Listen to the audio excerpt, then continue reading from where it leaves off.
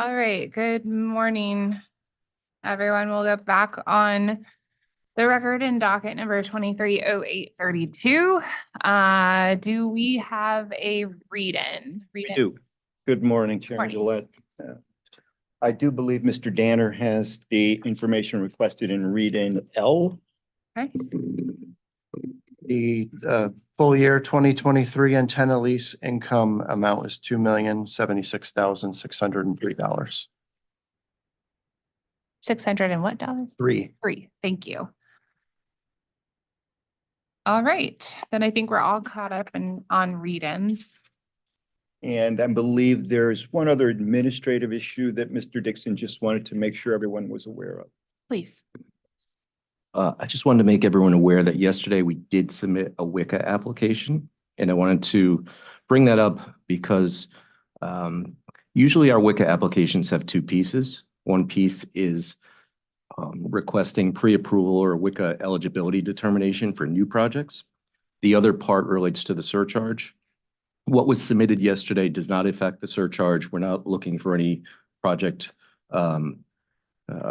approval of any completed projects. We're simply putting it out to get new projects added to the WICA eligibility determination list so that we can continue our construction. Okay, thank you. That was flagged to me by staff. I will say two things. Administratively, I think it was opened as a docket.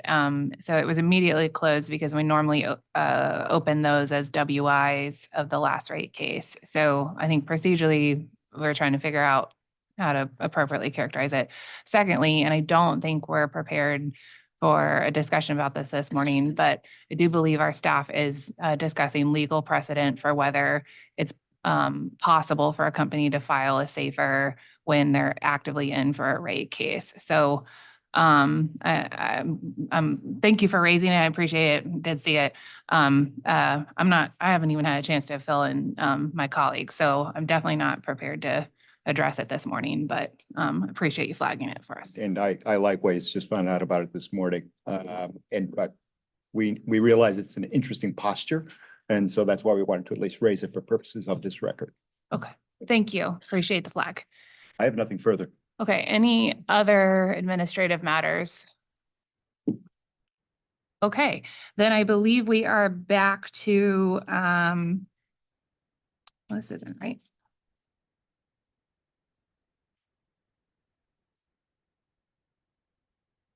Sorry, I'm on the wrong page here. We are back to cross-examination. I'll remind the witnesses they remain sworn in, and Attorney Wheel, the floor is yours, please. Thank you. Tom Wheel for the Office of Consumer Counsel.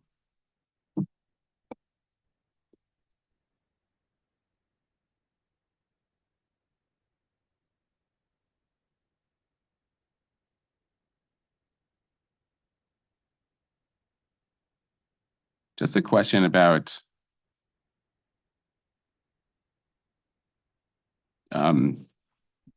employee eligibility for incentive compensation.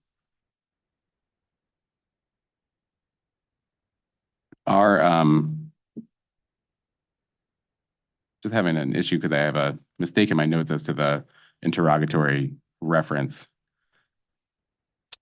We believe it may be on OCC 182, if that's helpful. That is actually my reference, but I'm not. My question is, okay.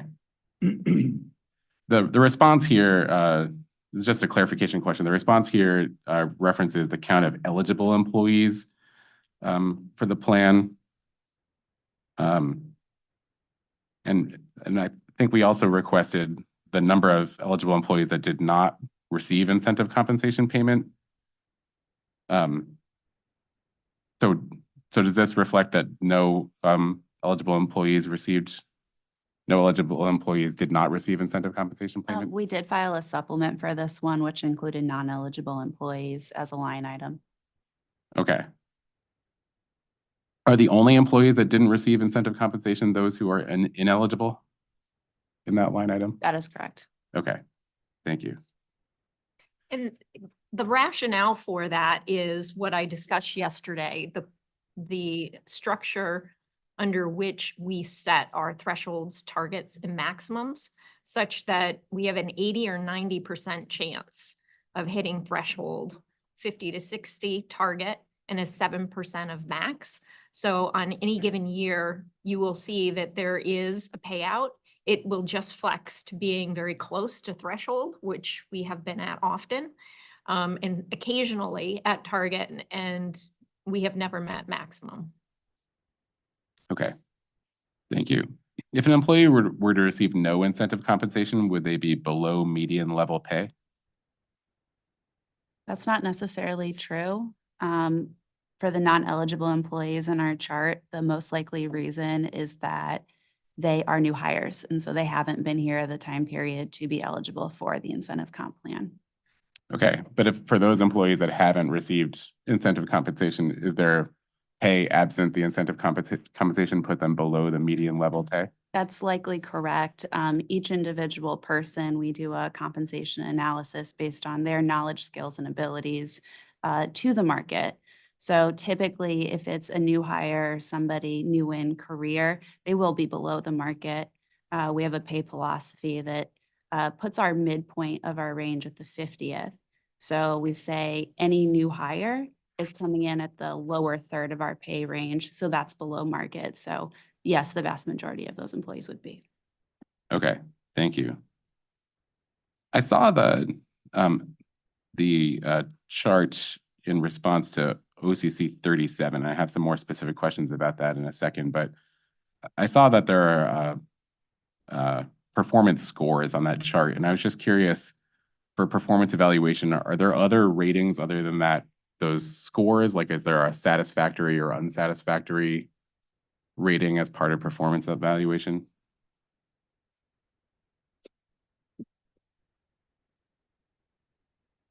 Give me 1 second while I pull 37 up.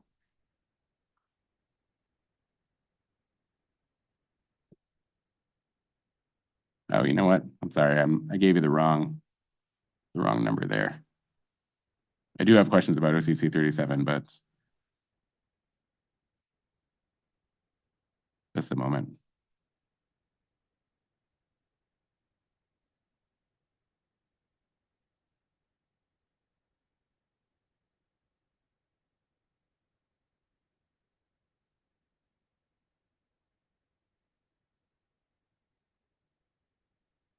Well, I think generally the question is, the company uses performance scoring, like there's performance scores 1 through 3, correct? Correct. Is there any other indicator for performance other than those 1 through 3 scores, or is there a process that derives those scores that establishes a satisfactory or unsatisfactory performance? Yeah, so I can read the descriptor for the 1 through 3. Plus, we also developed another category, and I'll describe that after I read the description. So performance score of 1 is performance did not meet minimum performance expectations. So if an employee gets that performance score, then they're not eligible for a base increase. A 2 is performance was strong and was consistently demonstrated. And 3 is in addition to full mastery of skills successfully and consistently demonstrates performance beyond what was expected. Now, every year we do a process called talent calibration, where we meet with all of the managers across the organization to make sure that we're looking at these scores consistently across our employee base and getting a good distribution. The vast majority of our employees do fall in a score 2.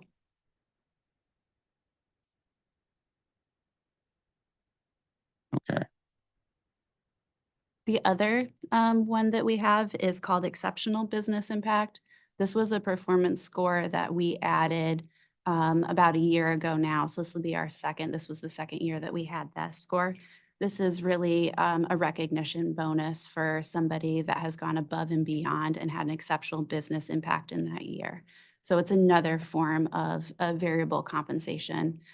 We have very few employees that receive this score. Year over year, less than 10. Okay, thank you. So employees in performance ratings 2 and 3 are both eligible for a bonus? They would be eligible for incentive-based compensation based on our plan design based on the level of the role that they're in. But I'm looking, I actually did have the right, so I got confused myself. I actually did have the right reference to OCC 37. Isn't that, OCC 37 includes a chart on page 2 indicating the performance rating, and it's my understanding from the narrative that those are tied to the annual merit increase. Isn't that different from the incentive compensation? It is. They're two separate programs. Okay. Merit is for base pay adjustments. Okay, so is that, because I think you just said that employees in performance ratings 2 and 3 are eligible for incentive. Well, it's the same group of employees. Okay, so those employees are eligible in performance rating 2 and 3 are eligible for incentive compensation as well as the base rate increase? Correct. Thank you.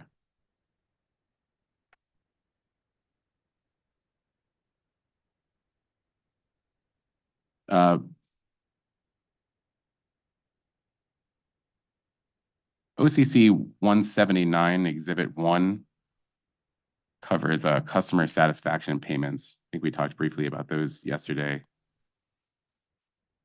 Well, actually, it doesn't. The question is, does OCC 179 Exhibit 1 include customer satisfaction payment amounts?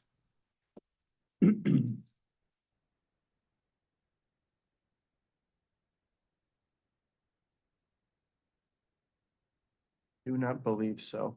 These are related to our short-term and long-term incentive amounts. Okay, thank you. Does every employee who's eligible for a customer satisfaction payment receive one? Yes, they do, as long as they're eligible. Okay. And where can I find the breakout for the customer satisfaction payment expense projected in the rate year?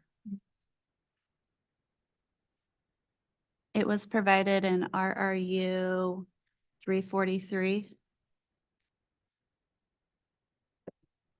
Thank you. And do you have the number, the dollar figure for that? Which year would you like? The rate year?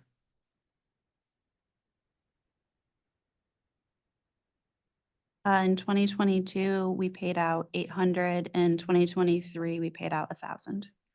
Okay, maybe this is a question for Mr. Dixon. So that'd be the test year, but do you know what is requested for the rate year amount for that? I think for the total dollar amount or the individual, the 800. You're looking for the cumulative. The total dollar amount just for this customer satisfaction expense that's built into the rate year. Yeah, it's in that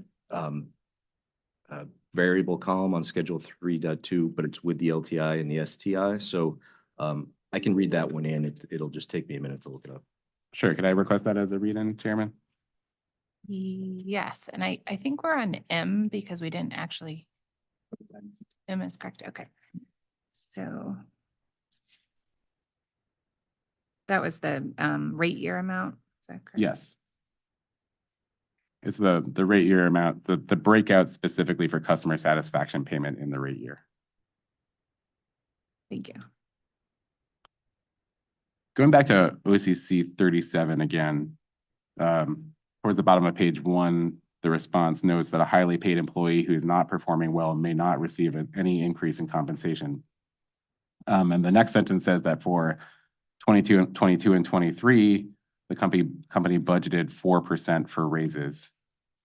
Did any employees not receive raises in either 2022 or 2023?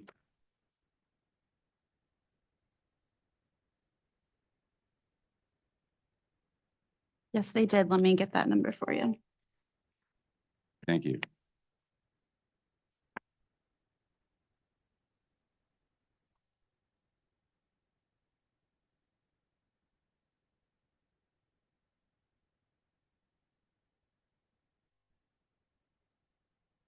We had 2 employees that didn't receive a merit-based adjustment. Okay, thank you. So, and that was for both, in both 2022 and 2023? That was for our 2023 year. Let me get you 2022 will have to be a read-in. Thank you. Could I request another read-in, Chairman? Yep. And that again would be the number of employees who did not receive a merit increase in the test year 2022.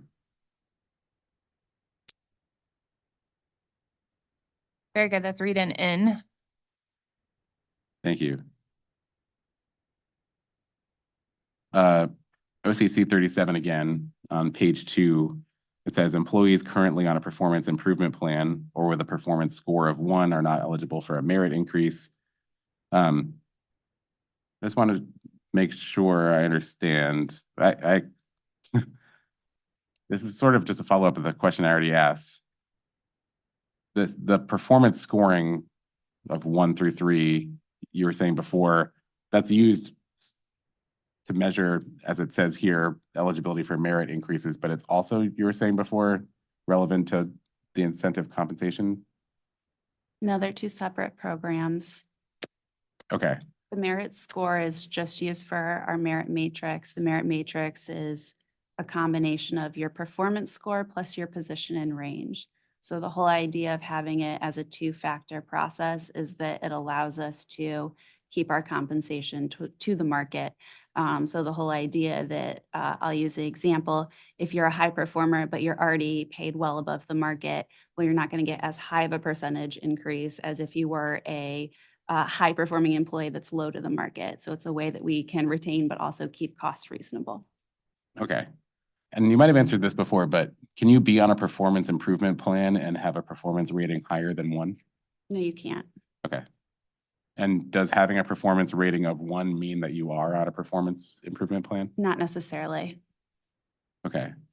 So can an employee, I guess just to connect the dots, if you have a performance rating of 1, you're not eligible for a merit increase, but you're not necessarily on a performance improvement plan? That's correct. Performance improvement plan is one specific type of performance action that we take. An employee could have a egregious warning as a result of, a lack of a specific requirement in their role that could essentially make them non-performing, but is something that doesn't necessarily need a plan to address. Okay, thank you. Ms. Johnson, I'm going to move on to your testimony. Page 4 notes that the total target compensation is supposed to approximate the median in the region for companies with similar revenues, employee counts, and industry. And I saw citations to some studies, but I wasn't clear specifically the companies in the region with similar revenues and employee counts that are used as comparators to develop the total target compensation. Is that somewhere in the record? It is.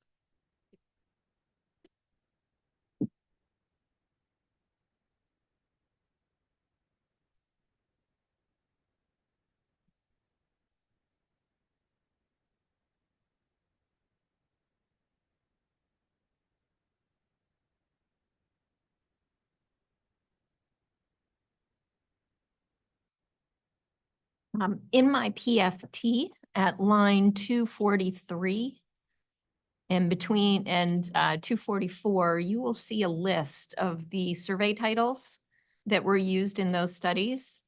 And it also describes then the geographic scope of the information that was used from those studies, the industry scope, and then the company size scope.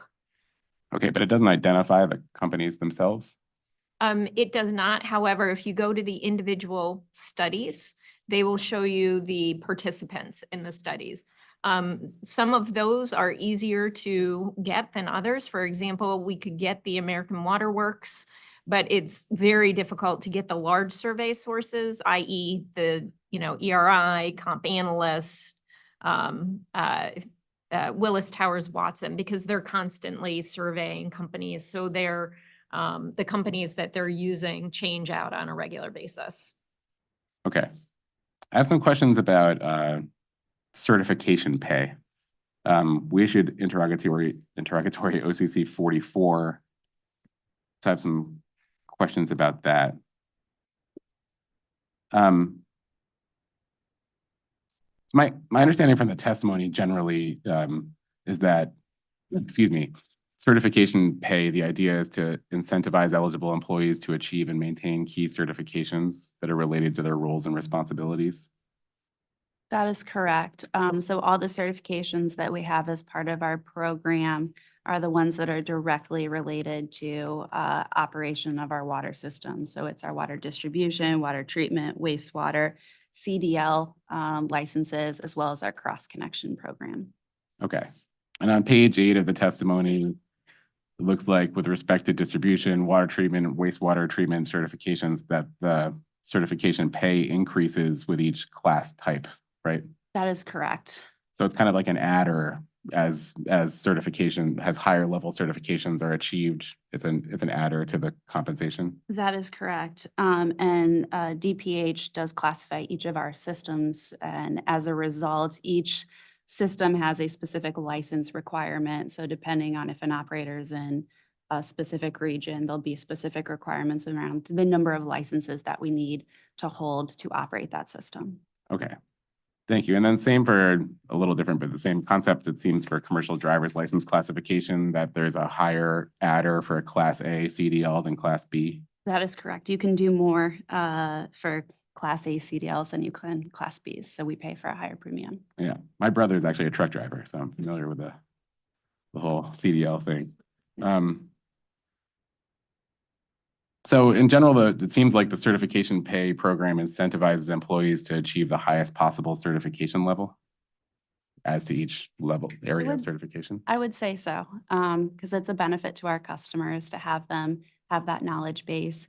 So for most of these certifications, you have to have a certain number of years of experience operating the system, plus you have to take an exam.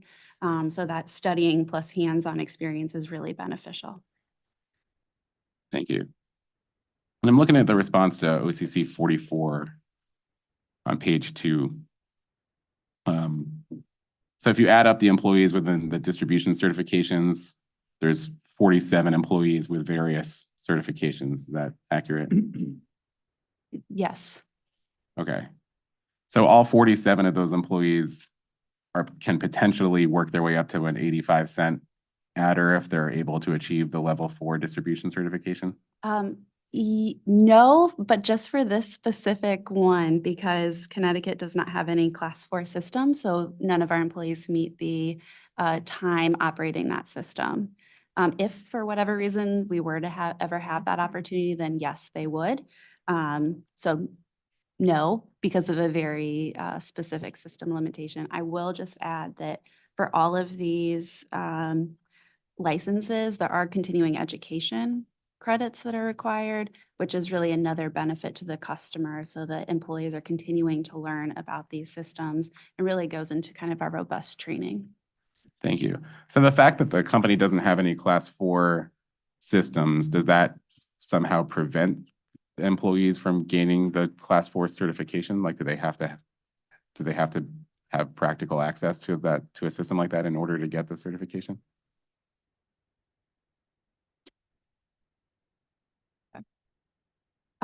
It does, but it's only for, they can get treatment, just not distribution. And those qualifiers are set by the state. So are opportunities for employees to get other licenses that recognize their experience. These are just the ones that we've decided to include our certification program because the direct tie to our systems. Yeah, well, that's what I'm confused about, because my understanding is that the certification program specifies an 85-cent adder for level 4 distribution, but that's like, why is that included in the program if it's not actually available? It is. There is an opportunity, and this has happened in the past, where we have an employee that's outside of our system that is able to come into our organization that worked at a Class 4 distribution license. We would pay for that because they have that experience in the larger system. So as these go up, the scope and sometimes even the treatment of these different systems is at play. So it is a higher value certification. We just don't have the ability to have our employees get that. Okay.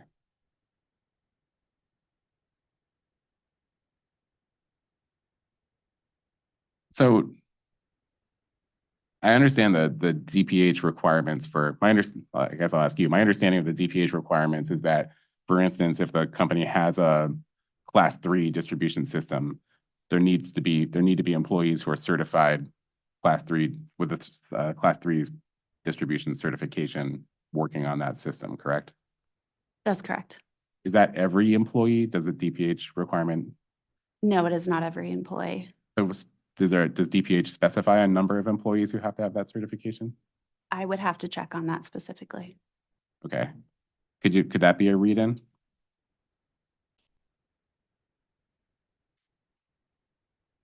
I'm sorry, that was a question to you, Ms. Oh, Longo. yes, Is that it something can. you- Okay. Okay, so that would be read in O. Yeah, and I would actually ask if it's possible as a read-in, the same question as to distribution, treatment, and wastewater treatment. And the specific question is whether DPH standards require or specify a number of employees who have to have the certification at the associated class site. Does that make sense? Yes, it does. I will collect that for a read-in, and I'll just say that we do believe there's a benefit to having more than the minimum requirement, because allowing our employees to do things like take vacation, plus we're just experiencing a lot of turnover. So having that succession with a license is something that we view very importantly. Sure, like if the minimum required level is 1, you can't just have 1, because then that person would have to be there all the time. Right? Exactly. Understandable. Sorry, Mr. Petler. Yeah, I can maybe add some color to that. DPH does not require a minimum number of operators for a given system. But any operator within that system needs to be working under the direct supervision of somebody with the appropriate license for the size system. And that would be for distribution system as well as treatment facilities for the treatment licenseship. Okay, well, I'll ask you, Mr. Petler. It sounds to me like you just answered the read-in question. That it sounds like the answer is that DPH doesn't have a minimum set number of employees who need to have the certification, but that there is a requirement for that all employees need to be working under. It sounds like at least one person. Is that accurate? That's correct. Okay. So Under the direct supervision. So for employees to work independently, they need to have that license, okay. which many of our employees do. Okay. So I don't think I need the read anymore, because it sounds like the answer to the ultimate question is that DPH does not have a minimum requirement for the number of employees who have to have a certification level. I would say that's true for distribution. For treatment, you must have a minimum of 1 in operating that treatment facility. Okay. Well, it sounds actually, correct me if I'm wrong, it sounds like the minimum is actually probably also 1 for distribution, correct? That sounds like you can't. You could come to that conclusion, but it's impractical in use. I'm saying the minimum, if the rule is that everyone has to be directly reporting to someone with the distribution class certification appropriate to the site, it sounds like at a minimum, the requirement is that there must be at least 1 person on the site who has the That'd be correct. certification. Okay, thank you. So I think that satisfies the read-in request. Page 13 of the testimony. Sorry, specifically Ms. Johnson's testimony.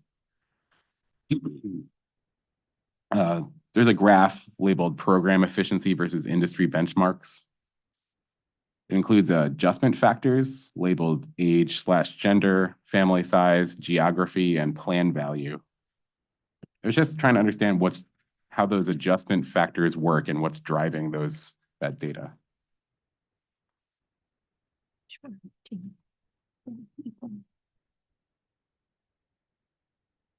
Yeah, I can provide a update on this. So going from the top, we'll take age. There's a 9% adjustment up for us. That's because our employee base has a 9% up from the average age and gender mix.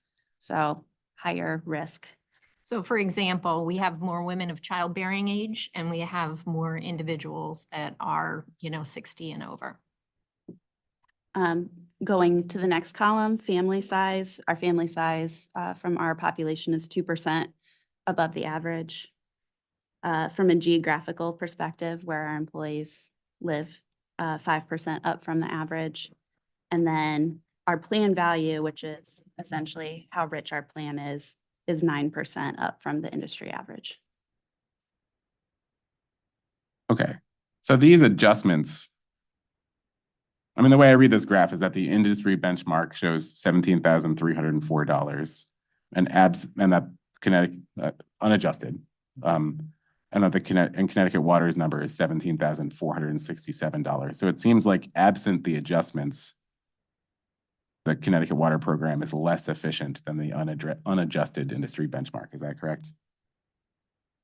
It would be correct unless you wanted to compare apples to apples. And so whether we're talking about compensation or we're talking about benefits, you have to do an analysis to ensure that you are comparing apples to apples. It's the reason why we look at geography. It's the reason why we look at revenue size. It's the same thing for the medical benefit here. So it would be most appropriate to adjust the industry benchmark by those factors and then look at the efficiency.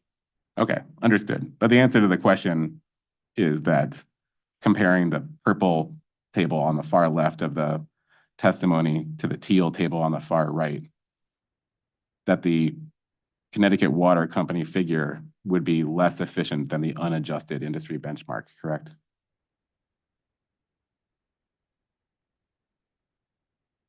That is correct. Thank you. And who does Connecticut Water independently determine those adjustment numbers? No, this is Willis Towers Watson. This is how they perform the apples to apples analysis for their entire book of business. So again, the correct reading of this would be using the adjusted industry benchmark of 21,982 and then comparing the Connecticut Water Company's cost of 17,467, which shows 21% more efficiency than the benchmark. Thank you. And I'm sorry, you might have mentioned this a second ago, but the plan value adjustment, how is that measured? The plan value is essentially how rich the benefit is. So ours is 9% up from that. I will just say our employees pay more than the utility average for their portion of healthcare. So we believe that any extra plan value is being paid for directly by employees. So our employees pay 28% of the cost, where the industry average is 18%. Okay. And one last following up question, how rich the benefit is that like a valuation of the total coverage amount that the plan provides? That's correct. Okay. Thank you. I think the rest of my questions pertain to RRU 213 Exhibit 1.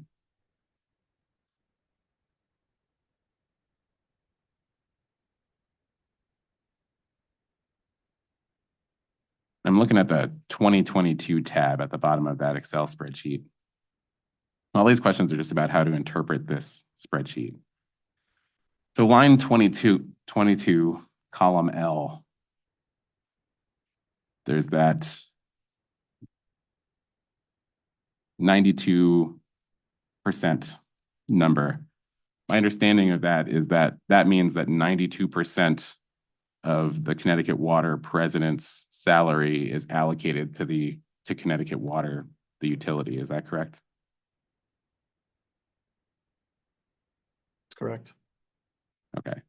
So does that mean that that's the portion of the Connecticut Water president's salary that's paid for in rates? What is submitted for recovery and revenue requirements or in rates, yes. Well, this is the 2022 tab, so wouldn't this be the test year amount that was accounted, booked as recovered through rates? Yes, to the extent that the test year was the basis for the ratio that we use for payroll, that's 68.2%. That's what will be incorporated into what we're requesting, yes. Okay. So that means in 2022, Connecticut water ratepayers paid $802,518 for the compensation for the president of Connecticut Water. And specifically, I'm getting that number. Of course, my Excel just blacked out. I'll specify it. No, I just there we go. Again, I'm on tab 2022, line 22. I'm looking at column J there. Sorry, column K.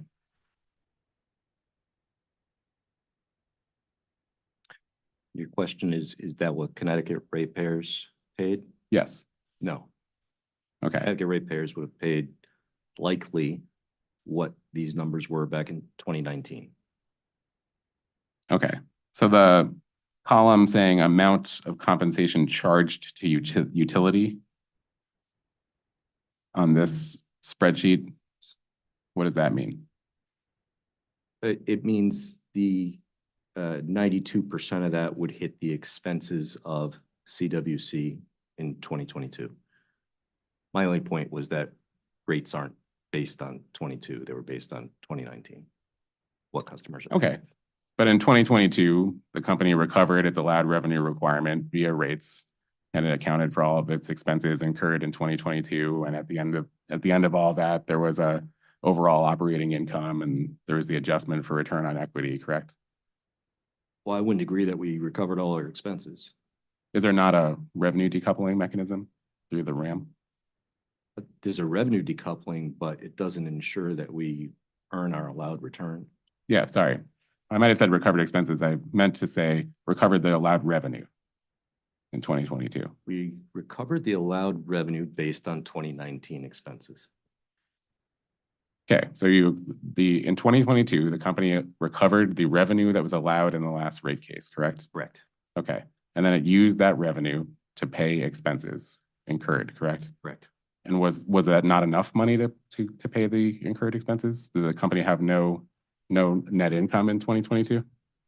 Oh, there was net income, but if you think of what revenue requirement is, it's a combination of expenses and financing costs, or the point being the return earned was not on par with the 9% that was authorized in that case. Okay, so it under-earned in 2022. Correct. Okay.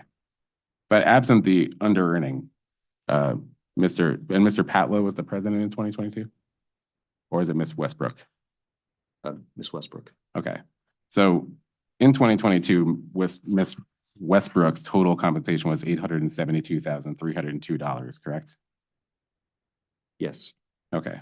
And $802,518 of that was charged to Connecticut Water? Correct. Okay.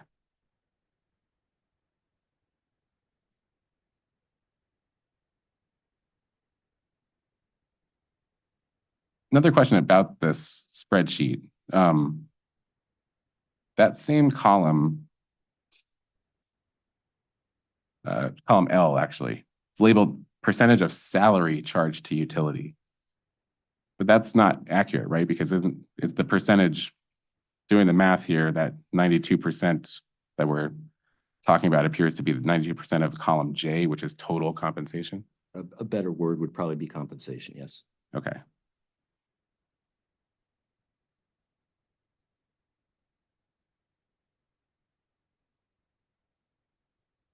So that total compensation for 2022 for Ms. Westbrook,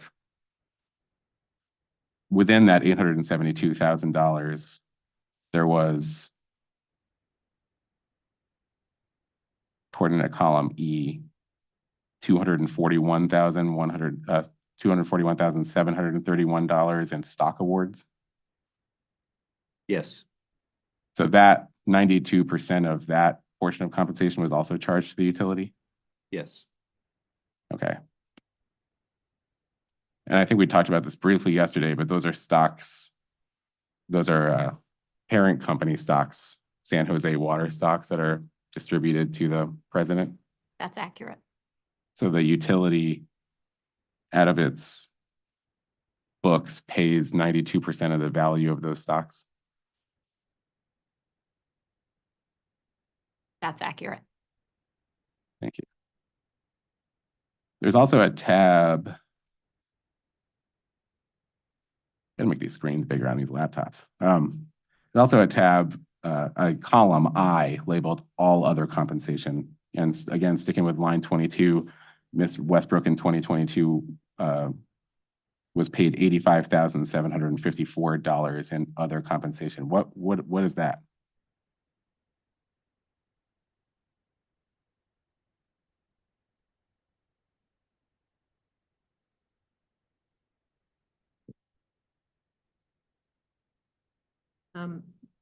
That's a catch-all bucket. It's also something that you would see in the proxy. And typically it contains things such as the employer contribution to the 401k and similar items. Okay. And that's also subject to the 92% allocator. Yes. Okay. And the difference between column J and column K as to line 22 would be the difference between the total compensation earned by paid to Miss Westbrook and the total, as we just discussed, that comes from Connecticut Water's books, correct? Yes.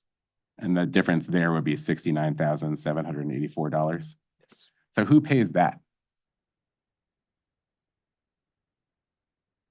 Where does that money come from?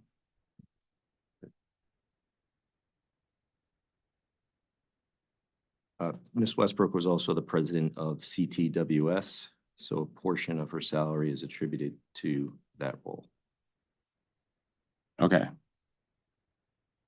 And ultimately, where does that revenue come from? If it's not the revenue that's collected from Connecticut ratepayers?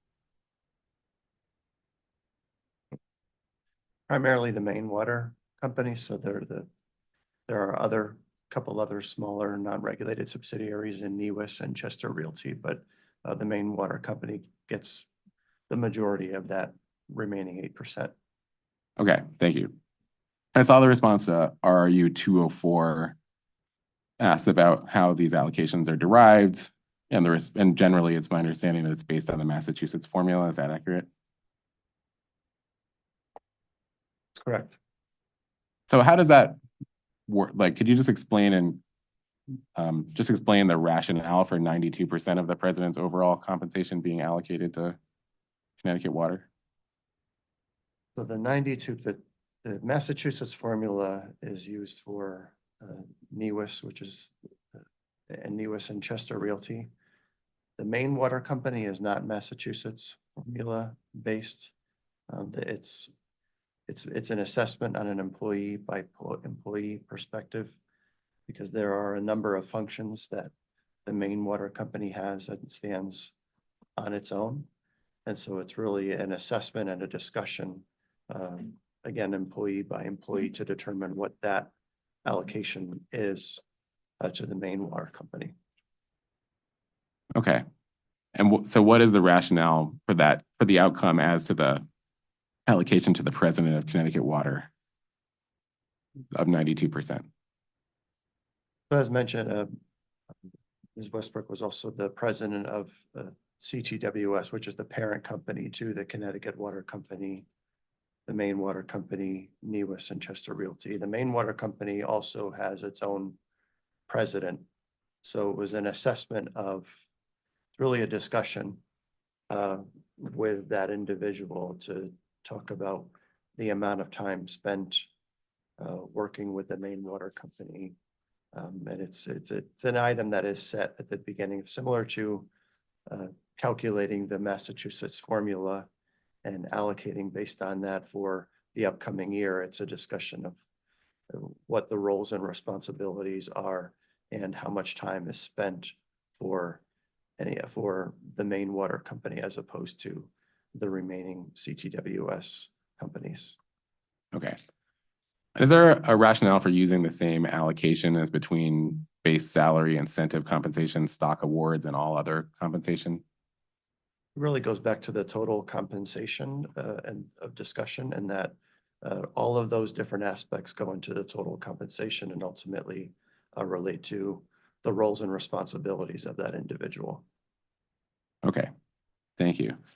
Going back to the exhibit, RRU 213, exhibit 1.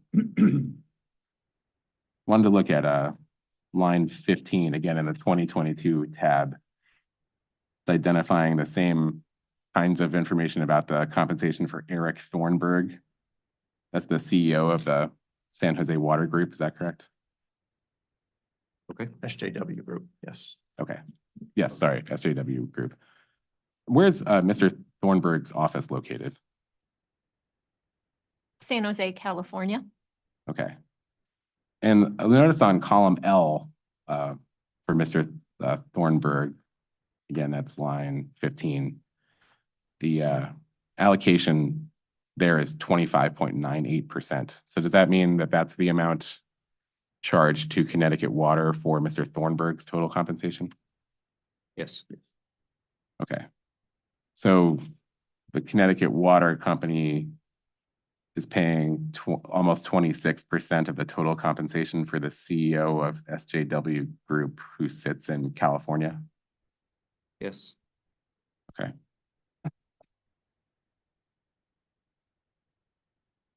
And rows 16 through 17, 16 and 17, Mr. Walters and Mr. Lynch.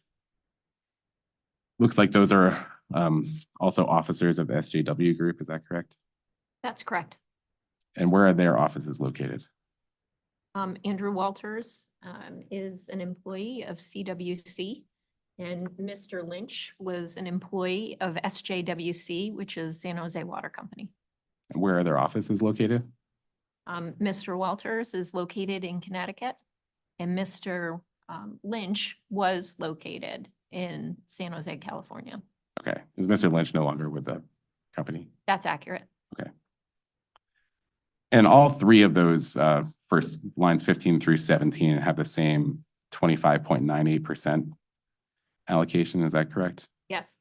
I noticed that that allocation is consistent, meaning not everyone on this exhibit has it, but there are a number of employees who specifically have that 25.98% allocation, whereas there's a range, it seems, between roughly going as low as 60 and as high as I think 92% as to all the other employees. I was just curious, what is it about that 25.98%?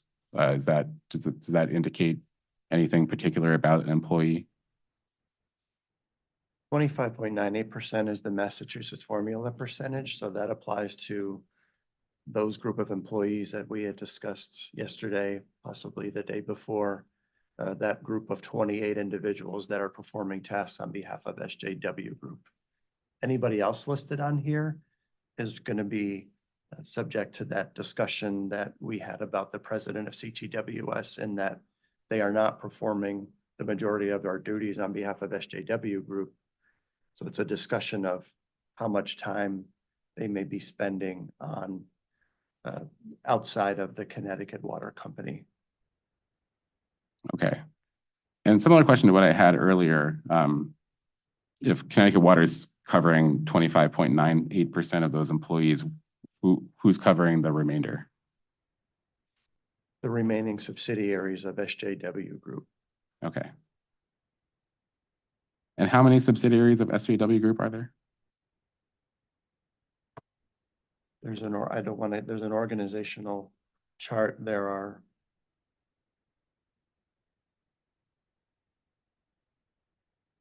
San Jose Water Company. There's the Texas Water Company, the Maine Water Company. There's SJW Land, which is a non-regulated. There are 4 primary operating utilities in Connecticut, Maine, Texas, and San Jose. And then there is SJW Land, which is a non-regulated company. Okay. That's in general, there's an organizational chart that we supplied as a response to see the entirety of the legal entities that make up SJW Group to give an exact sense. Okay. Thank you. Well, I'm switching now to the tab that's labeled rate year. So going back, I think to Mr. Dixon, the conversation we had a moment ago, seems to me there would be a difference to my, an answer to my question here, that these amounts indicated in this tab are amounts that would be covered by Connecticut ratepayers, Connecticut water ratepayers, correct? Correct. Okay. So, looking at line 15, column K, Connecticut water ratepayers will pay $810,912 for the compensation of the CEO of SJW Group. That's what's built into the case, yes. Okay. So that's what the company is requesting, correct? Correct. And looking at column K, line 21, Connecticut water ratepayers will pay $689,218 for the compensation for the president of Connecticut Water. Is that correct? That is our proposal, yes. Okay. So Connecticut water ratepayers will be paying over $100,000 more for the compensation of the CEO of SJW, whose office is in California, than for the compensation of the president of Connecticut Water. Is that accurate? It is. I understand the testimony earlier about the Massachusetts formula and the allocating factors. Just curious how generally you could justify that to ratepayers. How can you explain to ratepayers that the value to them of the CEO's services in California are worth that much more than the value of the local Connecticut president? Objection, the witness did not say his services are performed in California. I'll rephrase my question. How can you explain to Connecticut ratepayers that they are paying over $100,000 more for the total compensation of the CEO of SJW Group, whose office is in California, than they are paying for the compensation of the president of Connecticut Water?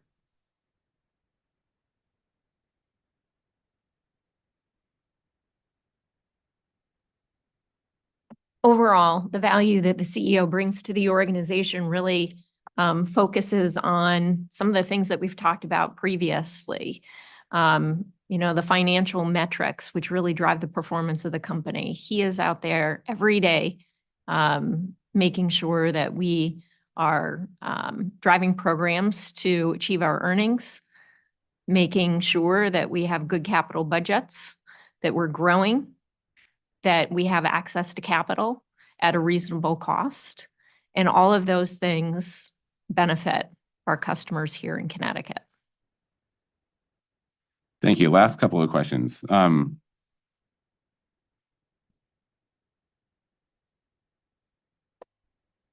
back to the 2022 column, tab,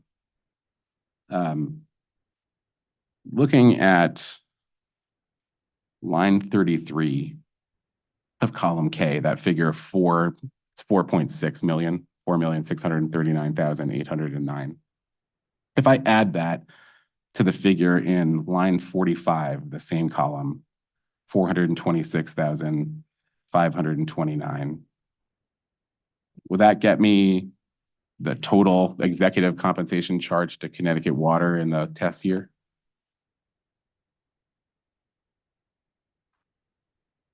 I don't consider the directors as part of, I guess we classify those as directors' fees within the expenses, but in terms of the total, that would have been what was charged to Connecticut, yes. Okay, so that total subject to check is $5,066,338. Yes. And that's the total of executive compensation as well as director's fees in that test year. Correct. And then if I do the same thing on the rate year and combine line 30, column K, with line 42 of column K for the rate year, I get $5,145,399. Is that accurate? Subject to check? Looks correct, yes. So the company's seeking an increase overall for the compensation paid to executives and directors for the rate year? It is a higher number, yes. Thank you. That was my last question for this meeting. Thank you. Does that conclude the OCC? It does. I do have your read-in if you'd like it, or Great. Which one, M or N? it was the one for customer satisfaction payments. Okay, I think that was M. Of course. And I have N as well. So the total amount of customer satisfaction payments built into the revenue requirement are 170,400 on a gross level. If you apply the 68.2% to that, it's $116,213. So that's really the piece that becomes part of the revenue requirement. There was also discussion about whether or not that amount was in OCC 212, and it is in OCC 212.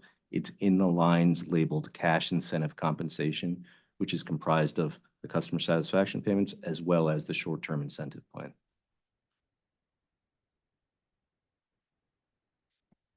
Thank you. And Yeah, and for read in N, the question was how many employees did not receive a merit increase in 2022? We did not have any employees that did not receive a merit increase. That year, we did have 3 separations, and just as a general point, I'd like to say employees not performing, we either try to work with them to increase performance or exit them from the organization. thank you. Okay. Thank you. So we'll transition to cross by EOE.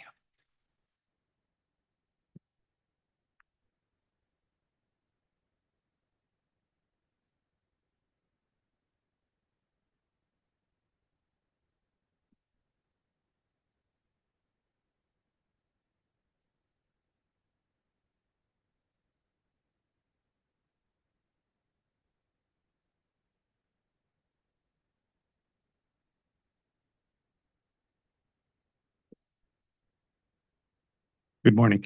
Chris Parent from Office of Education Outreach and Enforcement. Nice to see everyone again. I only have a few topics, and unfortunately, 2 of the topics came up because I heard some cross that I just wanted a little bit of elaboration on. During yesterday's cross with Mr. Grealish, there was a discussion that I heard regarding there being a delay in technology for customer service technology resources. The discussion referenced a CIS system and an upgrade to financial systems. I was just hoping to obtain a little bit more of an elaboration on that. We're happy to. Pardon me. I'm happy to provide a little bit more information. Our company uses JD Edwards as our financial systems, and we're doing an integration currently that is expected to be completed by the end of the first quarter Of 24. of 24. And we are in the process right now of selecting a vendor for a CIS initiative that would start sometime in the next year or so. And this is all exploratory at the moment, but giving you my best information that I have. So for CIS, sometime in the next year, exploratory, so I understand it's not defined yet. Any sense of scope or magnitude? It's too early to tell. Are these enhancements all at the Connecticut water level, or are they at San Jose level? The implementation of JDE is at Connecticut, and the implementation for CIS that we're talking about right now is specifically for Connecticut. Okay. Thank you. I'll move on to the next topic that I heard something on. Yesterday, there was a separate discussion with OCC where there was a discussion about non-qualified plans. Was I correct that I heard that the company was not seeking cost recovery for any non-qualified plans? That's accurate. Okay. Thank you. I just wanted to make sure I heard that right. Next topic, Willis Towers Watson. Can you clarify how much expense is included in the rate year for Willis Towers Watson? I saw a number of exhibits that included what I believe to be the test year of 97,869, and I wasn't sure if I should assume that number plus inflation or something different.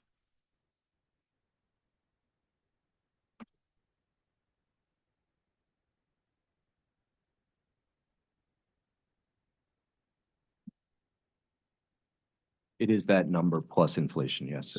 Thank you. EOE 51 Exhibit 1 on row 69 has Willis Towers Watson for that amount listed, and the description of the services references it as cost-effective insurance premiums as opposed to retirement. I just want to make sure that I understand. So are the costs associated with Willis Towers Watson all for retirement, or is insurance separate? I do understand that they serve as a broker that can span both, but I just wasn't sure about the cost recovery piece.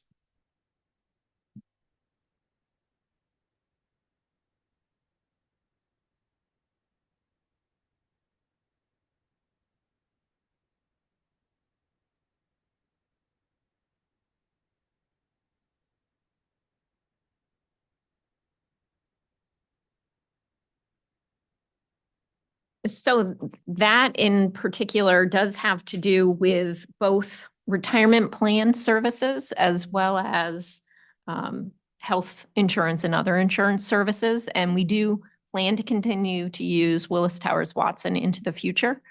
They are the preeminent organization dealing with both benefits as well as retirement planning.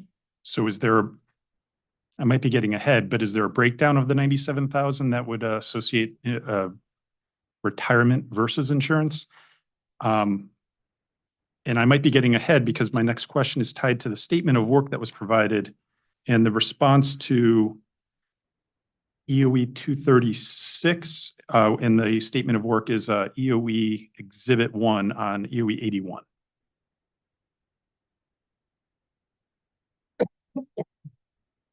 And can you please reiterate your comment or your question? I'm trying to understand if the cost breakdown is associated with retirement or if it's associated with insurance. I would say that the higher, the majority of the 97,000 that we talked about a few minutes ago on that schedule would be for additional retirement planning. Retirement, thank you. So EOE 236, if you can pull that up.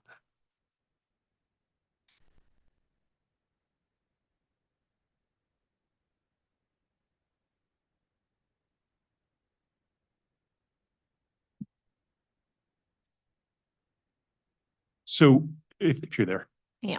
So EOE 236, I'm struggling to understand the response to subsection C. There's a statement of work that identifies the amount as 160,000, a budgeted cost of 226,000. We do have the statement of work. An actual final cost for the group of 189,000, which is slightly more than the original statement of work. And then an actual final cost to Connecticut Water for $97,689. The response to D then further goes on to point out that the allocation to Connecticut Water is 30% of the common costs, which is equivalent to the mass formula, which is slightly lower.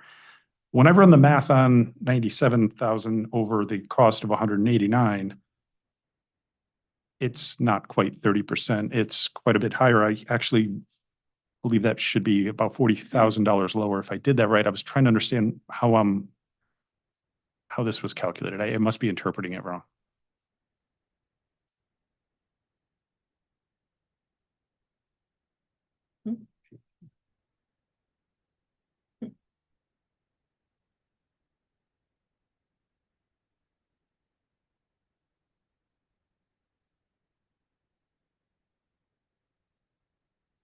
So I've not done the calculation here. What I can share with you, however, is that the 97,689 plus an inflation factor, I think is very reasonable based on the services that we know we will have to acquire related to ongoing management of our retirement plans. Okay. Just sticking to the 2022, the statement of work that occurred. Yeah. So I understand what you just said. Thank you for that.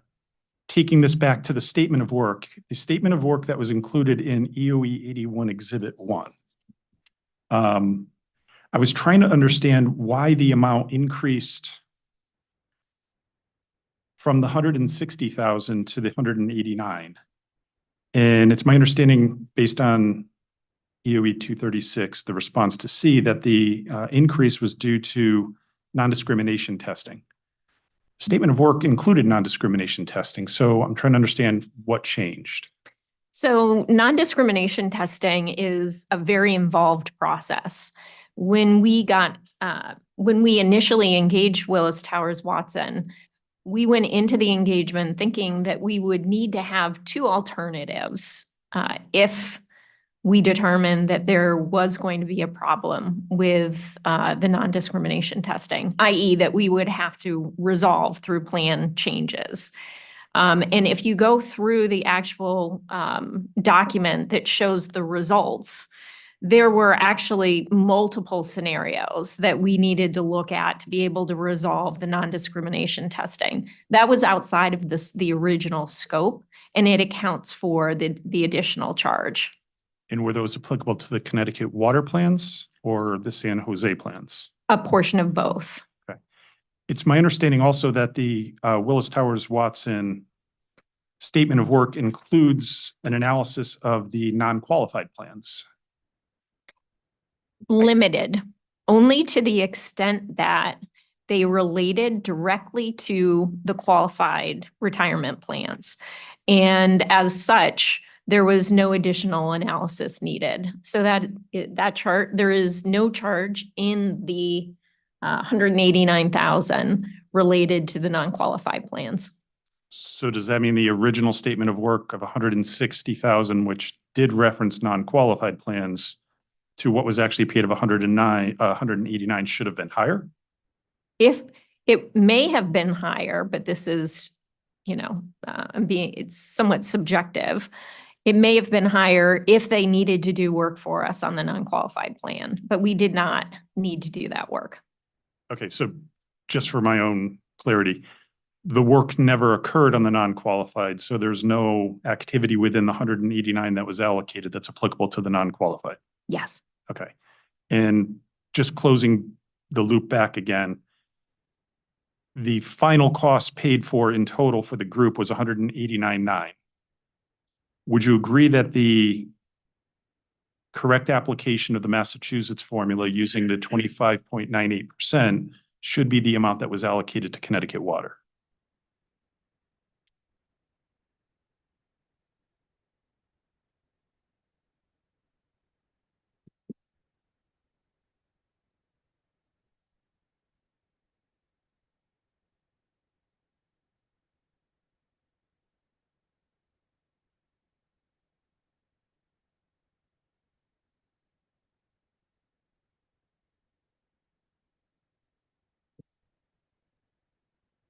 The way I would answer that question is, it was determined through the course of the study, and I mentioned this in my testimony the other day, that prior to making these plan changes, there were two different types of safe harbor contributions under the controlled group. There was one that was a non-elective safe harbor program, and that was for CWC. And then there was another one that was a safe harbor matching contribution. In there, we had to resolve that conflict. We needed to move to one safe harbor matching in order to be able to meet the ERISA requirements. The change occurred for CWC's plan so that we could meet the non-discrimination testing and the other requirements of ERISA. As a result, there would be more work performed specifically for CWC's plan than the other plans within the scope of that project. So does that mean you're modifying your response to EOE 236D? Because EOE 236D states WTW invoice CWC based on a 30% share of the common cost. The 30% factor was intended to representative, I assume that means intended to be representative of a Massachusetts formula allocation, which as noted throughout the proceeding should have been 25.98%. That sounds like you're you're changing that response? I have not done the math on this. So I feel I will take your assessment that it's more like 40%. But I would say that there was more charge specifically to CWC because of the work that actually went into the study that impacted CWC, that would move the mass formula, which we would normally use for allocations, to something higher than that. Okay, I think I've asked what I need to. Thank you very much. Thank you. I'll set Chair. All set. Thank you. Attorney Dichter.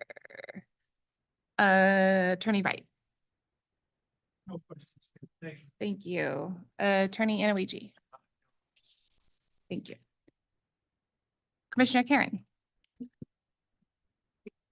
Thanks, Madam Chair. Let me, I think I had a couple questions from yesterday.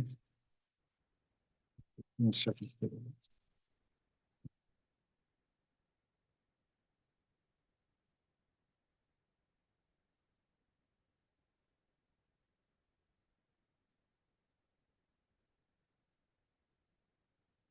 This is just not a big question, but we talked yesterday about the chemicals on hand and that you don't have a set inventory or a place of inventory to keep them stored for the company. So they're just-in-time orders. How often does that happen? Is it monthly, every couple of weeks, every week? I believe we were talking specifically about Heritage Village and I don't have a specific other than to say anecdotally that it's a recognition made by the operator on hand for order points within the facility itself. So in other words, if they got down to a given quantity, a pallet worth of, they would initiate through procurement and order additional chemicals for the next period of time. This is all at the discretion of the operator. It is at the discretion of the operator. Thanks. I had one more.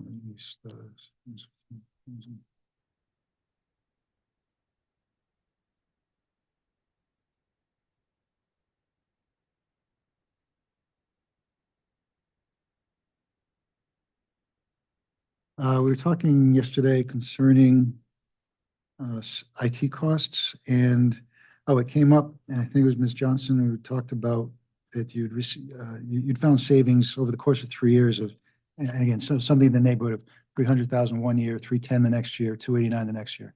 That's a lot of savings ongoing year over year, isn't it? I'm just trying to understand, where are those savings coming from? Because that sounds substantial. So in large part, these are synergy savings due to the merger So between. not like a cash savings, but expense avoidance. It could be both, and it is both. So these, we believe, are sustainable savings in terms of cash that because they will not, so this is the retirement of certain duplicative systems and technologies and so on. So they will no longer continue into the future. Okay. Are they considered ongoing savings also, like becomes a cumulative each succeeding year out? Does that make sense? Let me check Savings with my continue to come colleague. through? Let me check on that.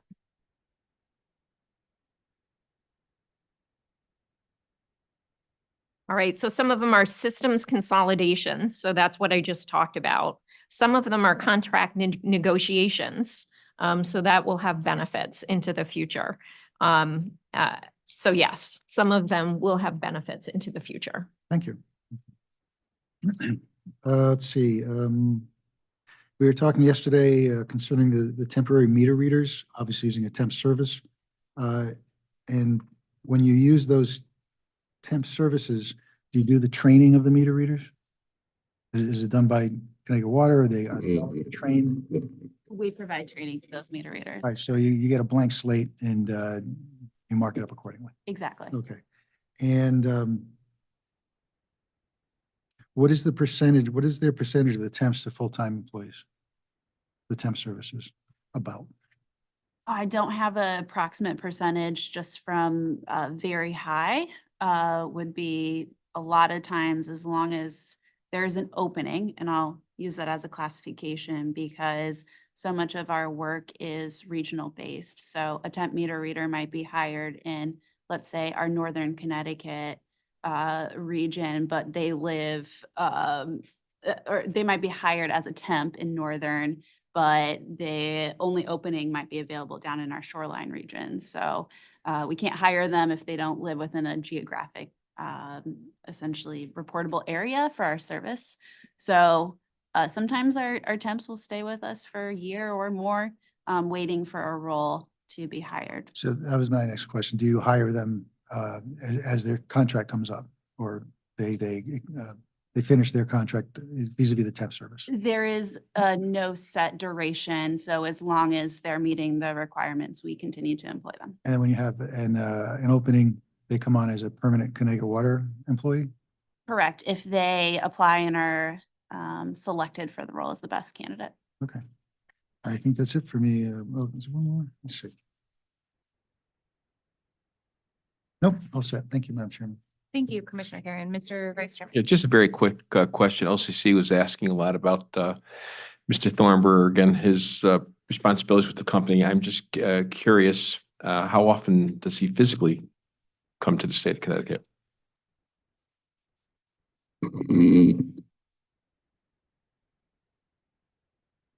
Using Just an- 2023 as an example, I believe he was out here maybe 5 to 7 times over the course of the year for a week. Okay. Want to add to that? Pardon? Do you want to add to that? No. Oh, okay. Just curious. All right. Thank you. I'm not questioning Mr. Thornburg's work ethic at all. So thank you. Thank you. Okay, if you forgive me, I typed out my questions before the cross was done, so I might need to retread a little bit for clarity of my notes. I have some questions that date back to requirements to the 401k plan. We talked a lot about minimums and requirements. There's a discussion with the authority staff yesterday. I'm still just not entirely clear on 1 or 2 points here. One of them being, is there a minimum percentage that employees are required? So required being the key word here, to contribute to their 401k plan. I think the answer yesterday was no, but I just want to be clear. There is no minimum percentage. Okay. Thank you.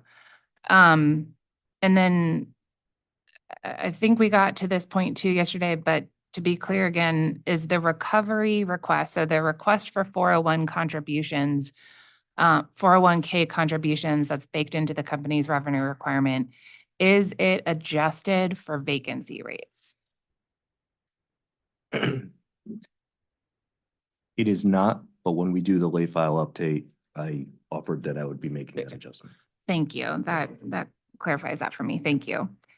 Okay, to today's conversation, there was an exchange with the Office of Consumer Counsel about the rating of exceptional business impact. I hope I got that terminology correct. You did.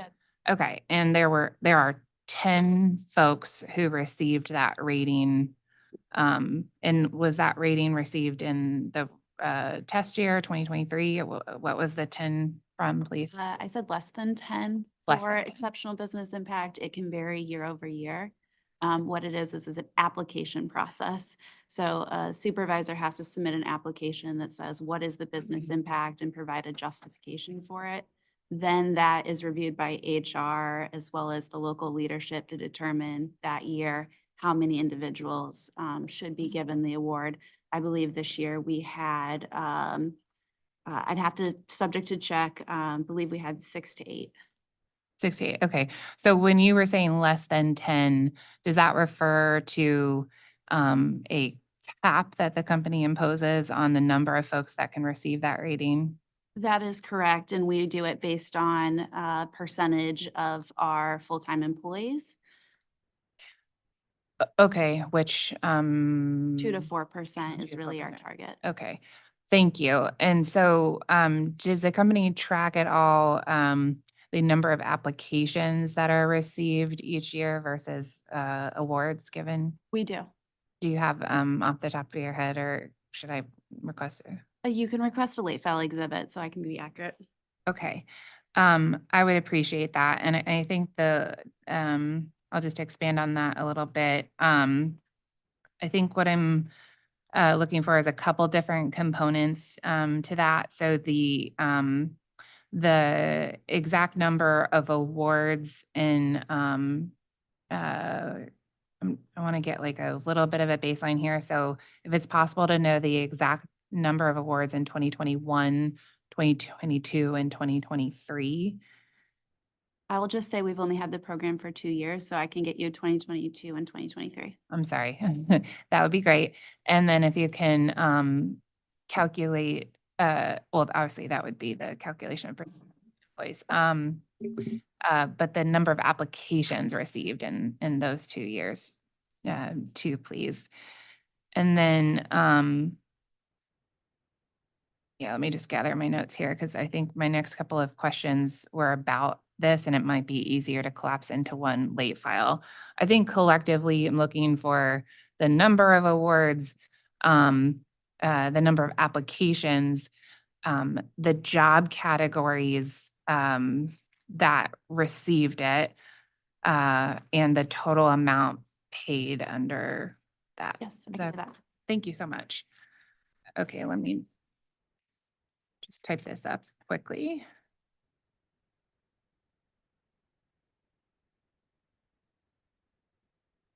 Okay, so that will be late file exhibit 59, please.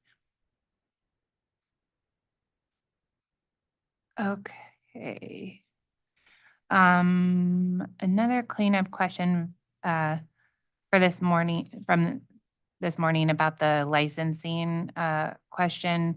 The conversation between Mr. Patla it was helpful. I think I had 2 follow-ups to that.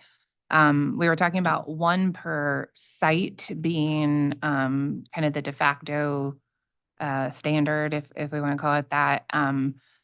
I didn't understand how many sites we're talking about collectively. I think you were talking about you needed the certification for there had to be an employee per site that had the certification. So can you give me a ballpark of what that means in terms of employees?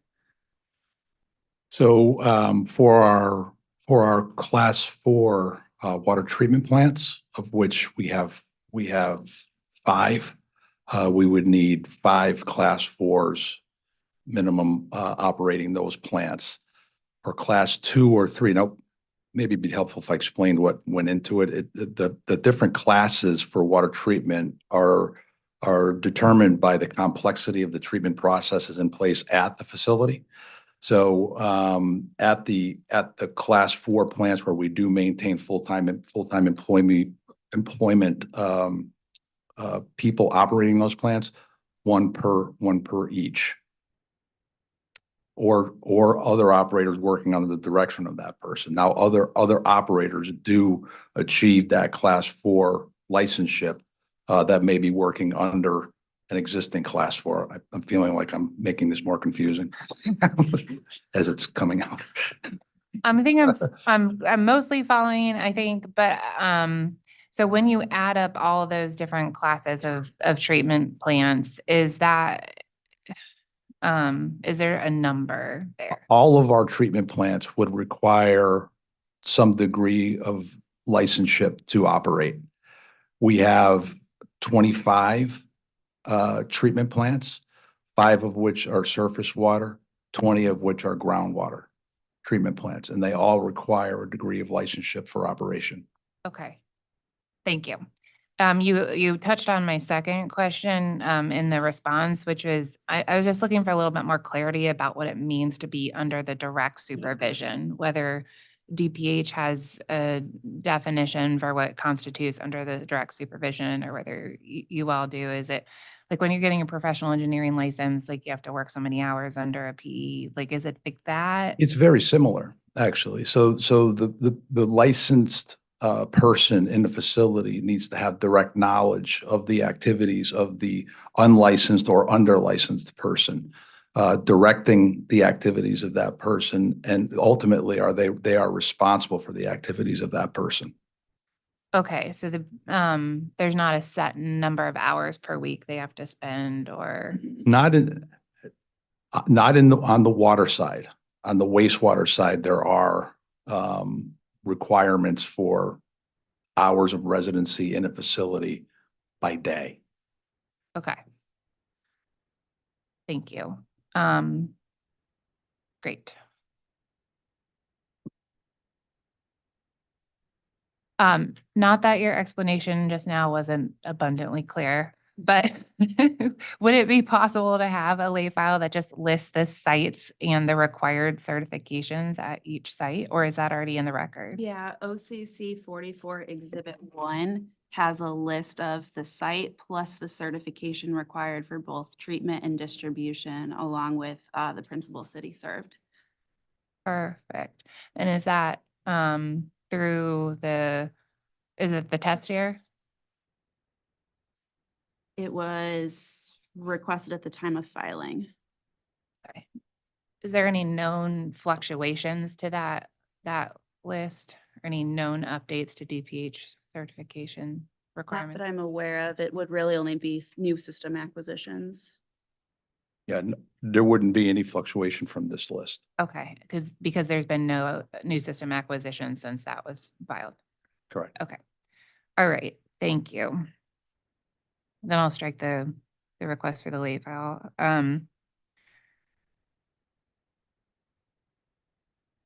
Okay, just a little bit deeper understanding would be helpful around some of the employee compensation goals. I'd like to start with kind of a more foundational question, just really basic, what the relationship is between the performance of Connecticut Water and the performance of the SJW stock, which in the context of SJW stock being awarded to some of the officers as part of their compensation package. So trying to understand a very basic question, performance of Connecticut Water and the performance of SJW stock. What's the link in your mind? So there are two goals within the performance elements of the stock awards. One is TSR, and it's average 3-year average TSR to a peer group. And the second is 3-year average return on equity. As a subsidiary, Connecticut is charged with net income requirements that ultimately combine with other subsidiaries at the SJW group level and combine then to deliver final earnings for the year. So the better Connecticut Water performs, the the overall benefits. And TSR as a group function is then all about showing, growth in earnings over a period of time as compared to peer groups, which allows us to attract capital and attract that at a reasonable cost. Thank you. And the peer group you alluded to, is that like the proxy group from the rate case, or can you just elaborate who's in that peer group? Sure. There are actually 2 peer groups that we use. The first one is the other investor-owned water utilities. Nationally or in SJW's organization? There are 8 nationally. And then the second peer group is the S&P Small and Mid Cap Utilities Index. Thank you. So conceptually, well, not conceptually, is there a growth goal, either linked to more sales of water or an increase in customers, or is there a goal for the officers of Connecticut Water linked to growth in sales or growth in customers or some other growth metric? Well, yes, deploying capital through capital additions is one of those goals that drives growth overall for the company. And let me.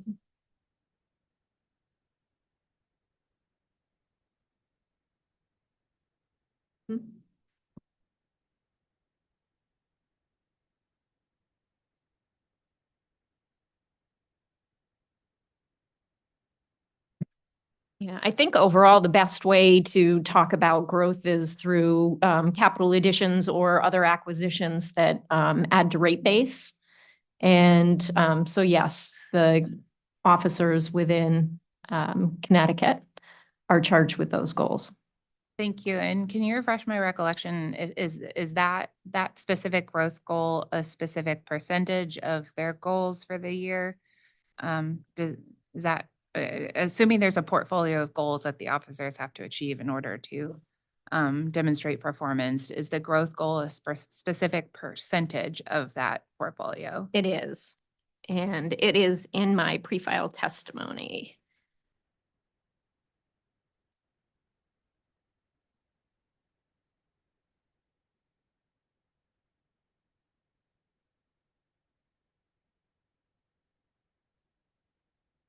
Yes, thank you for that. Capital additions is at 20% of the overall plan. Okay, thank you. And just looking for a little bit more detail around that, is it measured as a percentage of capital additions that were, so let me back up. Into this rate case, you've submitted a forward-looking capital plan, which we're here to neither approve nor disapprove, but it's been submitted. Is that goal based on achievement of the projections embedded in that plan? Or like, how is it measured?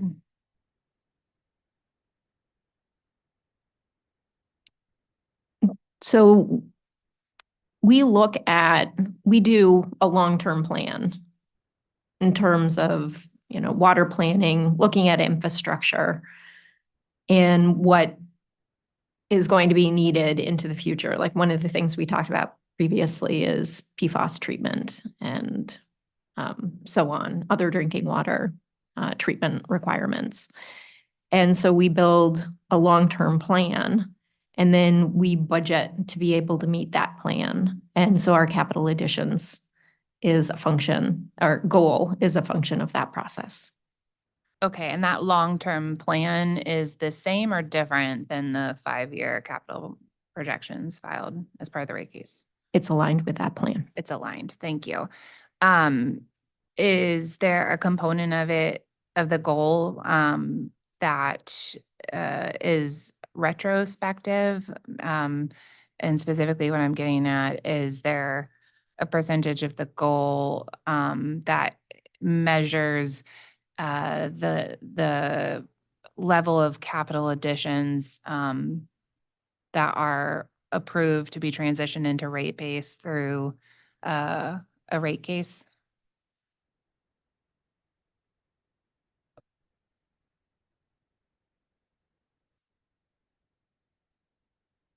Not that I'm aware of. Let me check with my colleagues. Thank you. Not at this time. Not at this time. It's a forward-looking. Okay. Yes. All right. Thank you.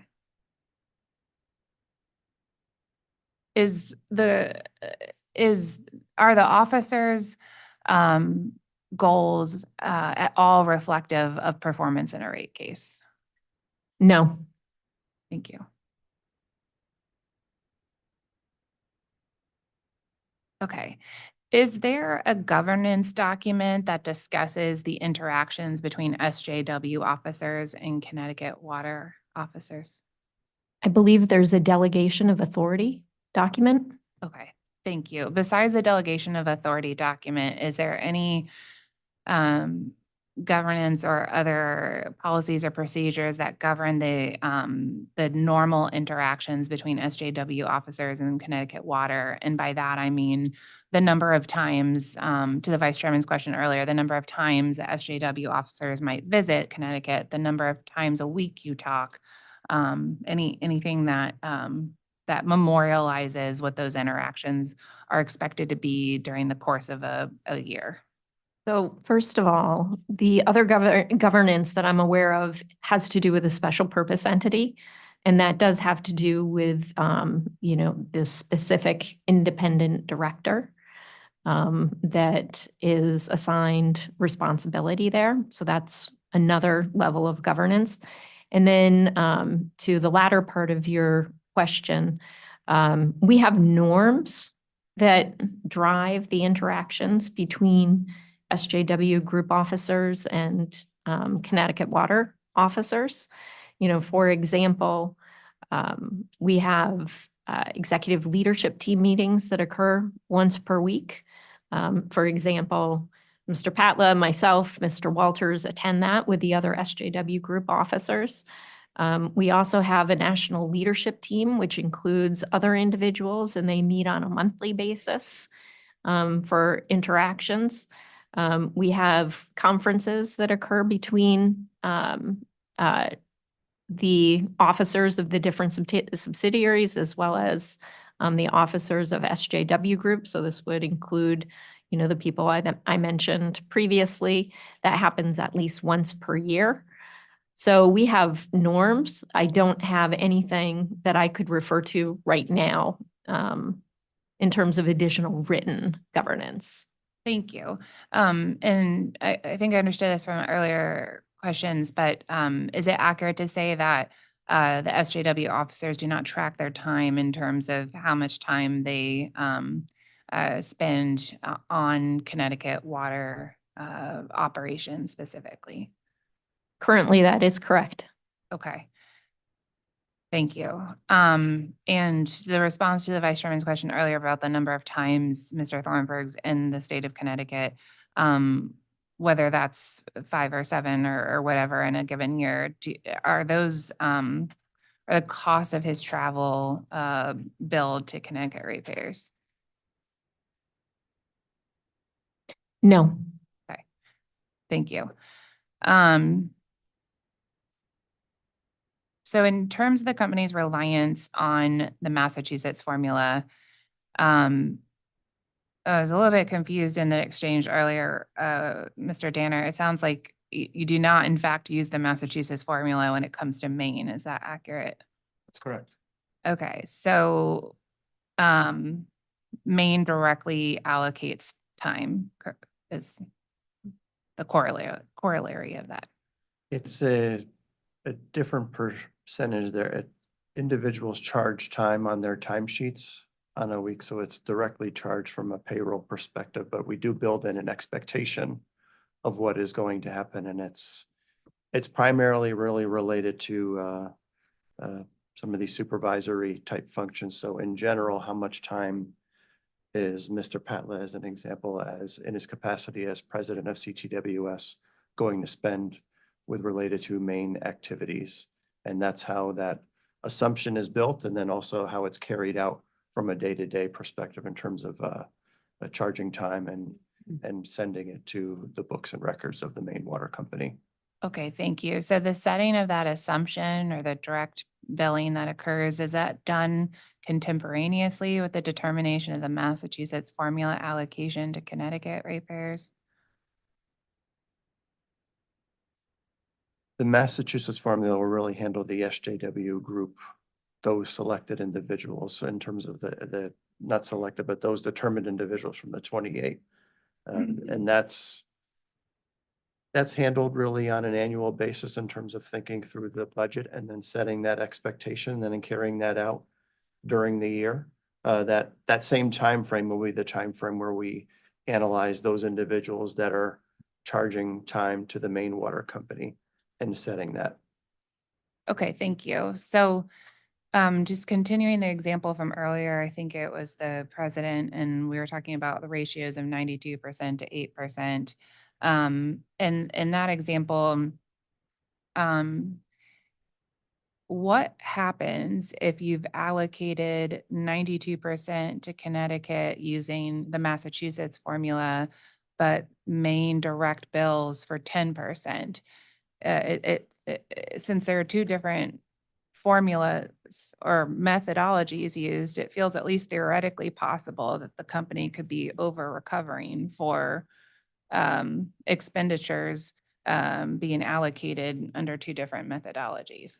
It's two different groups. So when looking at that, it's assuring that any of those 28 individuals that are deemed to be SJW group are not included in that main assessment. So if we have an individual that's going to be flowing through the Massachusetts formula, they're not charging any time directly to the Maine water company. But they charge it to see. I'm sorry, is the abbreviation CTWS? Yes. Okay, just the- CTWS and includes Maine and the other affiliates. Correct.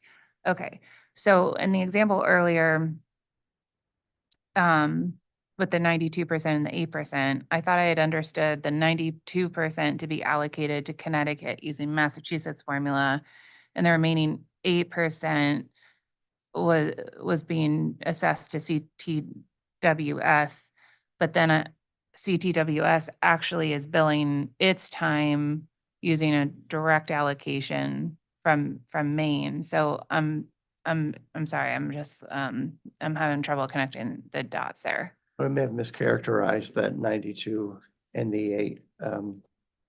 Give a couple of different examples. If you have an individual that's deemed to be an SJW group employee that's paid by the Connecticut Water Company, their time will be aggregated and 100% removed from the Connecticut Water Company, and then 25.98% will get allocated back to the Connecticut Water Company.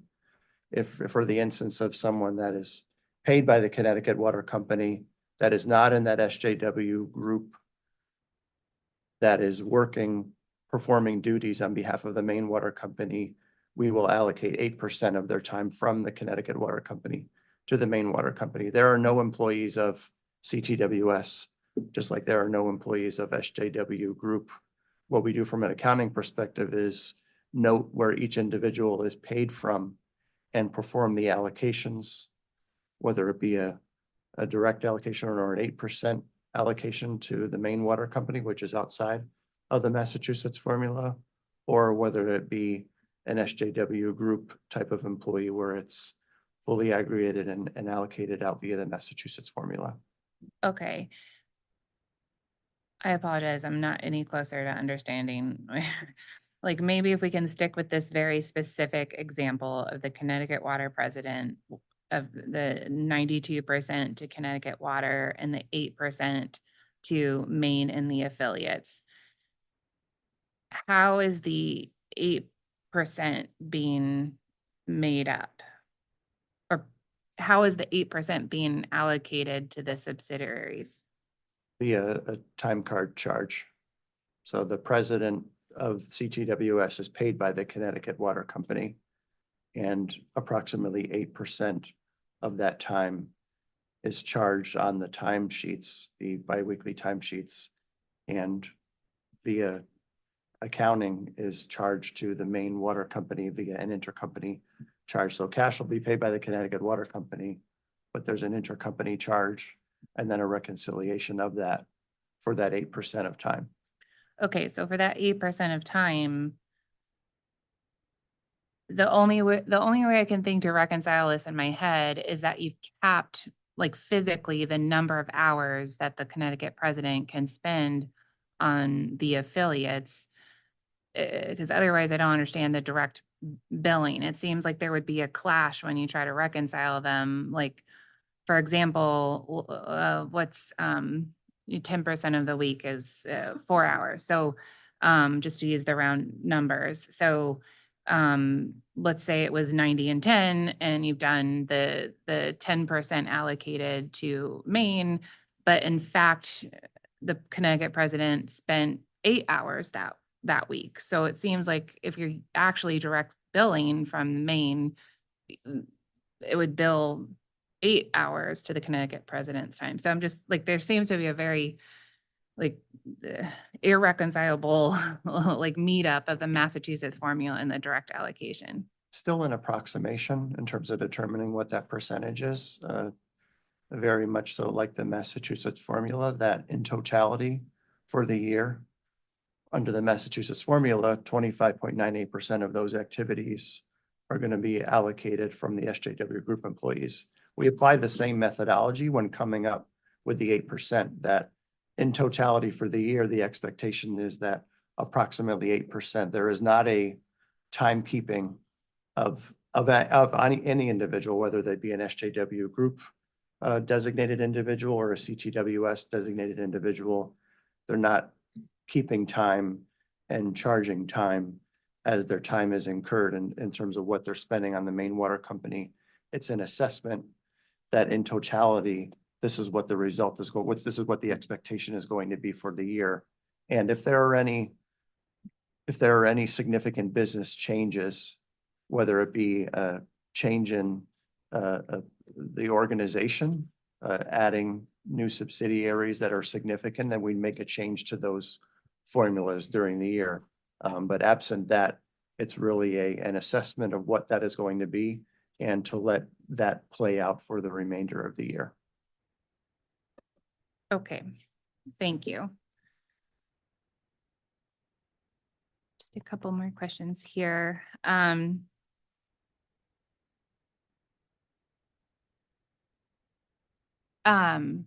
The last question in this line, I guess, is there an after the fact reconciliation to confirm like backwards that the right percentage was spent or was allocated to each entity? There is not. There's just an assumption that as we're moving along through the year, that the business activities have remained as expected during the year. And unless something significant has changed, those percentage that we determine, whether it be the 8% for a CTWS employee or the 25.98, that works throughout the year. From the group perspective, there is a true up that will record at the end of the year, but that's really more on the expense side of things. But from a labor perspective, it's really just monitoring for any significant business changes. Thank you. There was a discussion earlier with OCC about the quantity, the overall salary of officers being charged in the rate year. And I think it was compared to the test year. And I understood the exchange to be a confirmation from the company that you are in fact requesting an increase cumulatively in the total amount of salary recouped from ratepayers for officers and executives in this rate case versus what was approved in rates in the last rate case. Was my understanding of the exchange correct? Yes. Okay, thank you. Is that because the salaries of those officers and executives have cumulatively increased, or is it just that you're seeking a higher percentage from Connecticut, or both? I think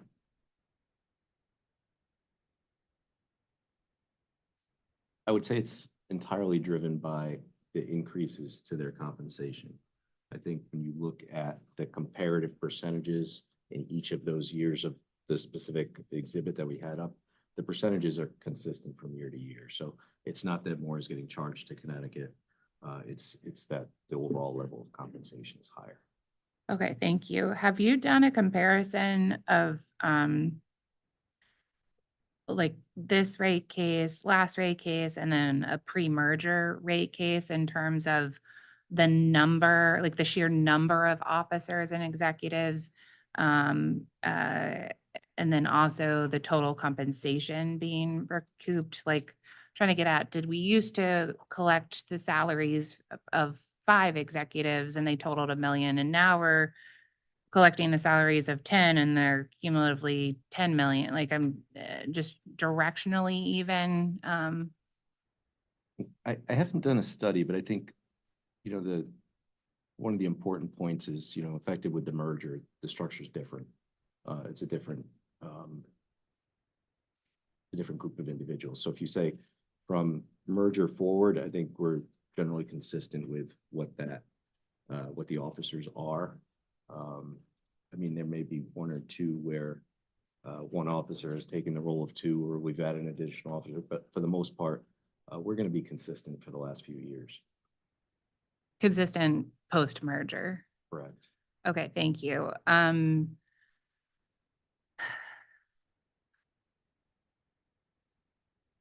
Okay, I wrote down this question, maybe not with enough context. There was an exchange earlier about a plan, and Ms. Johnson, I think it was with you, in EOE, and it was something about the plan for Connecticut water. It was the safe harbor provisions, I'm sorry. The Connecticut water plan was the one that changed, because it was the exchange about, it seems like the math may not be right, but you hadn't done the math here. But I think in the response that you were able to provide, it was, I understood the explanation to be that the Connecticut water plan is the one that changed, which I interpreted as you saying that if there was a deviation from the Massachusetts formula, you're trying to justify that because Connecticut Water's plan was the one that changed. But I just wanted to try to tease that out. I didn't understand what you were getting at with the. So thank you. Let me clarify. The work that was anticipated to be done included non-discrimination testing, 2 alternatives being provided, and an assessment, if there was, of any impact to non-qualified plans. Ultimately, what we needed to do was different than what the original scope of the plan was, based on the findings of the analysis of the overall structure of the plans, the ERISA requirements, and then the design requirements for how to meet the testing and compliance requirements. And a good portion of that was additional and specifically for Connecticut Water. There was also a small amount that was done and was specifically for another subsidiary. So I believe that accounts for the additional expense over what was distributed based on the mass formula. Okay, so is another way to say that the company maintains that you have the discretion to fluctuate between application of the Massachusetts formula and direct billing? All right, that's the question. Is another way to say that you maintain you maintain that discretion? I would say no. I think this is a very unusual circumstance. Ultimately, as a result of this study, it highlighted multiple facts that the company's 401k in this case required changes to be able to meet non-discrimination testing rules for the whole entity, the controlled group. And number 2, The whole entity, SJW? the control group, so that which is a term under ERISA, which takes into consideration all of the qualified plans that the entire entity has. And what ultimately occurred was that in order to meet these requirements, Connecticut Water's plan had to make changes. And on top of it, we included in the design changes so that we could get from the 25th percentile in the market from a benefit perspective to just slightly under 50%. So those services were very specifically performed for Connecticut. As I mentioned before, there was a small component of services not expected that were completed also for our subsidiary in Texas. And that had to do with, again, compliance and extending a benefit for that team. So the additional work was deemed to have been specifically, in this case, a portion to Connecticut and then a portion to SJW. Thank you. If that non-discrimination testing had not been complete, would it have been Connecticut Water or the entire universe of SJW that would have been like, I don't know what the right word here is, not in violation or at fault, or do you understand where I'm? I do. And it would be the entire controlled group, which would be every plan under that control group. Okay, and the decision was to change Connecticut Water's plan as opposed to another entity's plan to bring the entire control group into compliance? There wasn't a lot of choice here in the assessment of the benefit, because as I mentioned, there were two different safe harbor plans. So right away, you've got to change one. The non-elective contribution that CWC had is really kind of a legacy plan. It doesn't encourage participants to save for their retirement. It's just you enter the plan, you get a 3% non-elective contribution. So, and in light of all of that, we also reviewed the plan design after we made the decision to use the matching safe harbor and wanted to make adjustments to the plan design to bring that from the less than 25th percentile in the market from a benefit delivery perspective to just shy of 50% of the market.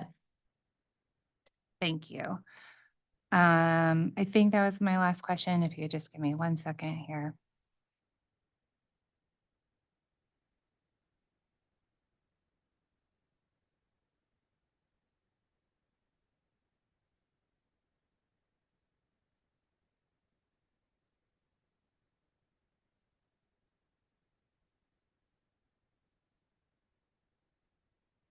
Okay, just maybe one last follow-up question on that.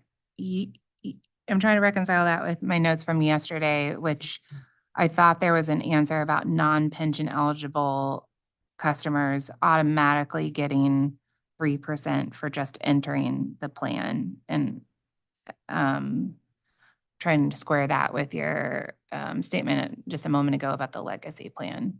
Absolutely. So the legacy plan was a 3% non-elective contribution. And then for non-pension eligible participants, there was an additional 1.5% of compensation that comprised the benefit to employees. The new plan has a gateway for all employees, being the safe harbor matching contribution, which encourages employees to save for their retirement in order to get that matching contribution. Then for just the non-pension eligible, there's an additional 3% non-elective. So for those individuals, they could enter the plan and not make deferrals and get a 3% non-elective contribution, but it is not the entire class of employees that are participating. Okay, thank you. I think that reconciles it in my head. And I do think these are the last two questions. And for Ms. Longfellow, though, the discussion that you had earlier, again, I think it was with OCC about merit raises. Just two cleanup questions from that. There was an answer that 3 separations occurred in 2022. Do I have that correct? Correct. Okay. Are you able to state whether all 3 of those separations were voluntary or terminations? Those were just voluntary separations. They were voluntary. I'm sorry, involuntary separations. Involuntary. We've had many more separations than just 3 in that year. Okay, so the 3 were, is an involuntary separation equivalent to performance failure? Yes, that was my point, that they might not make it to merit because we've either exited them from the organization or improved their performance. Okay, so another way to say that is anyone who did not separate from the company, either voluntary or involuntary, did receive a merit increase In 2022. in 2022. Okay. In 2023, I think I heard you say there were 2 employees who did not receive a merit increase. That's correct. Okay. But those employees have not been involuntarily separated. I wouldn't know without going back and referencing. We do have a program or a philosophy that we like to retain employees if possible. So we frequently work with them on a performance improvement plan to increase performance. So just because somebody got a 1 year doesn't necessarily mean that we are going to separate them from the organization. If performance increases, we, continue to work with them as that performance increases. Okay, but in the exchange earlier with Attorney Beal, I thought I understood that just because you got 1 doesn't necessarily mean you're put on a performance improvement plan. Correct. So there are instances where you can continue with the company and not be on a performance improvement plan. Correct. You could have a performance warning. Performance improvement plan requires essentially some sort of plan with a regular check-in with your manager. A warning could be, I don't know, let's take some sort of safety violation. You did this, it's not acceptable. If it happens again, that's it. Where a performance improvement plan maybe is on soft skills, maybe communication isn't there. So we're going to work with them to get them training resources. That would be the difference. Okay, thank you. I think this probably could be a read-in, but I'm going to ask Attorney Bogan because for confidentiality reasons, you may prefer to do this as a confidential late file. For the 2023 2 employees, what I'm seeking to understand is what the salaries are for those 2 employees, their positions, and whether they're still employed. So I'll leave it as a late file, and then Attorney Bogan, if the company wishes to seek protective status for that, then I trust that you are well acquainted with how to do that. All right, thank you. So that will be lay file 60, and that was my final question. So I'm sorry, Commissioner Karen. So I just want to follow up in terms of when you have terminations. So essentially, what I'm hearing is that Connecticut Water, not everyone will necessarily gets various short-term or even long-term incentive pay, certainly if they're terminated. But if you don't terminate them, you actively work with them to make sure. And so it's pretty much, it's a good bet they're going to get enhanced salary benefits going forward based on their performance because you keep working with them until they can't. So the people who don't receive all the extra benefits of was the total payment target. Total target compensation. Target compensation. Anyone who stays with Connecticut Water for any length of time is more than likely and probable going to get those incentive payments. Likely. Okay. So with an anomaly every once in a while, somebody may not reach it, but they will following years because you'll add more training, more plans with the managers and make sure they get there. And if they can't, then they're terminated, they won't get it. Yeah. Okay, that's good. I appreciate that. Thanks.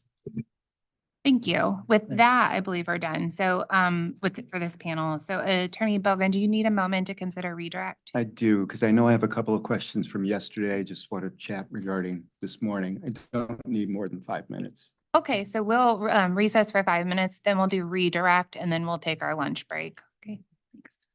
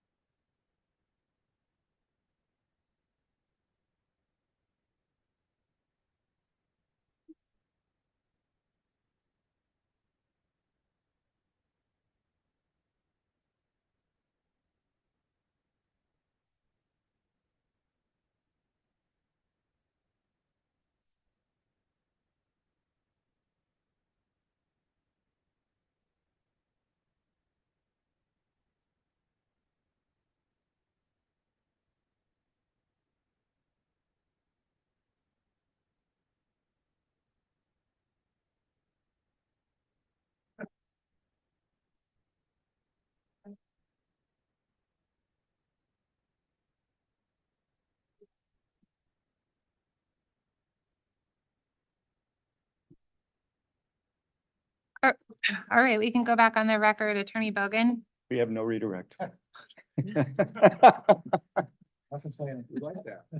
All right, we are gonna recess for our lunch break. We will reconvene at 12:45. Thank you. Thank you. And I should say, to be clear, we're gonna reconvene and start with the cost of capital panel listed on page 10. Thank you. No.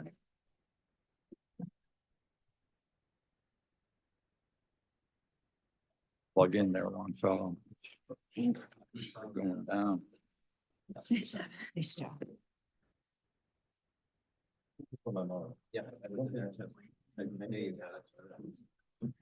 think the risk. Yeah.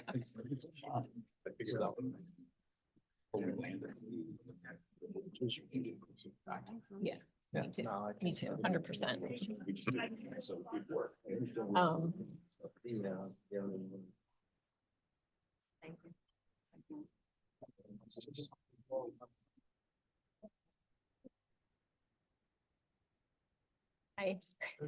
I'm done. You are good to go. Thank you so much. I'm like, Thank you. let me ask my colleague. Be with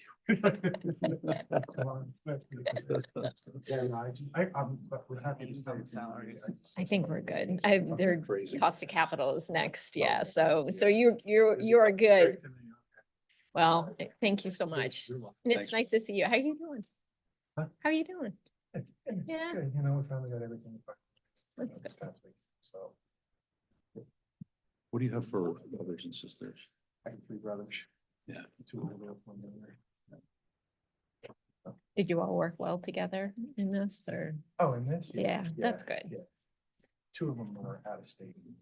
Oldest brother was in second state. We were kind of handling the Yeah. majority of it with their, you know, everybody. Yeah. But, yeah, they all got it together. Yeah. See it, but It's hard though. It is like a fun. Oh. Her stage. She's peaceful. That right? Yeah. There is something.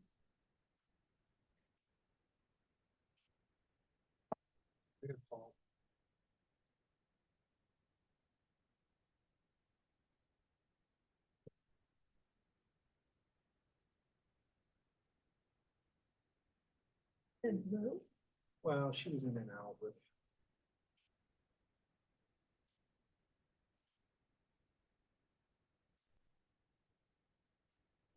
It was, you know, and it was.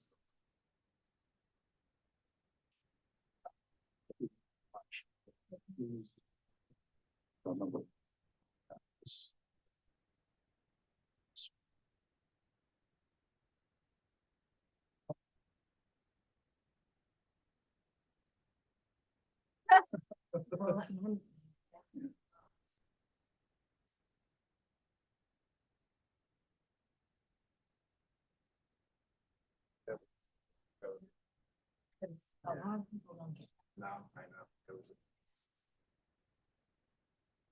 Go get your lunch. All right, thank you.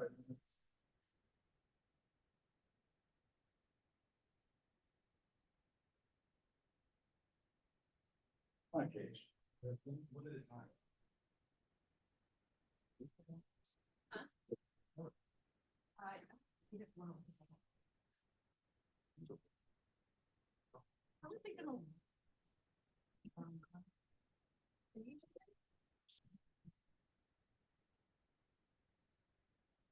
Bring my lunch and my umbrella. Thank you.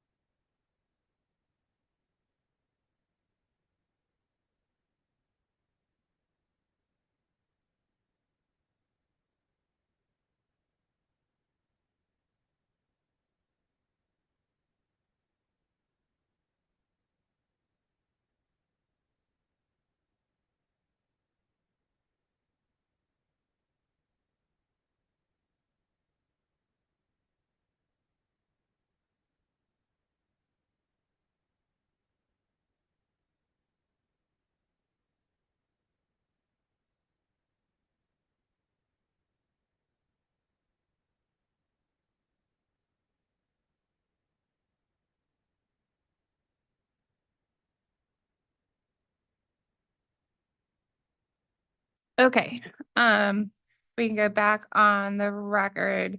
Attorney Bogan, any administrative matters, or are we just ready to introduce the panel? Okay, very good. So I think we have two new witnesses on the panel. So very good. If you could please raise your right hand, I'll administer the oath. I swear to tell the truth, the whole truth, and nothing but the truth under pains and penalties of perjury. Thank you, Attorney Bogan. Name and business association, please.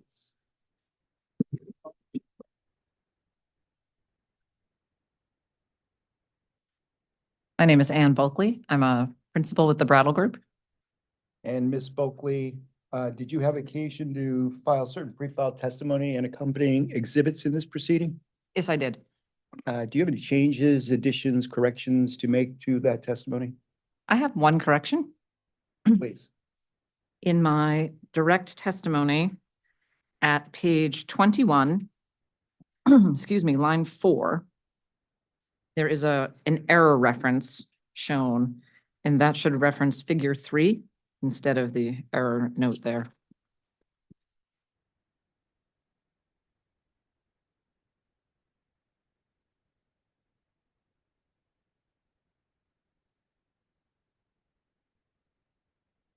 And with that correction, is the information true and accurate to the best of your knowledge and belief? Yes, it is. You adopt that as your testimony in this proceeding? I do. Mr. Walters, could you state your name and association with the applicant? My name's Andrew Walters. I'm the Chief Financial Officer.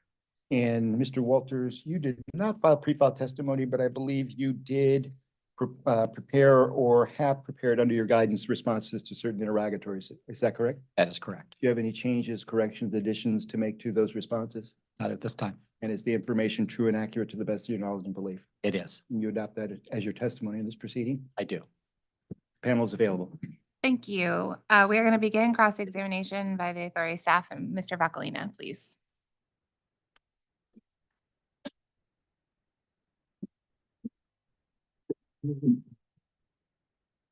Good afternoon, Jim Vacalina from Authority Staff. Good I afternoon. have a few some questions for the company, so I'll be addressing those to Mr. Walters and Mr. Danner, and then I will move on to Mrs. Bulkley. If you could turn to RRU 3, please.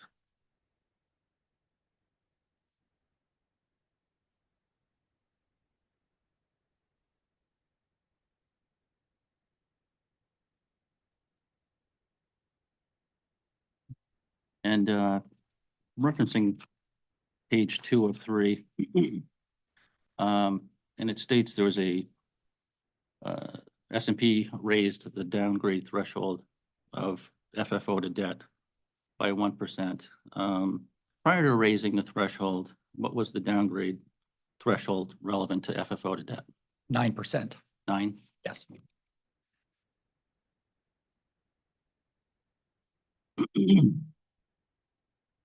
Okay, if you could turn to RRU 30 and RRU 32.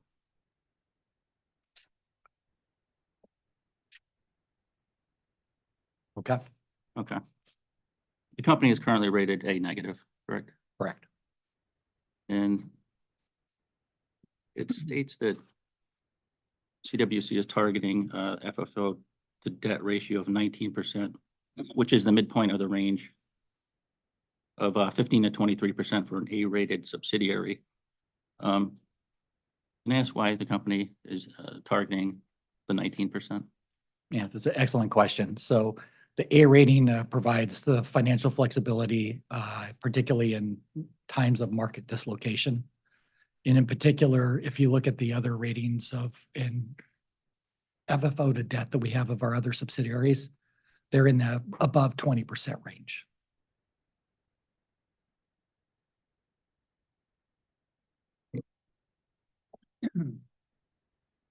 Also in that,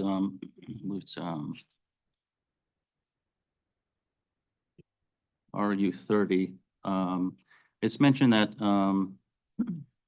even under the best scenario where the company gets its full request, that the company would not fall within the A rating.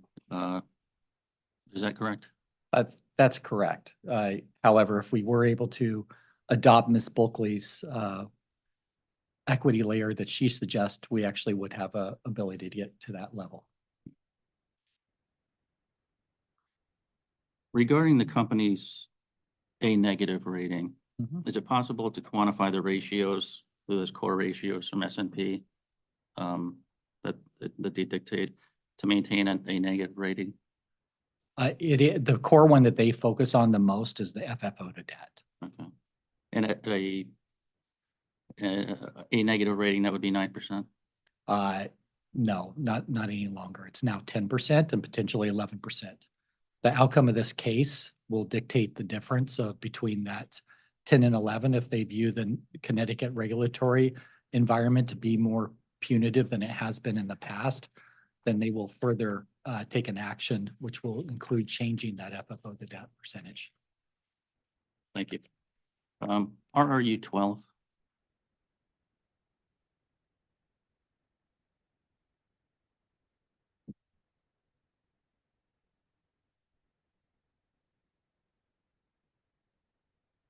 Could reference Part B. Yes. 1 second, I'm sorry. Oh, sure. No one near there.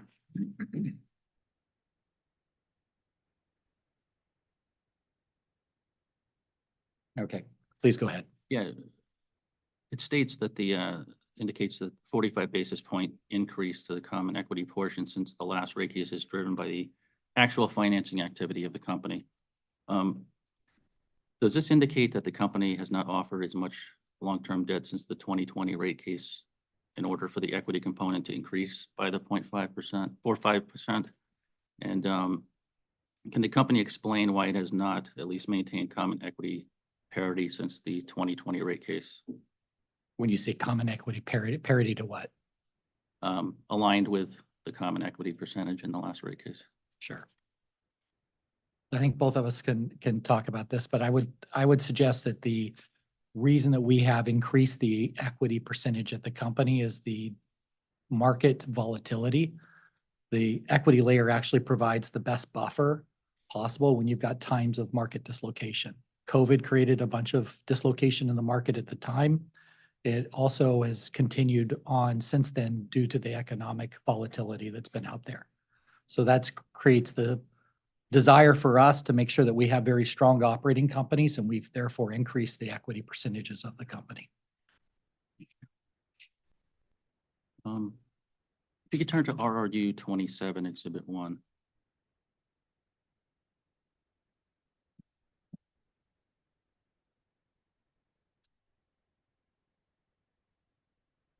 I don't believe the numbers for 23 through 25 are confidential. 20 and 21 are public knowledge.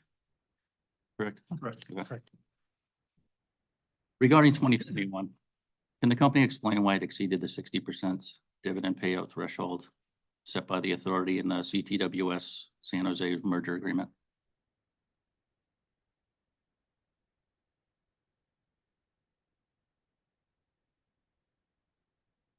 I'll document this as the Connecticut Water Company, correct? I just didn't know. Yes. That merger commitment is a notification commitment, and we pay dividends during each quarter in anticipation of what their earnings are going to be for that quarter, and it's a rolling 12, so we try to stay as close as possible there and take corrective action in the following quarter if we don't get as close to there as we want to be. But that's the 60% is the target from a dividend payout ratio.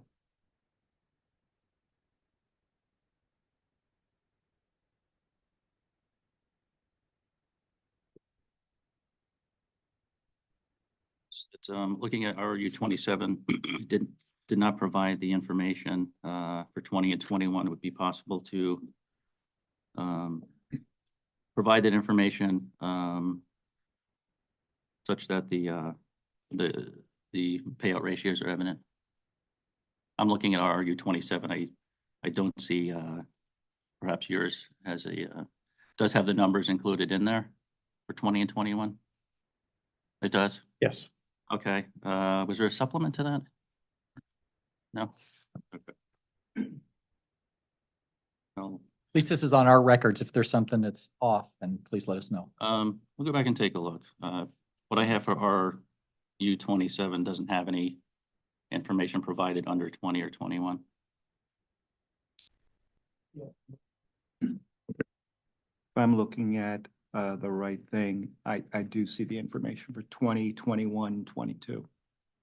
Okay, And I'm looking at the authority's website.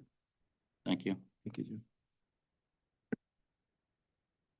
All right, I'll go back and look at that.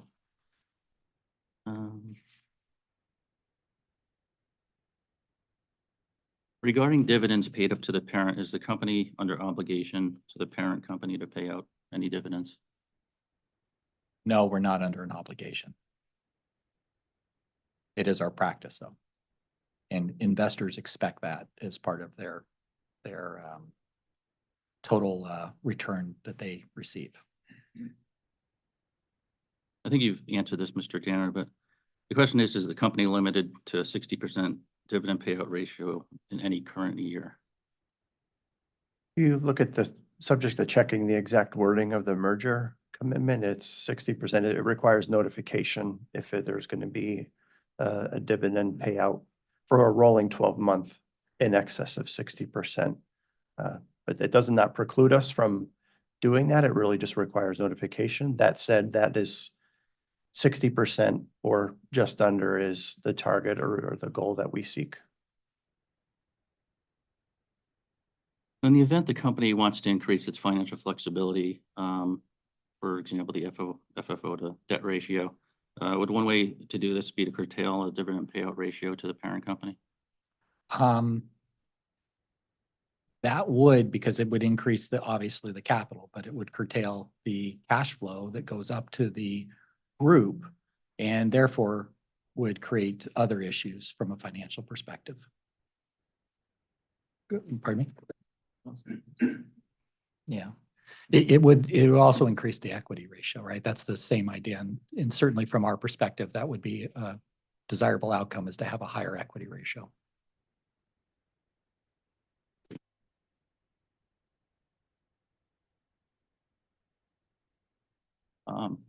RRU 380, please.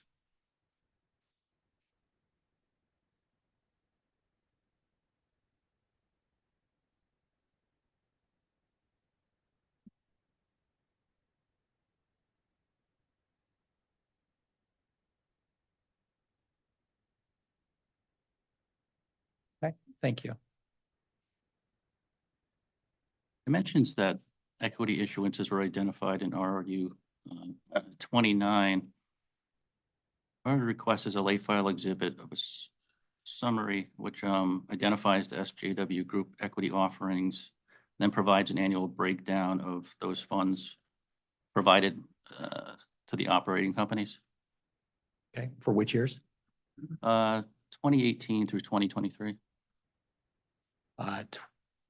You need to go past that because we weren't together at that point. So maybe starting in 2020 probably would be the best year to start. Okay, 2020. Okay. Providing, sorry. Sorry, maybe just something to add before we finalize with the wording of that. There were other requests regarding that, just in terms of what the equity infusions have been from the parent company into the Connecticut Water Company. They're rarely tied to the exact timing of when SJW Group issues equity.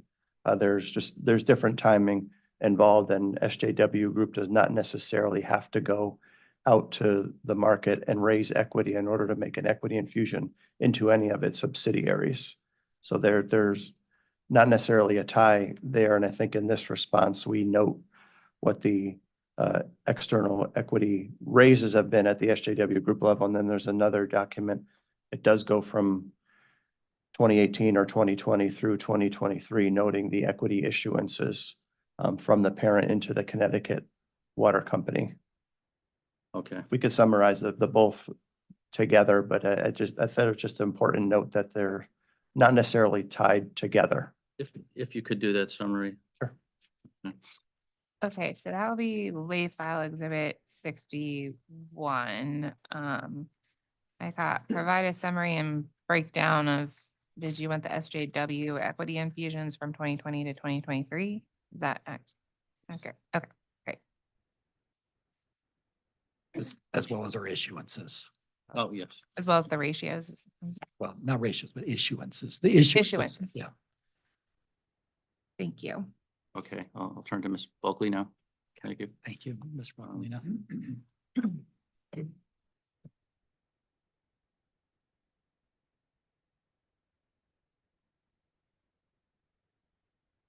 RRU 345.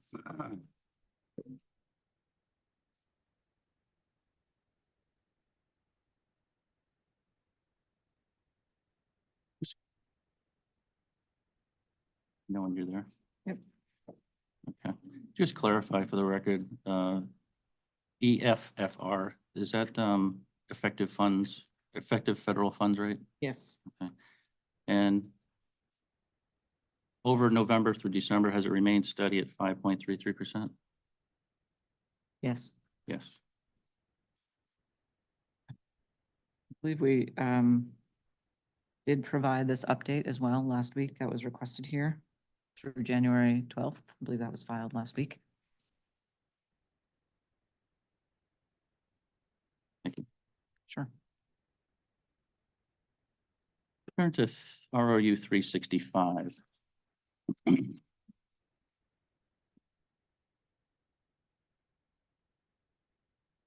there.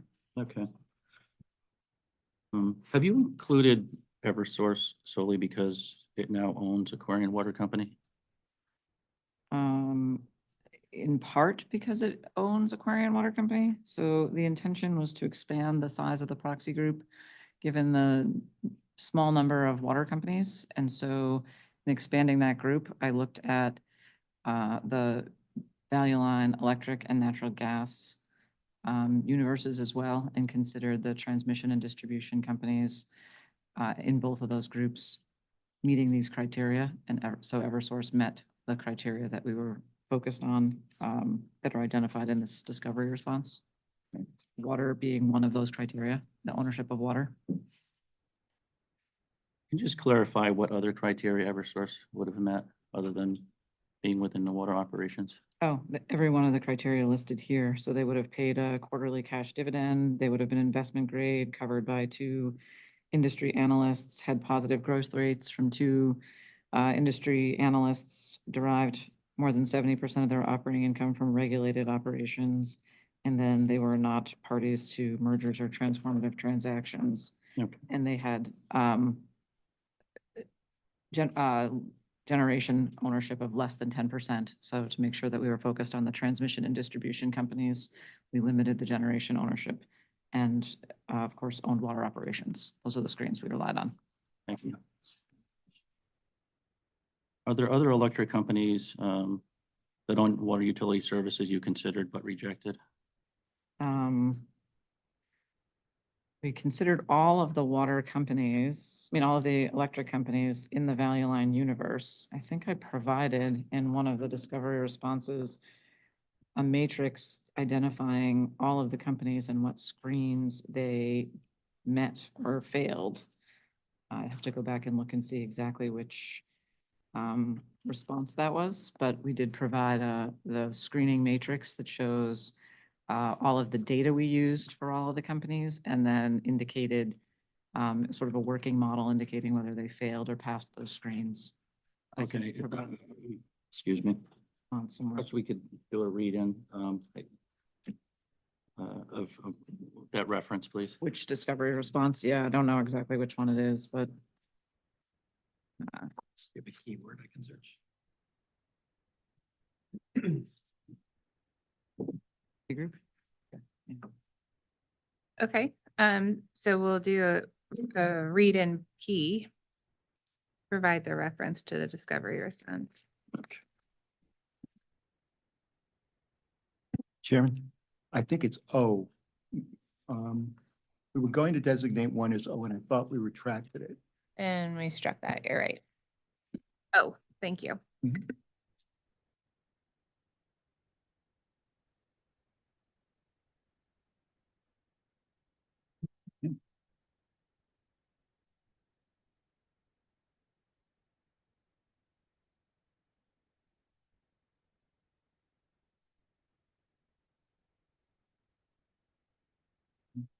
Mm.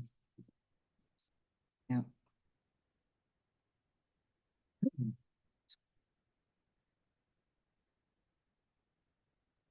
Okay, if you could turn to ROU 362, please.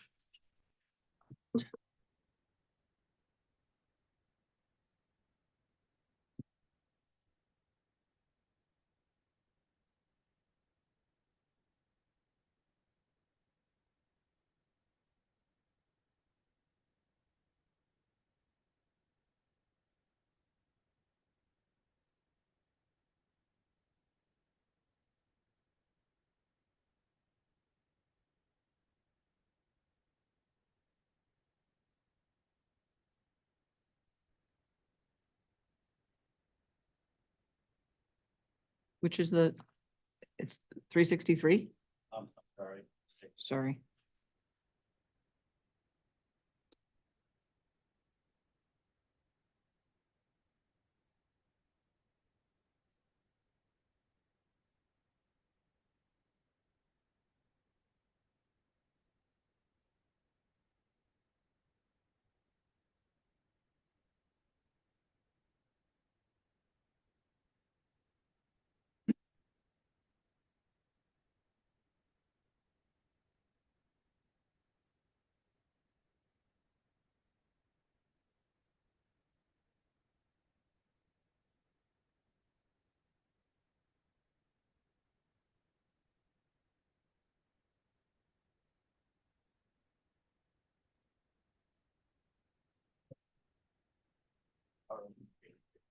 $83.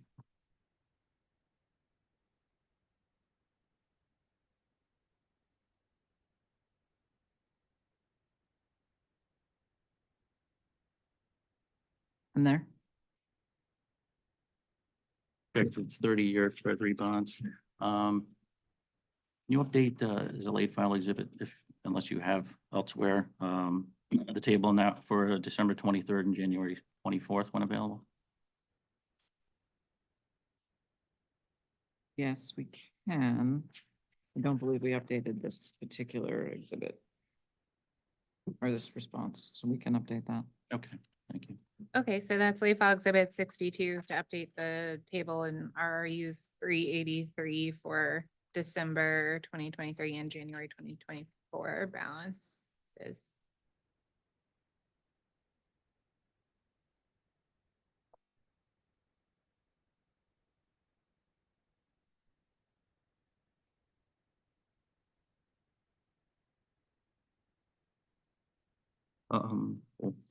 One more update, and that would be, unless it's been provided elsewhere, or ROU 386, the table for December 23 and through January 24. 386. Yes.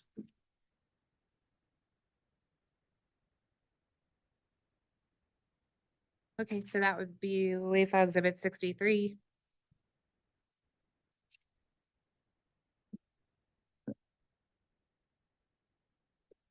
I think this data would be the same.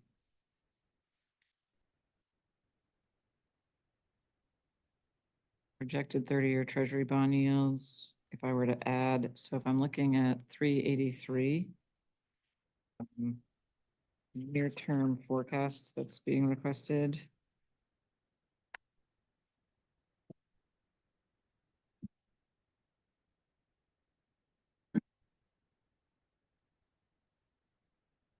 Would be the same data. So the near term, so I guess I could update the 30-day average. Yep, the near term forecast and the long-term forecast updates that you're requesting would be the same data that's in 383. Okay. The only thing with update is the 30-day average. Yep. Okay. I'm just not saying close enough. I think I'll move. Sorry. Thank you. So I can update the 30-day average treasury yields from 386.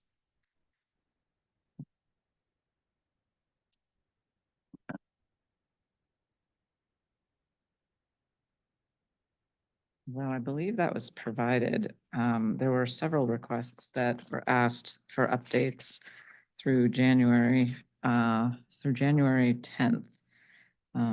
So I think they've actually been filed and I can read it in and provide a list of the requests. There were a series of requests that asked for data through November, and then the next data request said, please update through January 10th.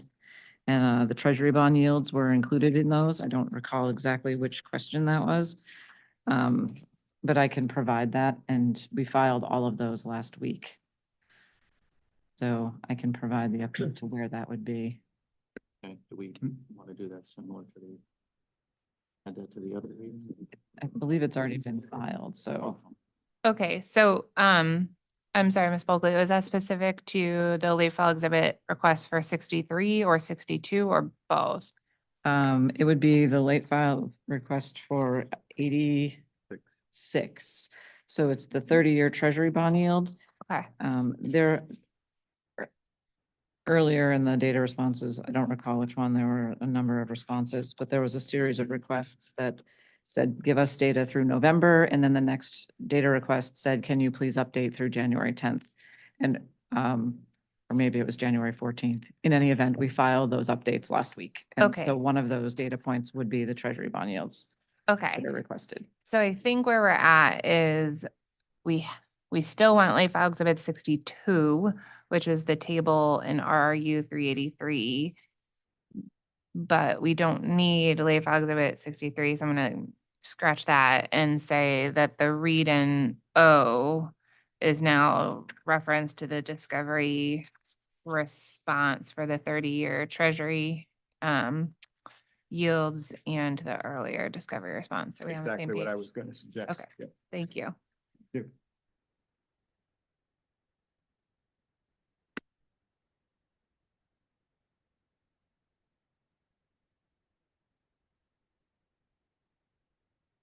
Okay, Mr. Buckley now. Yeah, those are the questions that I have for this panel. Thank you. Anything further? All right, so we'll move along here and check in with the Office of Consumer Counsel. Thank you. Attorney Dichter.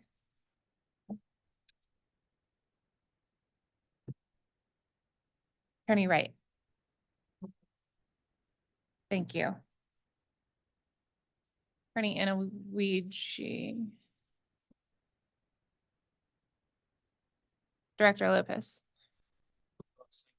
Thank you. Commissioner Karen. No, thank you. Mr. Vice Chairman. I also do not have any cross. Attorney Bogan, any redirect? All right, then we need to switch over to a panel from the OCC. So I want to thank these witnesses. Thank you. And I will call up witness Dr. Woolridge, please.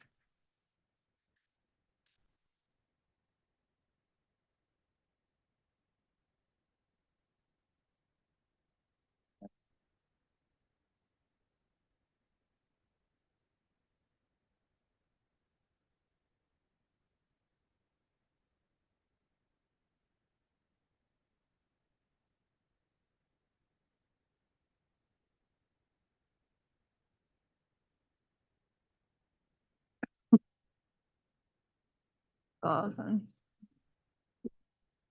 Thank you. Like swallowed spit wrong or something.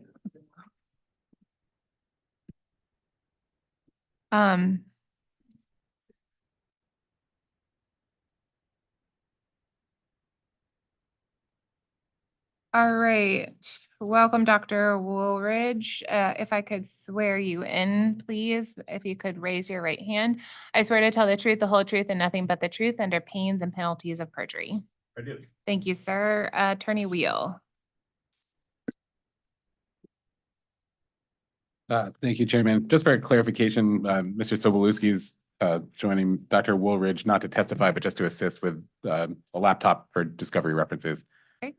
Dr. Woolridge, did you prepare pre-filed testimony or discovery responses filed in this proceeding? Yes, Do you have any corrections or updates to any of those? I have a couple little typos here. The first one's a doozy here. On page one, my title page, I have the wrong docket number. 230823. It should be 230832. So that was not a good way to start my title page. The only other two I have are on page 6. I'm always having trouble with these common equity ratios. The line 9, the 53.06% should be 53.13%. And also on page 6, at line 13, the 51.93% should be 51.97%. Thank you. And with those corrections, do you adopt your pre-filed testimony and any discovery responses you sponsored as part of your testimony today? Yes, I do. And with that, Dr. Woolridge is available for cross. Madam Chair. Could I ask, what was the first correction?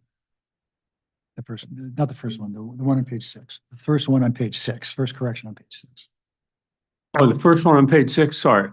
The 53 point, on line 9, the 53.06% should be 53.13%. 13, okay, thank you. And with that, Dr. Woolridge is available for cross.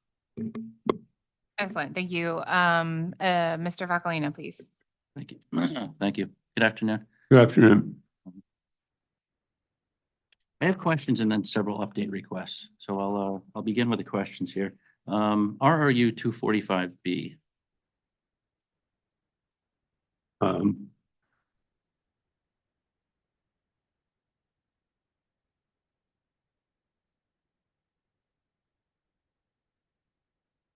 Which one was that?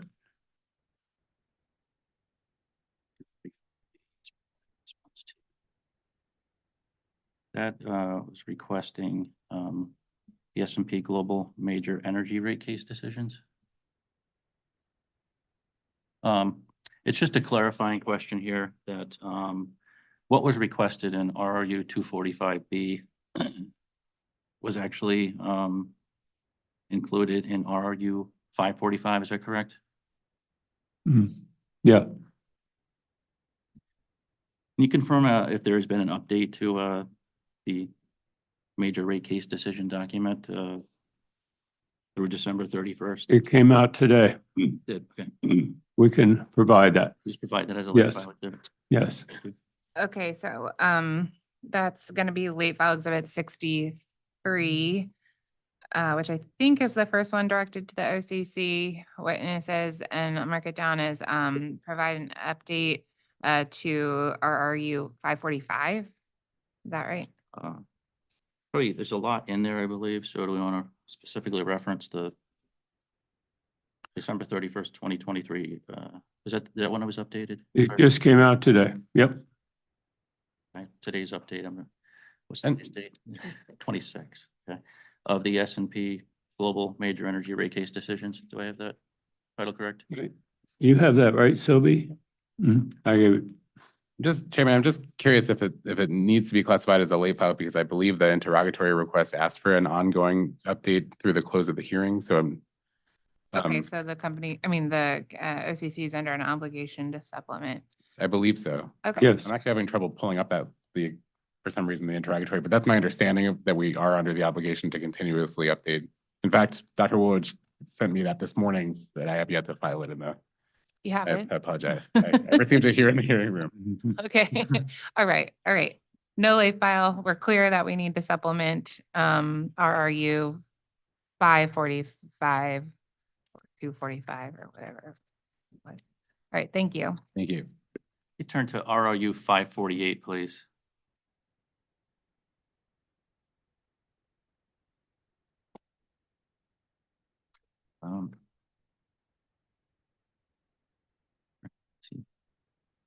Which is, Well, okay, and this gets into the 51.9% capital structure. yes. Regarding that recommendation, can you explain how you develop this recommendation? For example, in past testimony, you gauge your proposed capitalization mix to that of the average capitalization mix of holding companies of your peer group. Is this the case here as well? If you look at my testimony on Exhibit JRW4, page 2, I use company provided data and look at the capital structures of both SJW Group and CWC, Connecticut Water Company, and the average over the last 3 years had an equity ratio of 51.97%, and that's listed in panel B on page 1 of JRW4.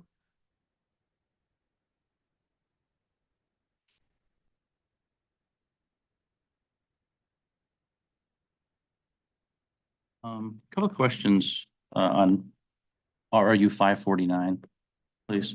And that's regarding the 3 gas companies that you added to your Yes. proxy group. You've indicated that they were added because they are listed as gas distribution companies by value line, correct? Yes, correct. I mean, obviously, one problem you have, you don't have a lot of water companies. So in the last 5 years, I'd say more and more witnesses such as Ms. Bulker and myself, we had some gas companies. And now there's only, now the number of gas companies starting to disappear now that Chesapeake's bought Southwestern. So the number's small. So I just added them all, but I included Chesapeake and Southwestern before they announced their merger in the last 2 weeks. When you made your evaluation to include those, did you consider the percentage of regulated revenue to total revenue? I did not. And according to Ms. Bulkley, these 3 companies don't make her 70% regulated to total revenue metric or standard. Yeah, that's true, especially New Jersey Resources. So I conclude them because they were considered in that industry by a value line. Ms. Bulky and I had slightly different proxy groups. I don't think that's a major issue because I think I have 10 of her companies. And so I don't see that as a major issue. I use bond ratings to compare risk, and the average S&P bond rating of Connecticut Water is A-, and the group is A-. So I assume they're similar in risk. And I believe you mentioned this addition, given the limited proxy size, it's reasonable to include these gas companies. That's correct. That was my conclusion. Regarding inclusion of SJW Group, do you typically include the direct parent company? Yes, I know. Ms. Bulky did it. I included one reason. We don't have a lot of companies here, and SJW, Connecticut is part of SJW. I think some people and some witnesses will exclude the parent if it's in there. Others do not, and I like to include them. I don't know if there's any.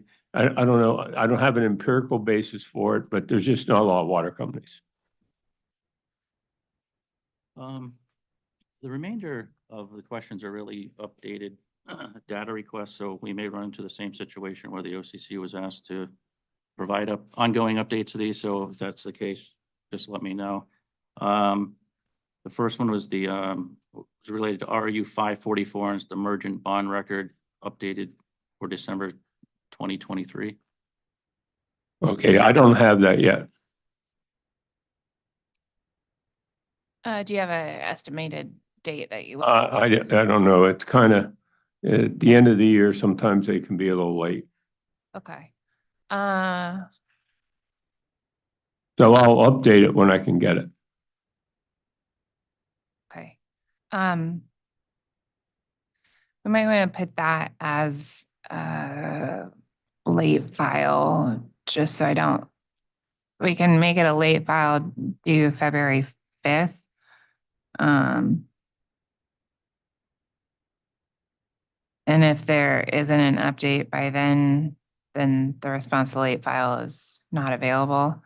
But Mr. Vacalina, it was an update to 544, right? Yes, emergent bond record for December 2023. Merchant bond record. Emergent bond record. MERGE. Emergent. For December 20. Okay, thank you.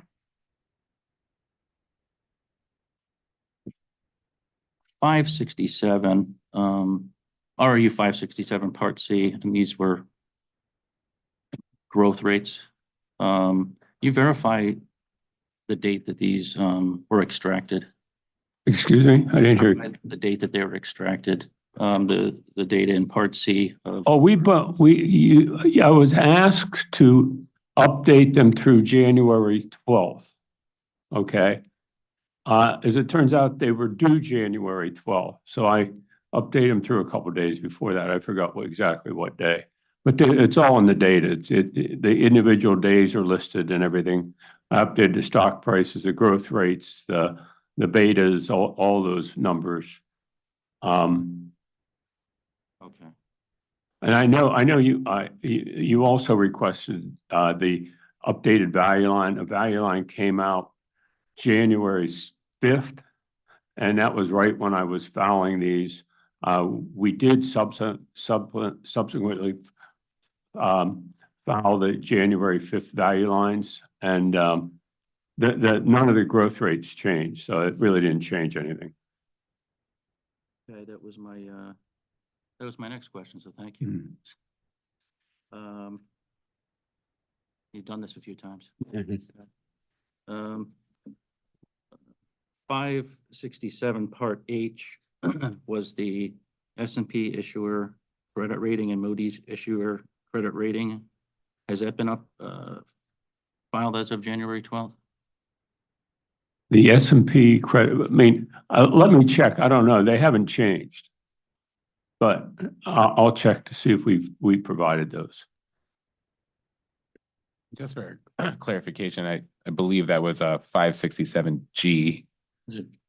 For the H would have been the value lines. And is there, Attorney Wheel, does it appear there's a continuing obligation to supplement? That RU 567 requested updates as of January 12th to a number of items listed A through H. We did provide those updates when we filed the response on January 12th. The interrogatory doesn't request additional updates beyond that date. Okay, and so Mr. Vacalina, are we requesting updates past that, or are we just seeking to confirm that all updates were required? So the January 12th date, is that right? No, that's Yeah. fine. Yes, the 567 requests, as I said, a list of items. It says provide a separate exhibit for the following data items requested in an unlocked Excel worksheet dated as of January 12th. And then it specifies the most recent available data as of January 12th. So that's what we responded to this interrogatory, I believe, on January 12th and did provide the. Yeah, and we provided all that. We had it was requested to look at the value line projected dividends versus the 1/2 growth rate. And I did all the analysis. It didn't change things very much. We provided the issue credit ratings, the value line beta, S&P cap IQ beta. That was all provided on January 12th. Okay, thank you. The final request that I have here is related to RRU 569.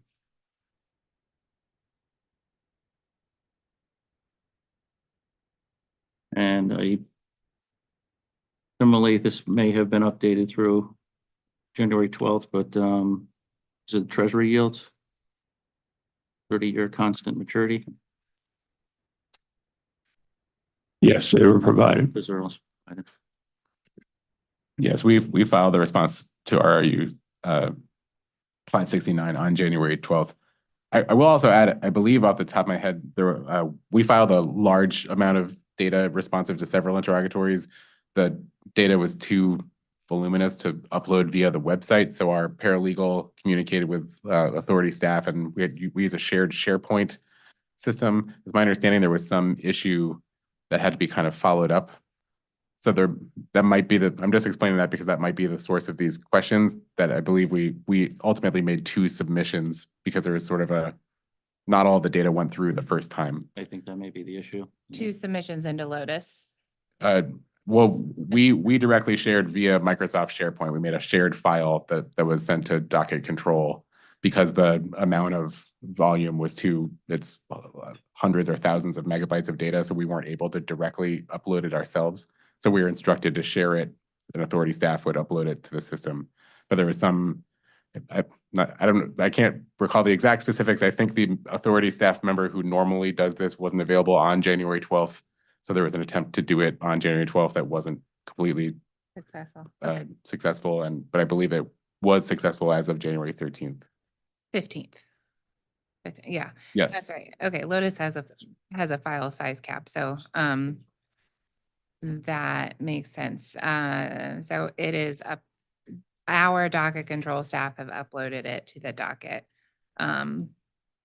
So that takes care of that, I believe. Well, Yes, and with that, those are all the questions I had for Dr. Woolridge. Thank you. okay. Are we all set? Thank you. Attorney Bogan.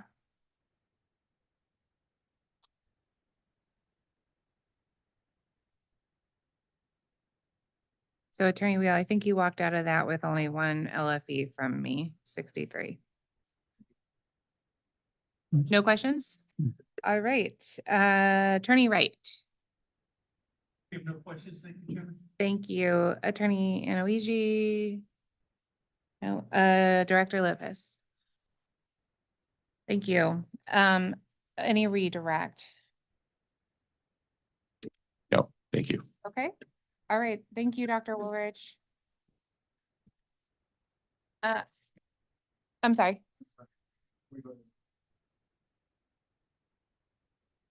Oh, very good. That mic should be on, or she's welcome to approach a table.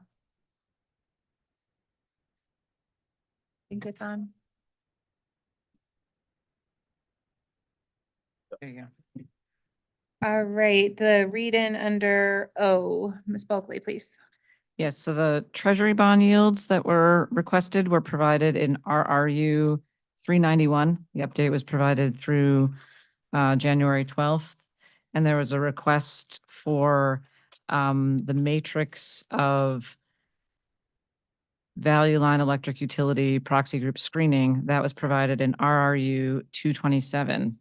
I think there was actually also a request for the update to the federal funds rate that was provided in a supplement that was filed last week to RRU 345. There were also a number of other updates that were requested that were filed at that time to 229, 231, 233, 240, 345, 371, 389, and 404. Those all required updates through the 12th of January, and they were all provided last week. Thank you. Sure. All right. Okay, then if I can call Mr. Rothschild on behalf of the EOE, please.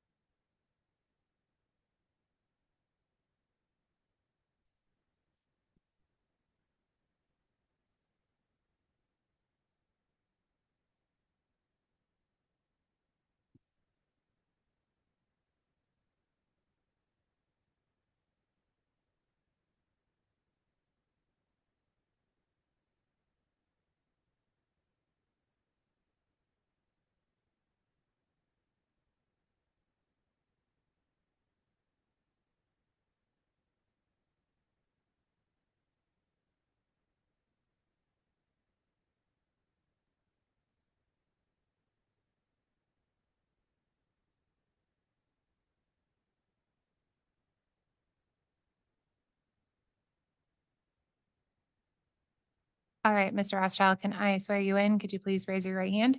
I swear to tell the truth, the whole truth, and nothing but the truth under pains and penalties of perjury. Thank you, Director Lopez. Thank you, Chair. Mike. Thank you, Chair Gillette.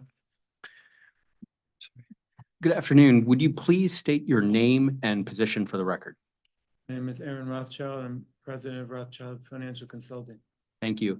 And did you prepare pre-filed testimony, discovery responses, as well as corrections to the pre-filed testimony and a supplemental interrogatory response to CWC 27 on behalf of EOE in this proceeding?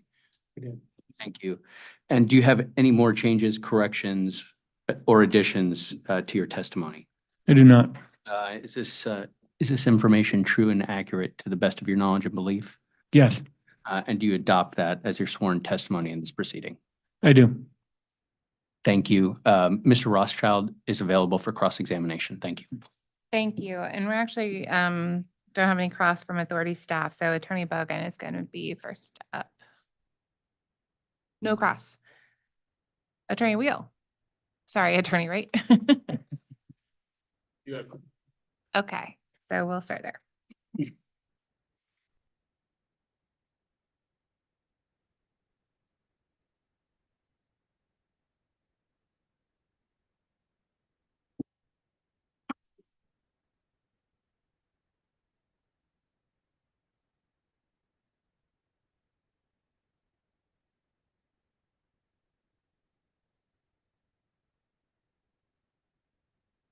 Good afternoon, Mr. Rothschild. Good afternoon. My name, as you know, is Tom Wheel from the Office of Consumer Counsel. We've met the last couple of rate cases.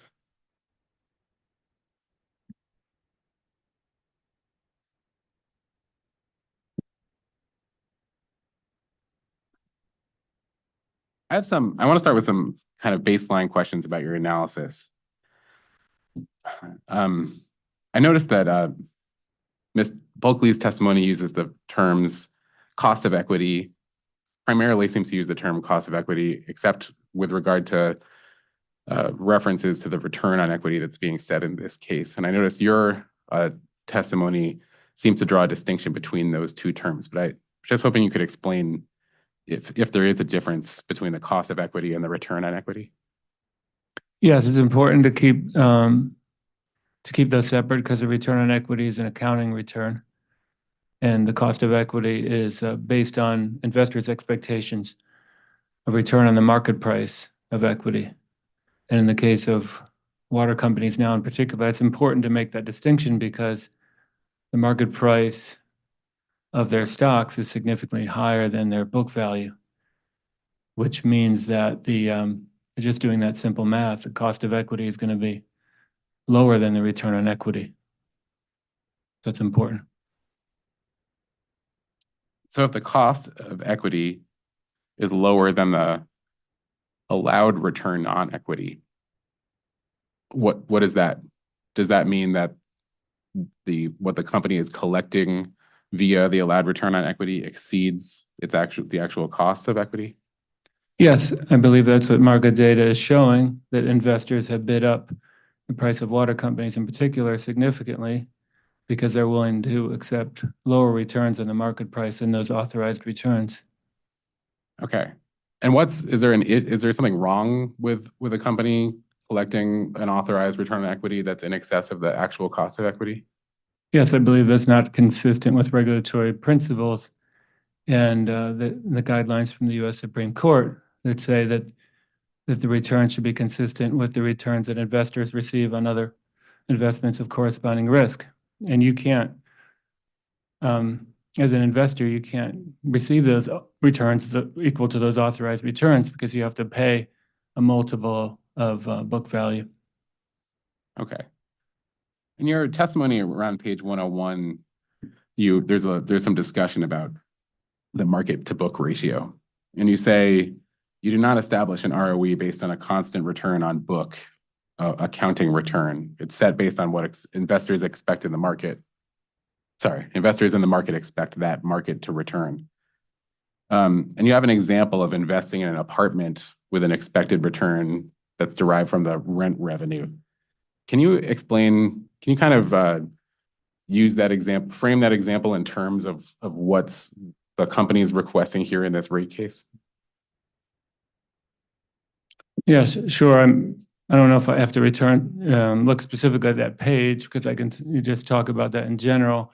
But certainly it's an important, I think a good analogy or just concept to explain the math here. And basically if someone invests in an apartment building for $100,000, for example, and they're earning it's $1,000 a month in rent, that would be a 12% return annually.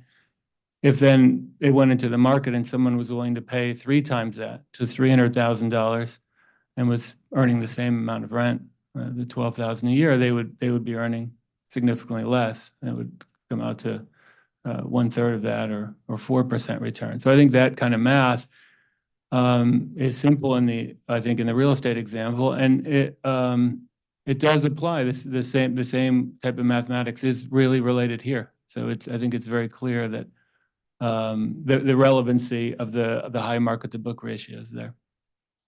Thank you. Your testimony, as well as the testimony from Dr. Woolridge and Ms. Bulkley, all apply both the discounted cash flow model as well as the capital asset pricing model. Is that correct? Yes. Okay. Is one of those tools generally better than or more reliable than the other? I don't think so. I think I wouldn't say. I think it's more important in terms of the quality of how a model is implemented. I don't feel the DCF is more accurate than the CAPM in general. It's just more of how each model is implemented, if they're implemented in a reasonable way. Okay. And it's my understanding that Ms. Bulkley's analysis, there was some explanation for why the results of her DCF analysis were less reliable than the CAPM analysis. Is that how you read her testimony? Yes, that's what I recall. What are your thoughts on, what was your response to that idea that there was some reason that the DCF analysis should be relied upon less than the ultimate recommendation? Well, I'd have to look back specifically what she said, but what I recall is that because investors expect utility company stocks to continue to underperform, that means that that in the future the DCF result would be higher.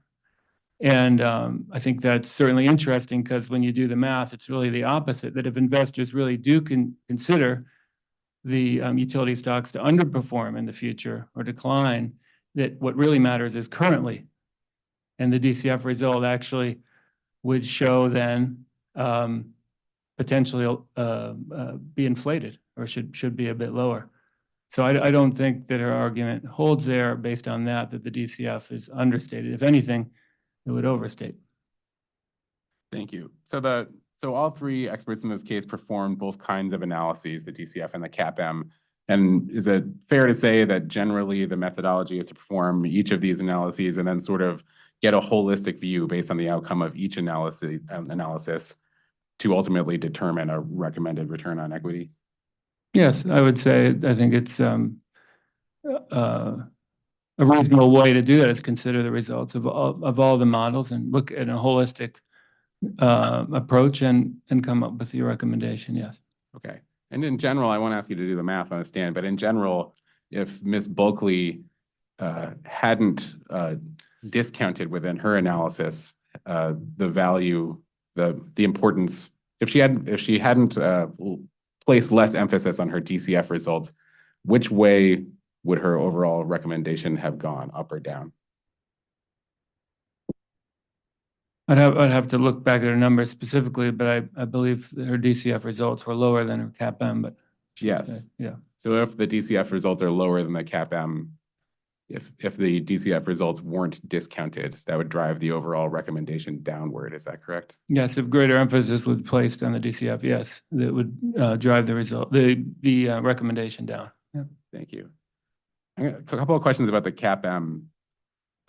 One component of the CAPM is determining a risk-free rate, correct? Yes. And I noticed is it common to use debt instruments as a tool to determine that risk-free rate? Yes. Okay.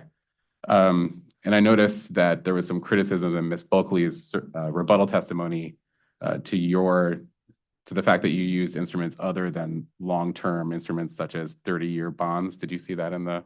Yes, I recall that.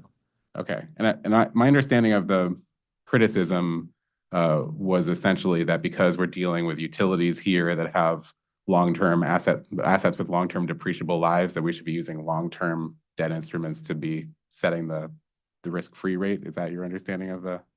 Yes, that's what I recall. And what's your response to that criticism? Well, I consider the yield on the 30-year Treasury bond as well in my analysis. And I do think that that's reasonable because it does match the closer to the long life of the utility assets. But the problem with that is that it does not have a zero beta, the 30-year bonds. They're not, so in essence, they're really not risk-free. So that's why it's good to consider shorter term bonds because they do have basically a zero beta, which I think is interesting because I have heard that many times that 30-year bonds are in fact risk-free for various reasons. But if you look at Silicon Valley Bank recently, they went bankrupt because they had long-term U.S. Treasury bonds. They were loaning out to their bringing in and for their investors at shorter term, and they had their money invested in long-term bonds. And when interest rates changed and they needed to pay out to their customers, they couldn't do it. They went bankrupt. So I think that kind of proves that they're not risk-free. Okay, so overall, the beta that you mentioned before, we've actually talked about this before in other cases, but beta is a measure of volatility, right? Beta is a measure of covariance to be specific, but it is related to relational volatility. Yeah. And that's so your reference just now to the non-zero beta as to 30-year Treasury bonds, what that means is that they have risk, right? That's right. Okay. And a shorter term bond with a zero beta or closer to zero would carry less risk? Oh, yes. Yeah. Okay. We're, of course, in an interesting situation now where short-term interest rates are higher than long-term, but yes. And in measuring the beta as part of the CAPM analysis, you've recommended using option implied betas. Is that correct? Yes, that's a significant portion of my analysis is to use option implied betas. Yes. Okay. And options generally, the notion of an option is that it's a forward-looking, it's capturing the expectation of the market of the future value of stock. Is that accurate? Yes. Okay. So can you talk a little bit about the purpose, why in your mind that using options in order to determine the beta is appropriate in this instance? I think it's valuable to look at what investors expect in the future beta is to be, because if anytime you have the market change, and markets are continually changing, historical betas may not represent what investors expect in the future. The option implied betas, I think, are a valuable tool to look at what investors expect in the future, and that's what we're trying to do here. It's measure investor expectations. That's why I think they're a powerful tool. Thank you. And getting back to that, so what we're trying to do in establishing the cost of capital is measure the expectation of investors, not measure the actual future return. Is that correct? That's right. Capital markets are unpredictable, and investors certainly don't always get it right. So it's really to measure their expectations. Yeah. So in a sense, we're just trying to figure out how would an investor view this stock and how an investor views any particular investment, and what an investor thinks the future return might be, as distinct from trying to determine what the future return will be. Yeah, exactly. I don't try to predict the markets because I believe I don't know what markets will be in the future. I think they're unpredictable. So I think what we can do, though, is look at the capital market data and work to estimate what investors expect. Yes. Thank you. I have a couple more specific questions about your testimony. On page 93 of your testimony, you addressed Ms. Bulkley's theory that Connecticut Water's comparatively small size as a firm should be taken into consideration in determining their cost of capital. And you note that Connecticut Water actually isn't a small company or shouldn't be considered one because it's a subsidiary of a much larger company. Is that correct? Yes. How does Connecticut Water's, in your opinion, relationship with San Jose Water insulated from some of the risks associated with being a smaller firm? Well, anytime a subsidiary of a larger company is protected in many ways because they can have access to capital from the parent. And that makes it different than just a standalone small company. Thank you. Are you familiar with the term revenue decoupling? Yes. Okay. So can you explain briefly what revenue decoupling is? Yes, a revenue decoupling basically makes it so that a company's revenues, whether if the revenues are lower or higher, basically it's decoupled so that their revenues are held consistent and stable. Yeah. Okay. So for instance, at the end of this rate case, as far as we know, the authority will allow a revenue requirement for Connecticut Water, right? Yes. And then moving forward in the future, Connecticut Water will collect a certain amount of revenue from its customers, right? Yes. But that certain amount of revenue isn't necessarily going to exactly match the revenue requirement. Is that correct? Yes, it could be higher or lower. Yeah. Because we're talking about revenue from customer bills, and customer bills are driven volumetrically, right? So is it fair to say there is no way to actually hit the needle, get the dart right on the bullseye and make sure that the company collects exactly its revenue requirement? Yes, it's true. You can't predict exactly how much usage there'll be and so forth. Yeah. Okay. And so then revenue decoupling, or the RAM, as we call it in the water world here in Connecticut, resolves that problem, right? And makes sure that the company is made whole to its revenue requirement. Yes, that's right. Okay. So in an environment with revenue decoupling, is a company that has the benefit of revenue decoupling actually subject to any sales risk? No, it eliminates that risk. Is it subject to any risk associated with decreased consumer demand? No, it significantly reduces that, yes, or eliminates it. Yeah. Okay. So Ms. Bulkley's testimony on page 4, when she describes the small company,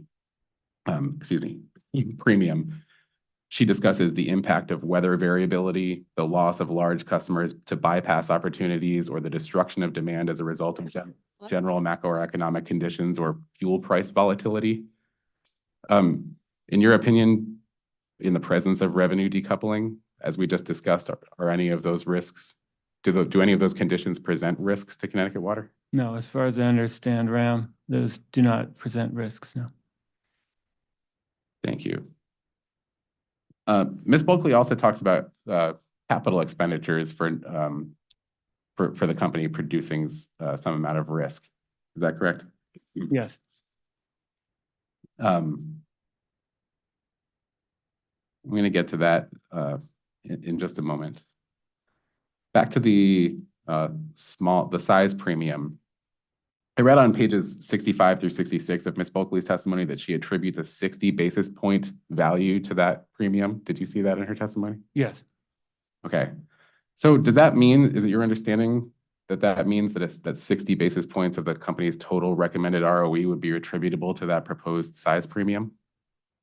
I think it's not clear specifically how she accounts for that in her recommendation, but to the degree that she did, yeah, that would certainly make up a part of that. Okay. So Ms. Bulkley's testimony generally lays out, as I discussed before, a DCF and CAPM analysis and develops a range of 10.00 to 11.00 for a recommended return on equity. Did you see that range? Yes. And I believe her recommended 10.50, she described as the midpoint of that range. Yes. Okay.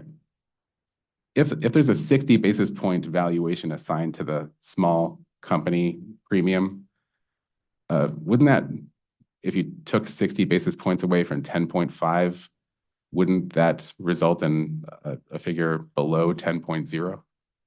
Yes, if that's, yeah. So if you reduce the 60 basis points, if that's how she calculated, yes, it would be under 10%.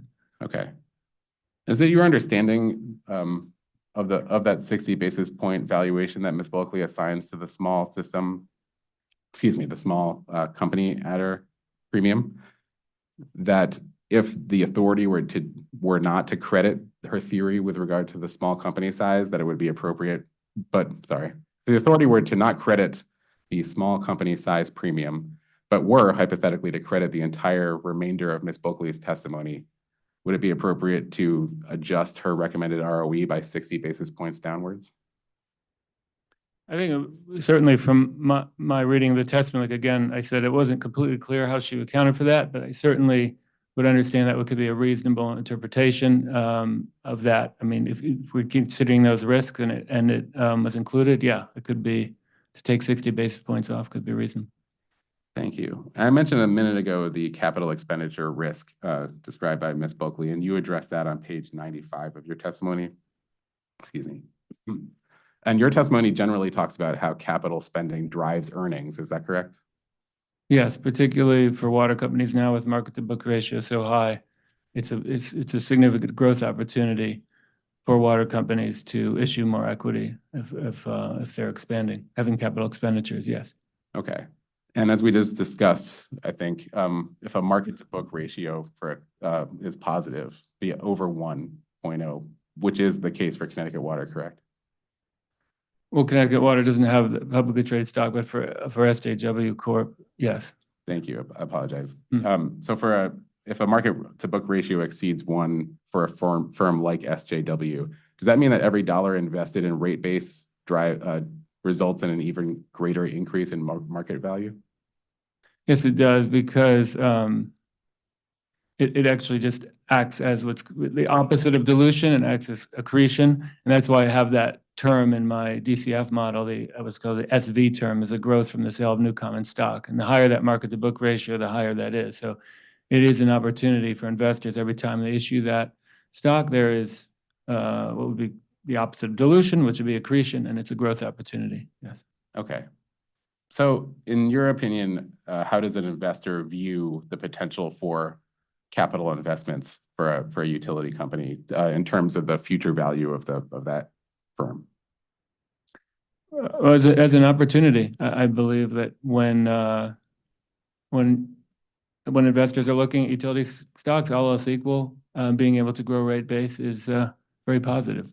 Okay. So the potential for future capital investments generally puts upward pressure on the value of a utility firm? Yes. Yes. And when the value of a utility firm goes up, which way does the cost of capital go?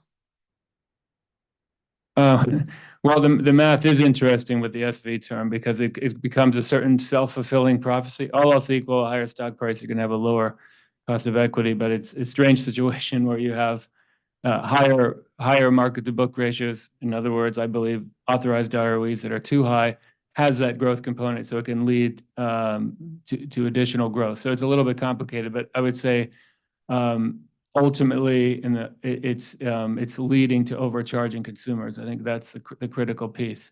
The math for the cost of equity is complicated, but overall it's leading to it's kind of turbocharging the effect and overcharging consumers. Thank you. I have a quick question about OCC 340 Exhibit 1, which is the SJW earnings call on October 30th, 2023. Did you have a chance to look at that exhibit? What exhibit is that? OCC 340 Exhibit 1. Let me find that.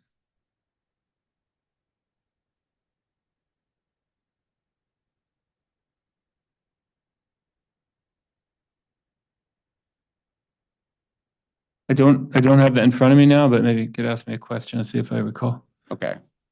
Have you had a chance to look at that earnings call transcript? I did. I have seen it, yes. Okay.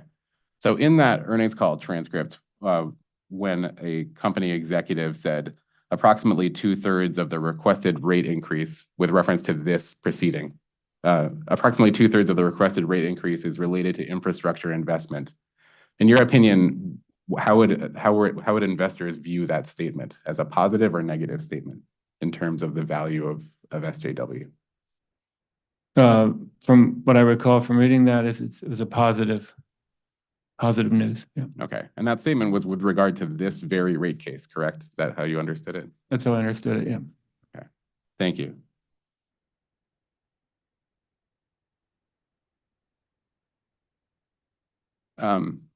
I noticed that unlike the small size premium, Ms. Bulkley's testimony didn't appear to assign any particular basis point value to her capital expenditure risk theory. Did you notice any particular specific adjustment? I don't recall any specific adjustment. Okay. And given that my understanding from your testimony today and your testimony as filed, it seems that you have the opposite theory with regard to the capital investment, that it actually reduces the cost of capital. Is that correct? I'll rephrase. The opposite theory, that the planned capital investment for this company is putting negative pressure on the cost of capital. I think it's positive for investors. It's not a risk. I haven't measured specifically how it impacts the cost of equity. I can't say, but I can say that it doesn't represent a risk, but an opportunity. Thank you. In your analysis of the cost of capital for a Connecticut Water Company, did you consider SJW's environmental, social, and governance goals?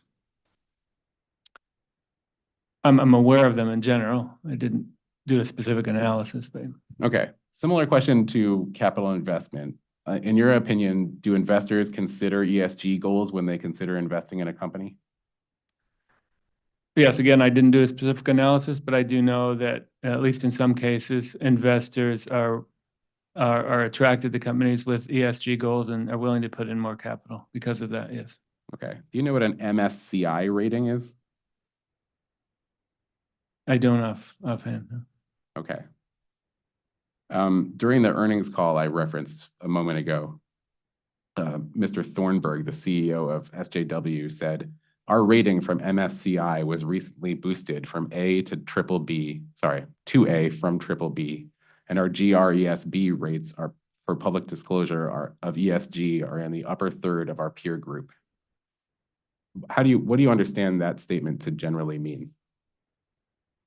It's generally positive in terms of being able to attract capital. Yeah. Okay. And is that, do you understand the statement to mean that the company is meeting its ESG goals or making positive progress towards ESG goals? Certainly. Yeah. And do you understand the statement to suggest that the market is positively responding to that? Again, I haven't done a specific analysis, but certainly the fact that they're emphasizing that on their earnings call, they understand that it's something that investors are interested in and could potentially attract investment. Yeah. Thank you. I noticed that your testimony doesn't discuss Ms. Bulkley's proposal to compensate the company for flotation costs. Do you have a position on that proposal? Well, it relates back to what we're talking before about high market to book ratios. And when companies issue equity with such high market to book ratios, it's really a growth opportunity. So the idea of charging consumers for a flotation cost there, I don't think is reasonable when the investors are really profiting so much from the accretion that's involved in issuing equity with such high market to book ratios. Thank you. And your testimony is offered to provide your opinion and some guidance to the authority in determining the appropriate rate of return on equity. But then what the authority does with that, correct me if I'm wrong, is use that to ultimately set a revenue requirement. It's a component of the revenue requirement. Is that correct? That's correct. Okay. So that ultimately the rate of return on equity will be built into a return on capital. That's a component of the revenue requirement, and that will be built into rates for the future rate year. Is that your understanding? Yes, that's my understanding. Okay. And is it your understanding that the proposed future rate year is July 1st, 2024 through June 30th, 2025? That's what I recall, yes. Okay. So the company is seeking to be compensated for flotation costs. Does it meet your understanding that that should mean that the flotation cost will be incurred during the rate year? Yes, that would be my understanding. Yeah. Okay. And did you see anything from the company's application that demonstrates, in your opinion, that the company will incur flotation costs in that rate year? No, I didn't see that. Okay. And in fact, according to Ms. Bulkley's testimony, the company hasn't historically issued equity on an annual basis. Is that correct? I recall that. Okay. And according to our testimony, there was an issuance in December 2013, March 2013, and then the next one following was November 2018, followed by the most recent, which was March 2021. In your opinion, is there any indication from that data to suggest that the company will issue equity in the rate year? Yes, I have not seen any indication. Okay. And Ms. Bulkley's testimony also attributes a specific basis point value to that flotation cost. It's 14 basis points. Did you see that? Yes. Okay, so just like we talked about earlier about the 60 basis point adjustment to the small system size, if the commission were not convinced by the necessity for a flotation cost adjustment within the cost of equity, would it be reasonable for but accepted the entire remainder of Ms. Bulkley's recommendation, would it be reasonable for the commission to reduce her overall recommendation by 14 basis points? Again, it depends specifically how she did the calculations and how she considered it, but certainly it could be reasonable to subtract 14 basis points if that was calculated for her recommendation. Yes. Thank you. That was no further questions from the Office of Consumer Counsel. Thank you. Attorney Wright. Thank you. Attorney Inoue. Thank you. Commissioner Karen. Mr. Vice Chairman. I also do not have any. Do you have any redirect? I do not. 1 second. You did.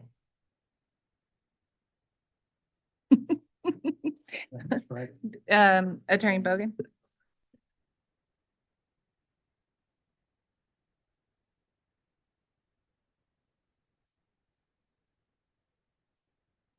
I believed he was asked to before. I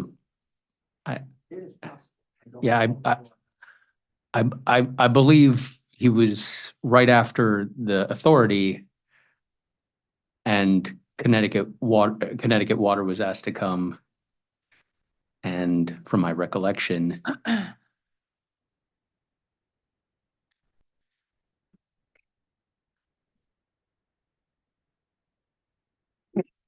Okay. so if he already said no, I would object. But Okay, I'm going to overrule the objection. I do think you said no, but I'm gonna overrule the objection for the moment. thank you.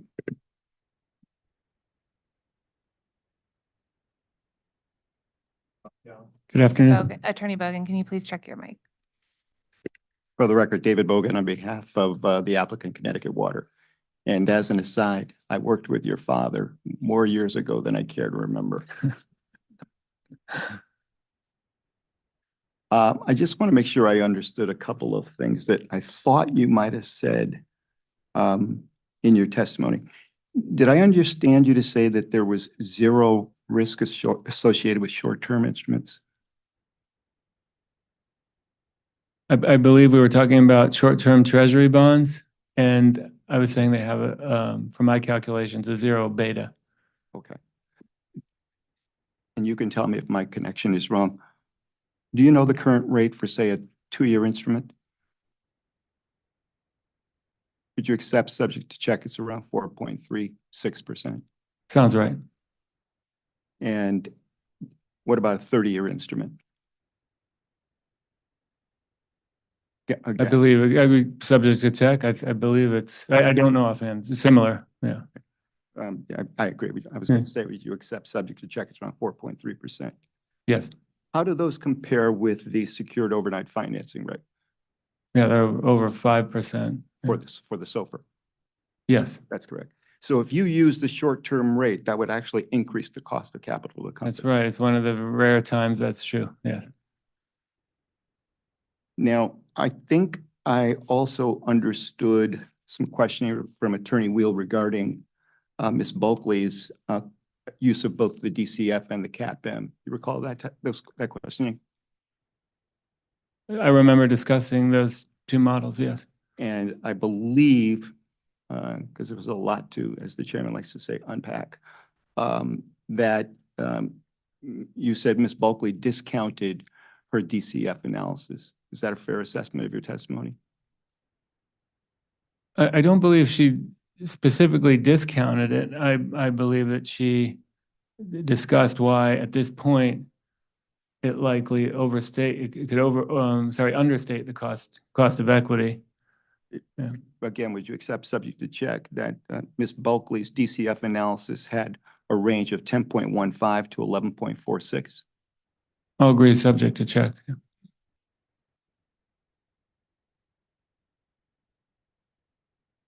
And again, with regard to the small size, you recall questioning regarding the use of small size and whether or not you add an element of risk associated with small size?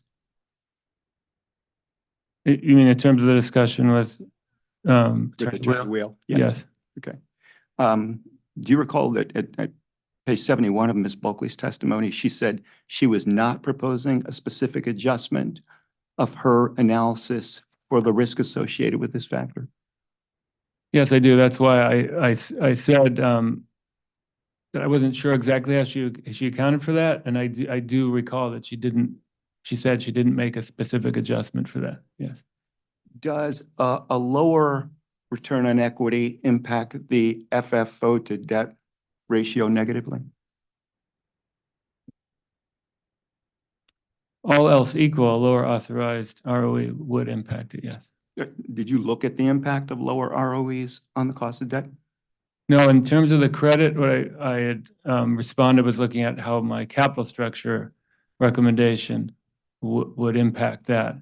In terms of I didn't make a specific calculation regarding how my authorized ROE would impact FFO to debt.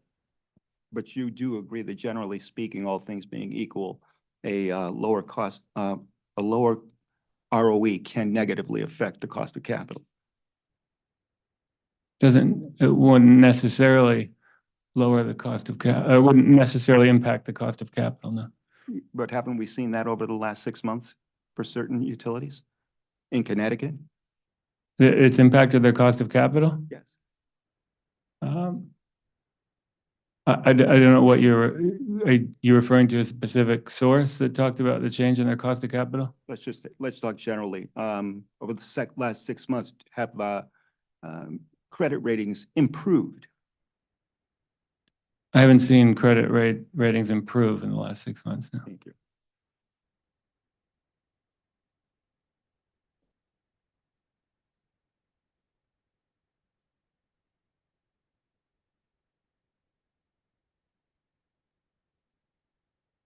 Now, talking for a moment about capital investment, isn't it true that an increase in debt resulting in increased CapEx will negatively or cause downward pressure on FFO? It will increase the amount of debt? Yes. The increased amount of debt associated with CapEx. Are you talking at the holding company level or at a regulated subsidiary level? Why don't we do both? At both? Well, it's important to make sure we understand the two, because the capital structure at the holding company level for SJW Corp has been in the 40% range since 2019. And I guess Value Line had forecasted for 2023, it would go to about 50%. This is really important, I think, to focus at the holding company level in terms of what the capital structure has actually been in that regard. And what about at the operating company level?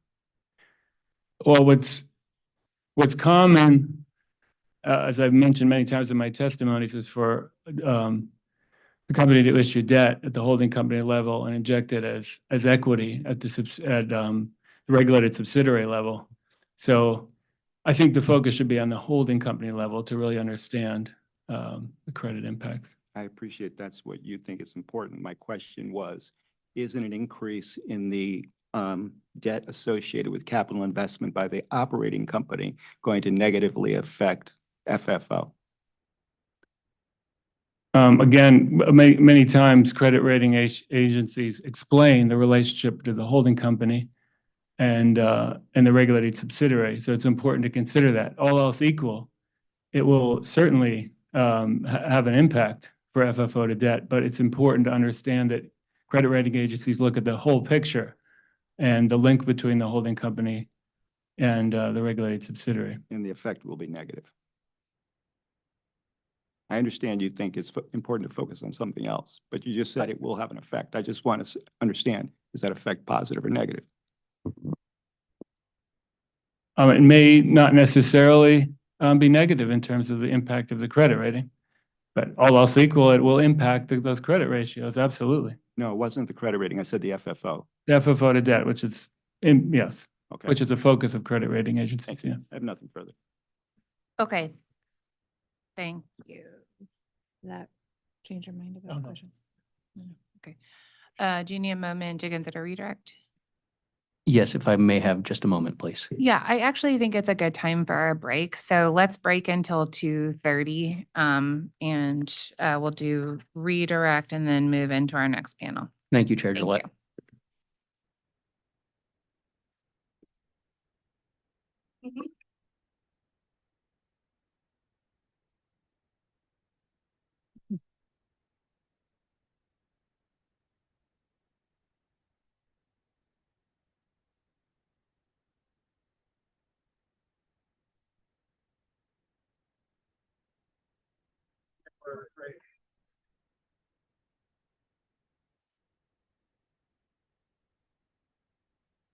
To be in the same building with them, then we were talking more weird about the street.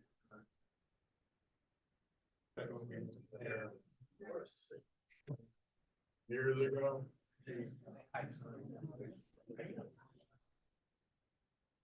How's it going? 38 years.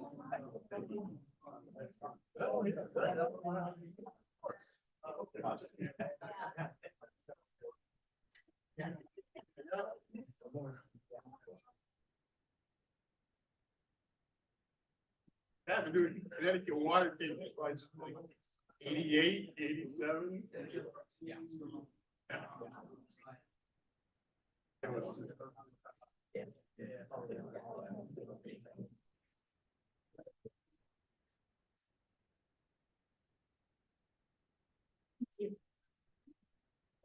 I'm still here. Maybe I'm a fool, but.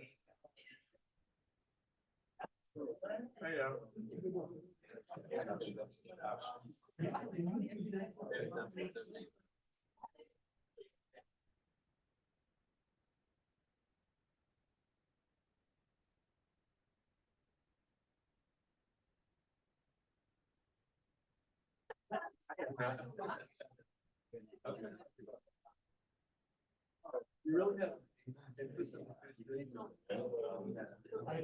There's some applications.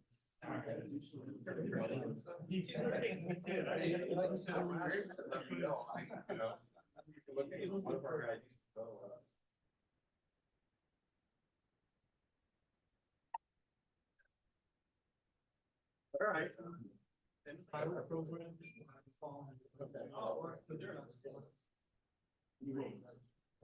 Felt like every year.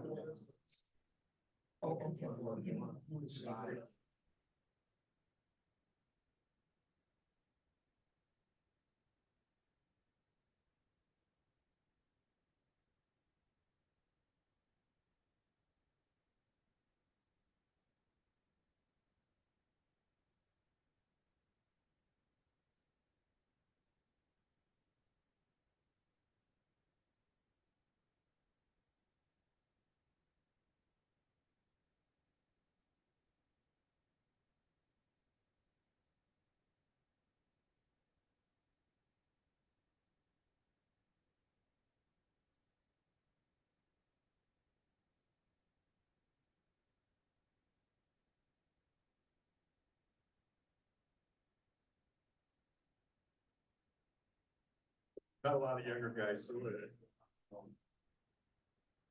But someday you might want to, man. You could be making bank. Making the bank, man.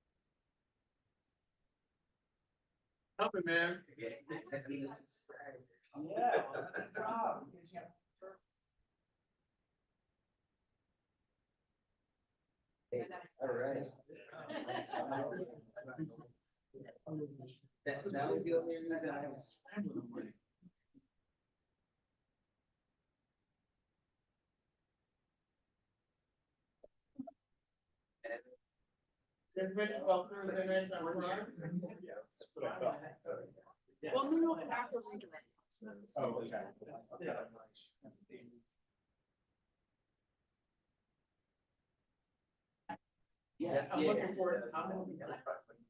Yeah. You know. But it's a big scam. That's what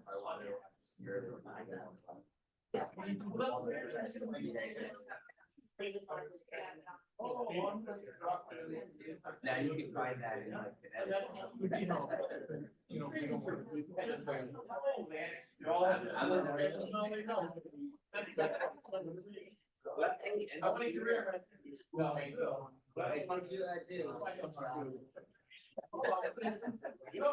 they discovered this. Oh, I got rid of that. No, he's all right. I have a. Holding up bird. Yeah. How's it going? Doing all right.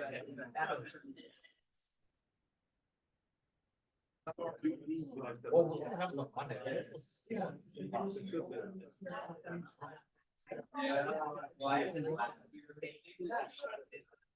I did two staff. I remember.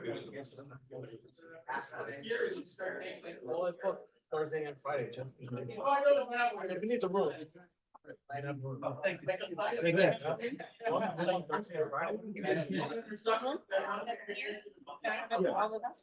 No, just Thursday and Friday, but I'm thinking to like lyrics, screens. Okay. We just do it earlier today.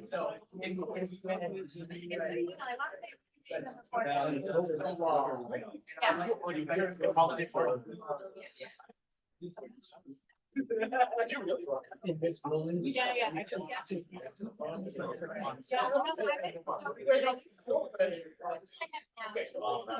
only place I know around here is butterflies. So whenever that ended. So I'm sure that's more than 5 years.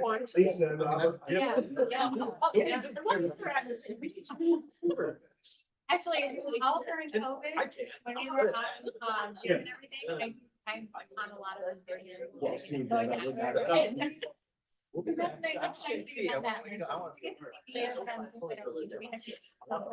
so nervous having like an open container and you were. That's right. Yeah. But yeah, no. It's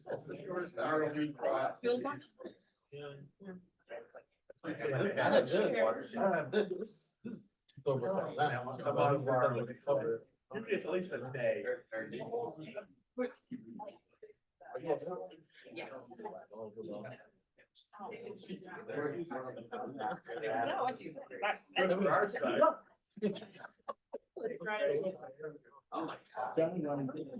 We got a whole bunch of stuff. Oh, he did. Yeah. Like I'm the cook. Maybe it's 'cause I don't want to. I saw it. Beyond my pay grade. I just. I'm the cook. Give me a swipe.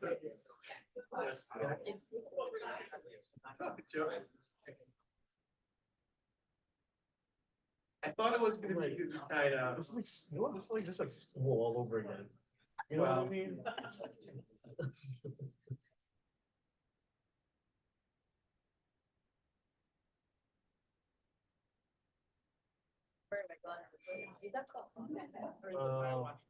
It's 2:27. That clock is off well known. It's off by like 30 minutes. Can't give them away.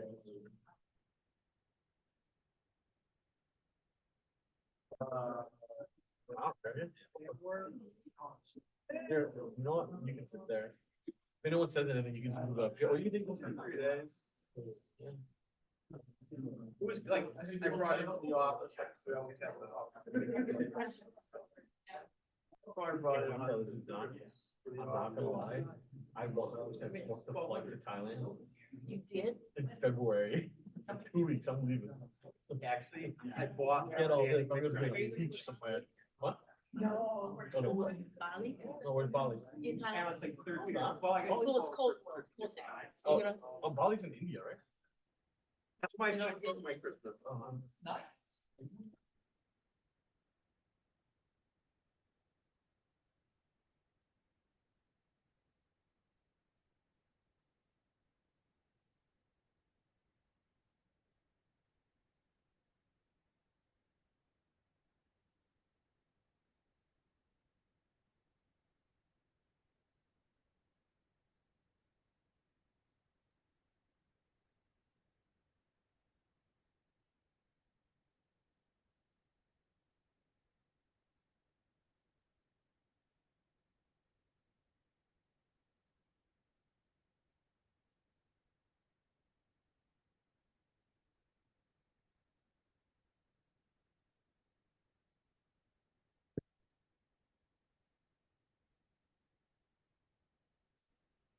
Okay, Director Lopez. Thank you, Chair Gillette. I do have some brief redirect. Okay.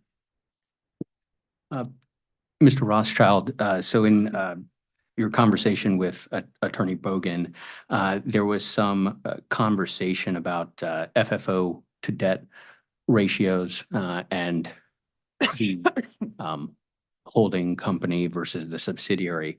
Do investors consider the FFO to debt ratio as well as the credit rating agencies, and how do they do that, and what are they looking at? Yeah, certainly. Investors would consider FFO to debt ratios. And of course, if that changes, it could impact credit ratings, and it could potentially lead to some increases in the cost of debt. But it's important to recognize when we talk about, we have to look at it holistically. And a reduction, if we're talking about reducing the authorized ROE, that could save consumers, in many cases, considerably more than any potential increase in the cost of debt. So it's really critical to understand that, and I think what I've seen is that is usually the case. Consumers can save considerably when you talk about within a reasonable range, reducing the authorized ROE. If there's an increase of debt, cost of debt, it's usually quite a bit smaller than the savings they receive. Understood. And so I know there was also a conversation with Attorney Bogan, and you mentioned that all else equal, a lower ROE will increase the cost of debt. But if the ROE is reduced, does the cost of debt increase proportionally, or is it directly proportional or related? No, that's not what I've seen.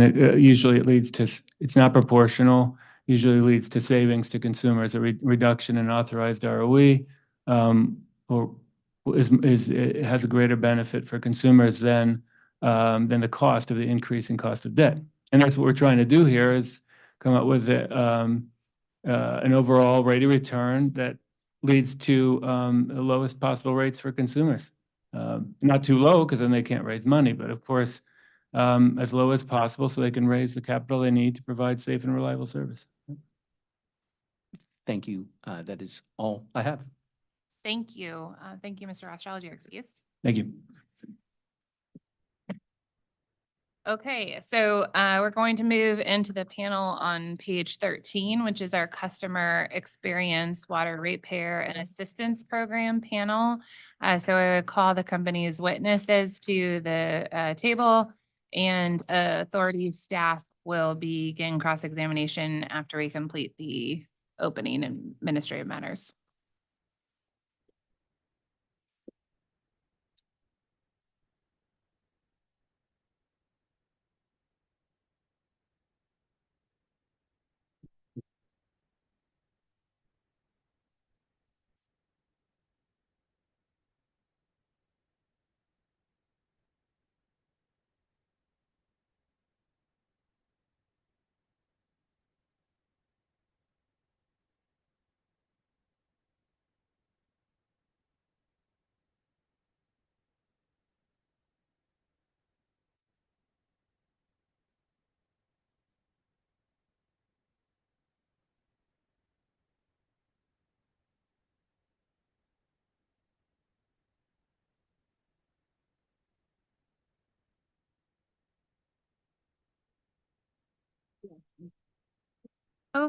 Okay, so I've got one new witness here. So Ms. Williams, do you prefer Ms. Royce Williams or Ms. Williams? Either's fine.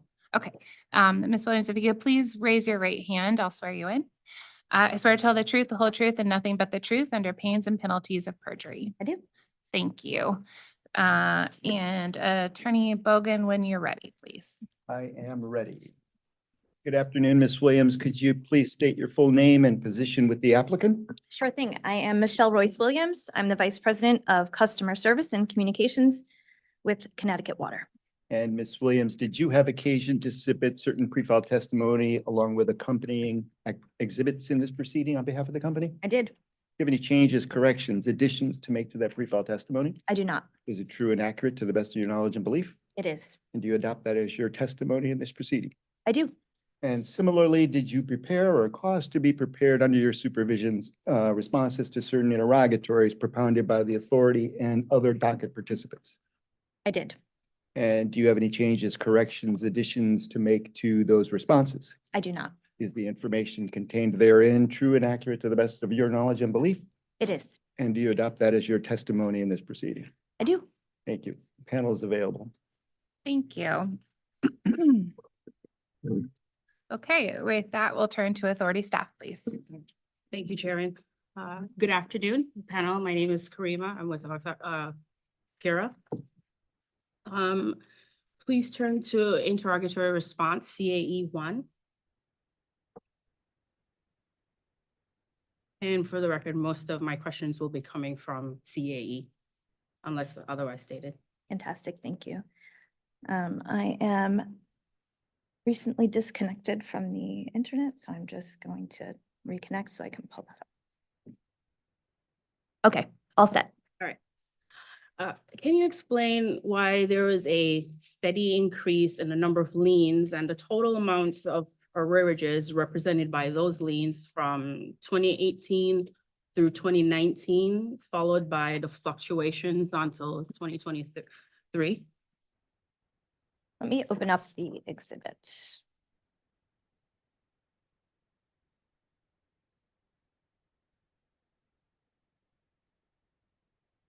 We place liens under certain collections procedures, which are outlined elsewhere in the document. So going back to 2018 through the present, I would say that this would be just directly related to uncollectibles at that time.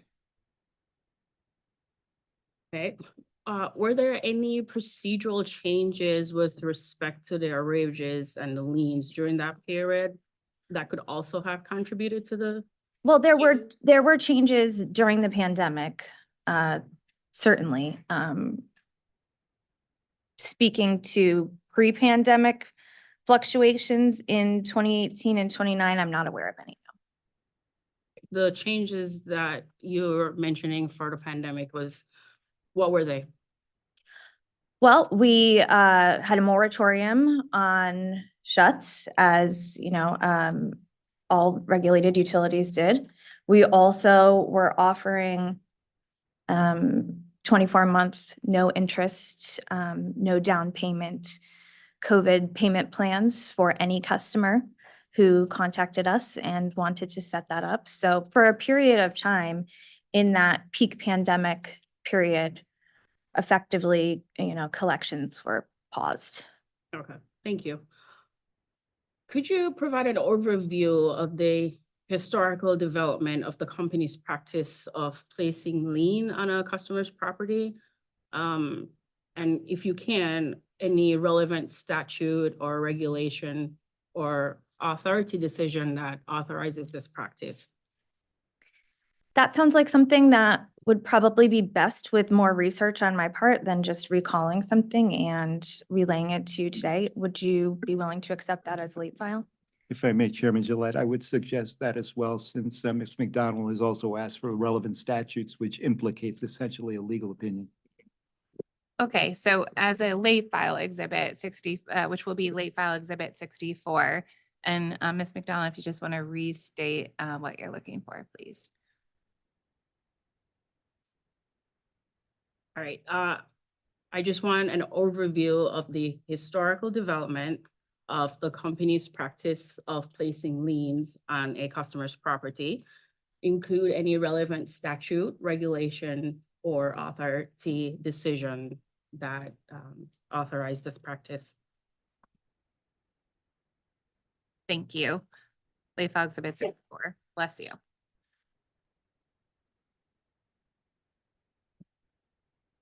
Ms. Williams, has the company done any analysis on the effectiveness of liens reducing uncollectibles? I would say that our analysis of our collections process is ongoing at any time to look at all of our collections methods and see which are effective for us and our customers, inclusive of payment plans and customer assistance. Specific to liens and a formalized process, no. Can you explain any potential significant consequences that may arise if this policy is permanently suspended or otherwise revoked or repealed? If the company were no longer able to place liens? Correct. Well, I would submit that liens are part of a number of tools that the company has to collect debt. And that the collection of our revenues does impact the rest of our customers and their costs. But the company has not done any cost benefit analysis to consider the cost of placing the liens versus the resulting litigations, have they? Is that what you were asking in your previous question, specific to costs of liens versus collection from liens? Well, I didn't quite get there yet, but since no analysis was done, I just want to confirm that at least the cost benefit analysis was part of whatever consideration is made by the company. Absolutely. We do look at the cost of placing liens versus the benefit of collection on those liens. And how does that impact?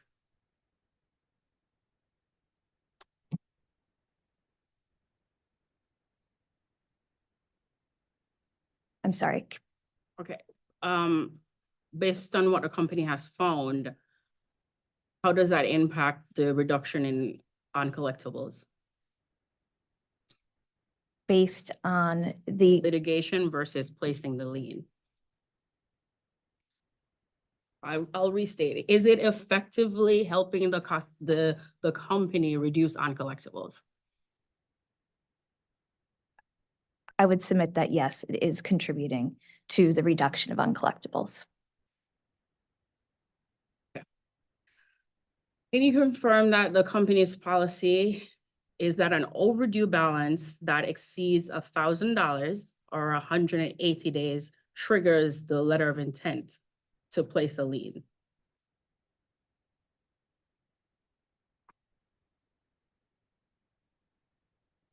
$1,000 or 180 days. Correct. Under our policies, we could place a lien under those circumstances. What steps are taken by the company to attempt to recover the balance before placing the lien? Oh, there are a number of attempts which are outlined in other interrogatory responses, but I believe it's also part of our H schedule where you can view our collections procedures and the outreach that occurs to customers within the period prior to a 180-day balance. Okay, are there steps different for the different customer classes? I don't believe so. Subject to check. When does the company actually apply the $216 lien placement fee? To be clear, the company does not place liens on any balance over 180 days and $1,000. The company's policies indicate that we can place liens in those cases.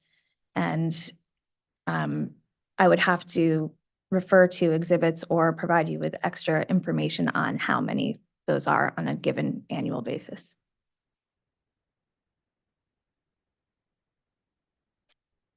Did the company provide those numbers to CAE1 response? Should that be revised?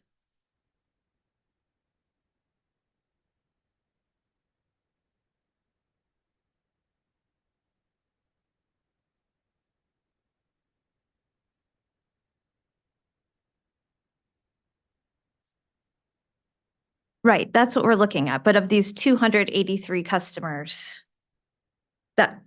so can you repeat your question so that I make sure that I'm answering you in the way that you'd like? When does the company apply the $260, which is in your fee schedule, that placement fee to the customer?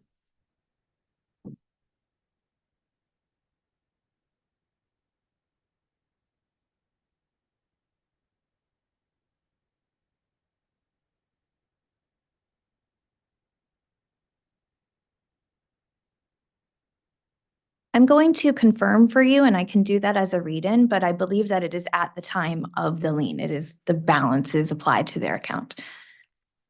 Okay. Okay, so as a read-in, and I think we are up to P. I can confirm now. It is applied at the time of filing. Okay, Thank you. At the time of filing. When we the lien. file the lien, Okay, correct. Thank you.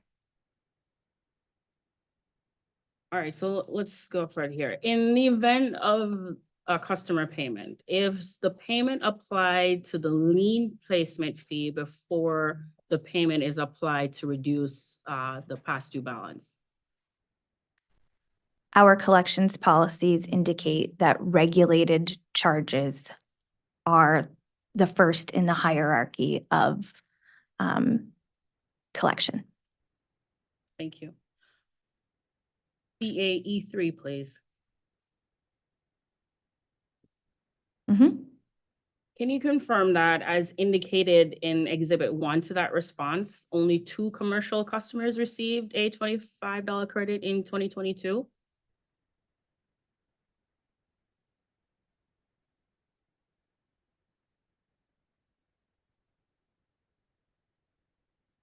I'm just confirming visually, but yes, that is what it would appear. Do you know why that is? Courtesy credits are at the discretion of our call center representatives.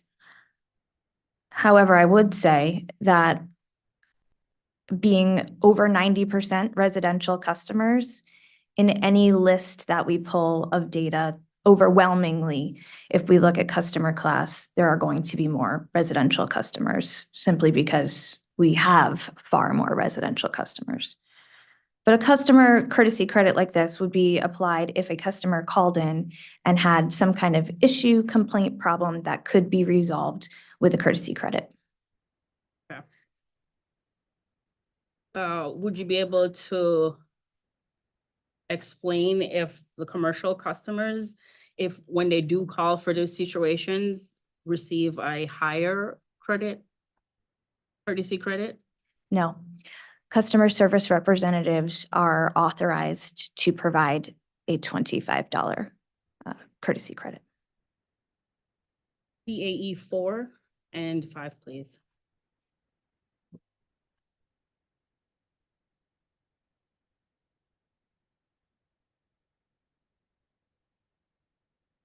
Okay. Is there a system in place to monitor or keep tabs on the number of billing complaints the company receives?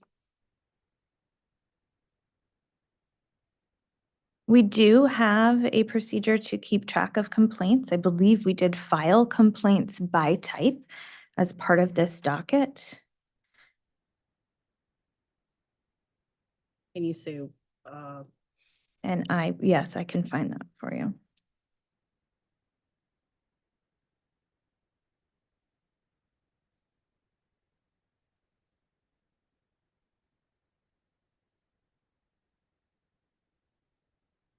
It appears that that will be in Schedule H 4.0.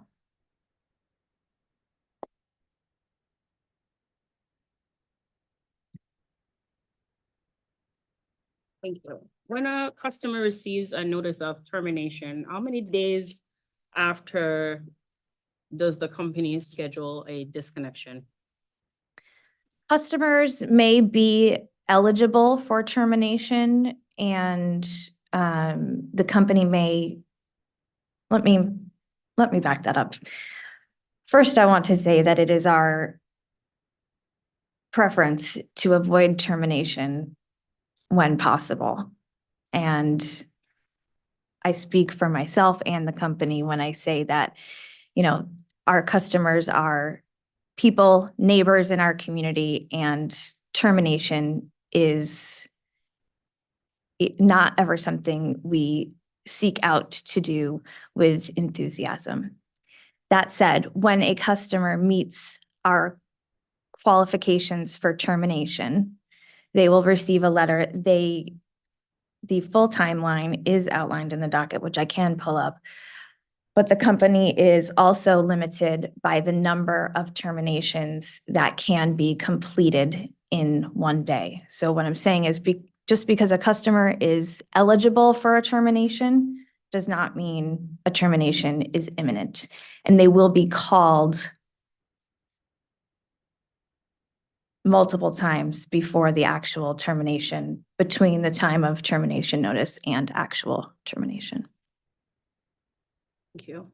If a customer is dissatisfied with the resolution of a billing complaint, why are they only given 13 days from the mailing of the termination notice to speak with a company review officer? You're referring to CAE 5? Yes.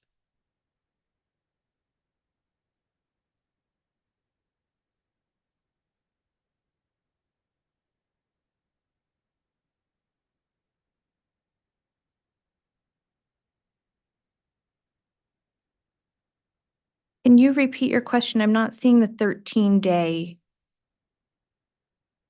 window that you're referring to as in reference to the company review officer. And that's on the company's website. Okay, on that link. So I'll let you finish.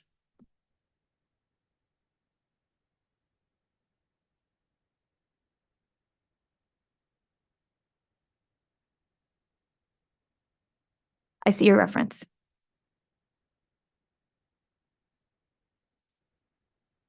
Is your question as to why the policy of the 13-day? Yes.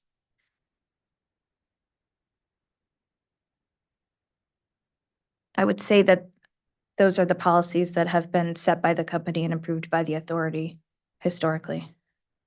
So the language here for the company's review officer, this was approved by the authority?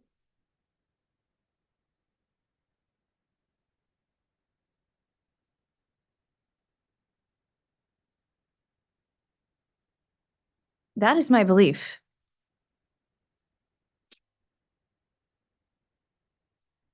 Do you have evidence as to when this was approved? Or where it was approved? Well, our customer bills are approved by the authority. This same notice appears on the customer bill that is on our website.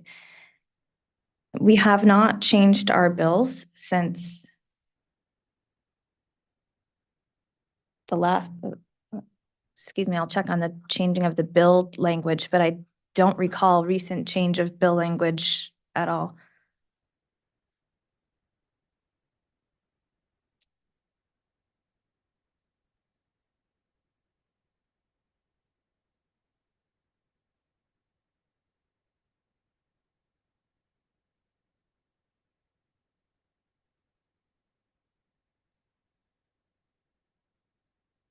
Thank you. I'll toggle between CAE 6 through 8.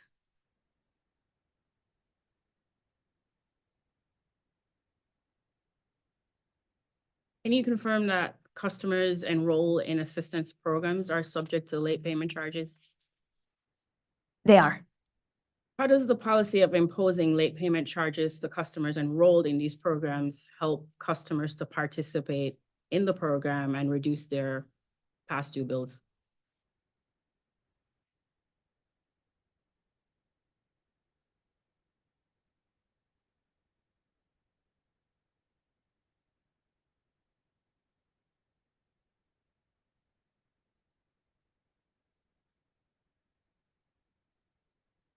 Customers who are in our assistance programs, many of them are not subject to late fees because their bills are paid on time. We have a variety of assistance programs, both customer grants, and those are often customers who have unpaid balances, and our water rate assistance program, which is a discount proactively on a water bill for customers who are at 200% federal poverty level or below.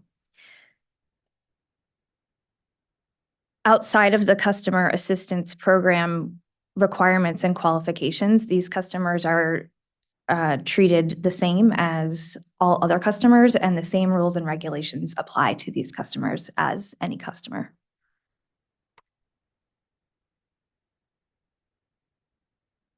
Can you confirm that customers who are enrolled in the assistance programs can make partial payments during the billing period? Absolutely, any customer may make partial payments.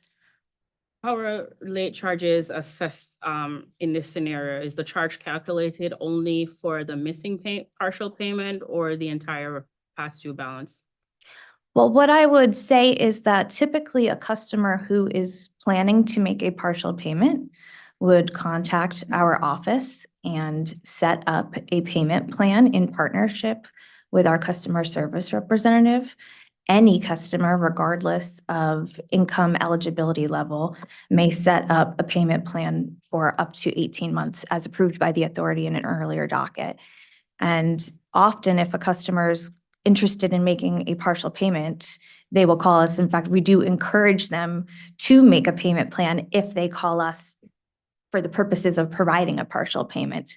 Customers in payment plans are not subject to late fees and interest charges, provided that they keep the requirements agreed upon in their payment plan. Thank you. EAE 7, please.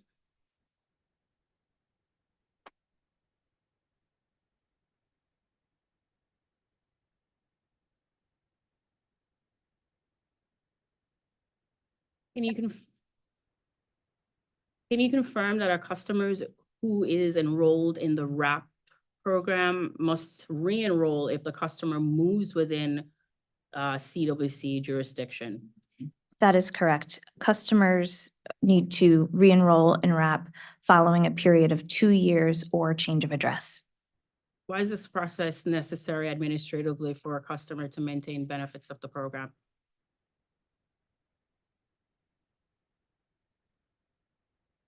I would say that that is an approved part of the program that was approved in our last docket, but practically it does help us track customers across addresses.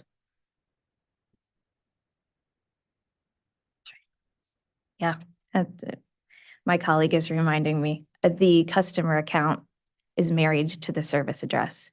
Therefore, your customer account number does not follow you from address to address. Does the change of address then restarts the 2-year timeline to re-enroll? Correct. Back to CAE 8. Explain the 30 days timeline for customers to make payments on a deferred payment plan.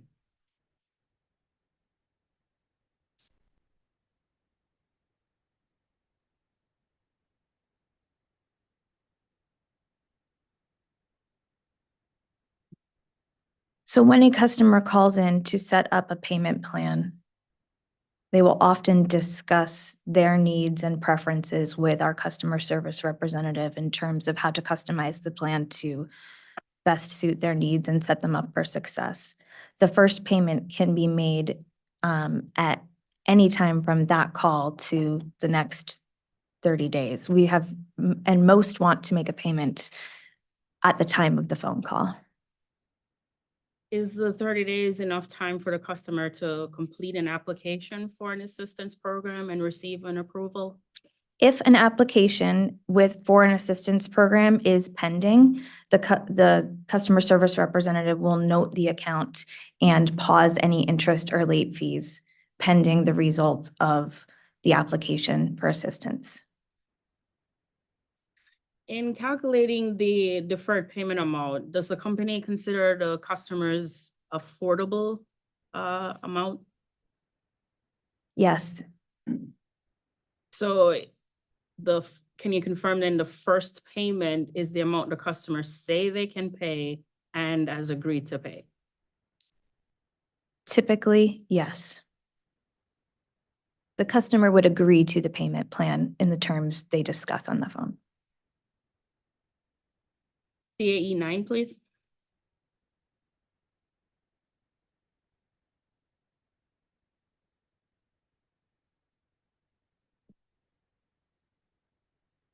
Does the company assess security deposits? No. Did other water companies acquired by the company in previous years assess security deposits? Do other water companies acquired by Connecticut Water in previous years assess security deposits? I believe that they did and that those were returned. Okay, you said they were returned. According to that response as of June 7th, 2022.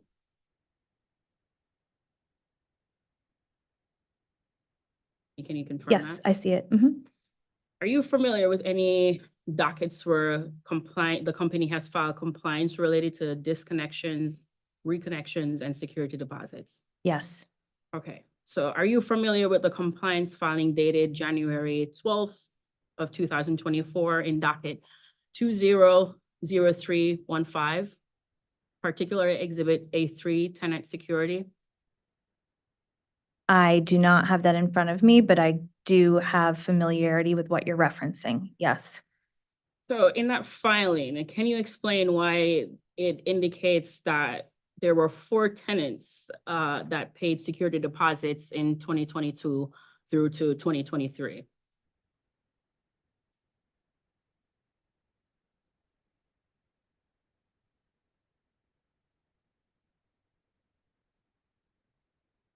If you'll give me a moment.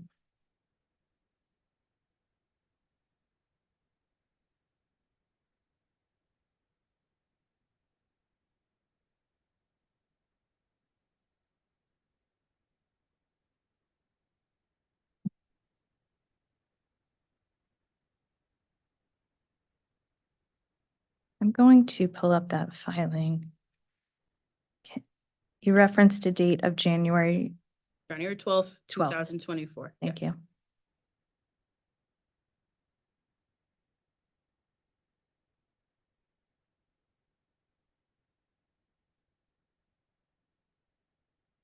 We do have elsewhere in the, oh,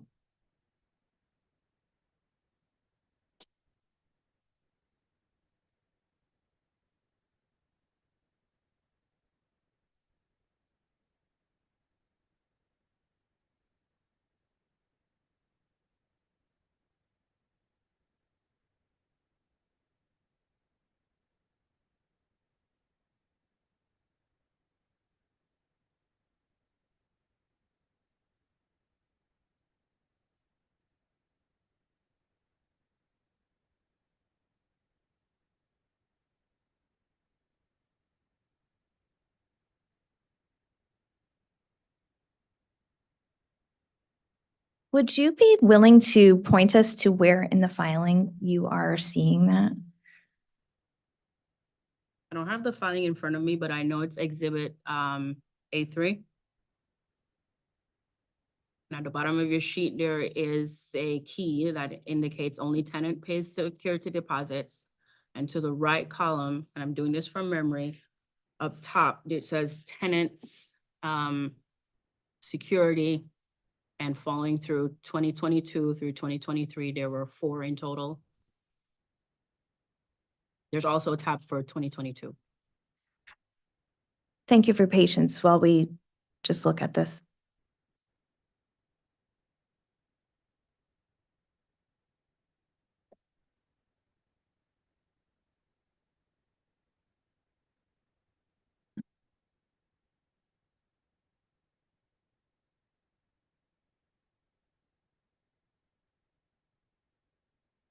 Would a late file help? I think it would. How did you know we were going to ask? I didn't want to take up much time paying attention to the clock. Thank Chair, you. a late file, please. Sure. So we're up to late file exhibit 65, and so say refer to exhibit A3 from 2003-15, correct? Yes, compliance dated January 12th, 2024. Thank you. January 12th, 2024. And the question is, I'm sorry, Explain why the filing indicates that 4 tenants have paid security deposits in 2022 through 2023. very good. So that's late file exhibit 65. Thank you. AE 10, please.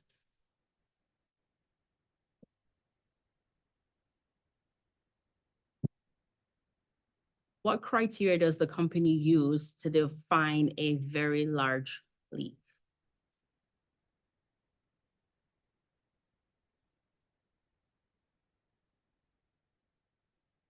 I don't believe we have a definition for a very large leak. That would be defined by our customers.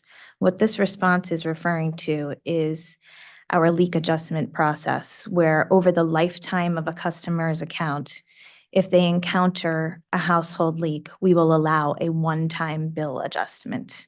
Since that adjustment is once over the lifetime of the account, we allow the customer to choose if and when they want to utilize the leak adjustment. Okay.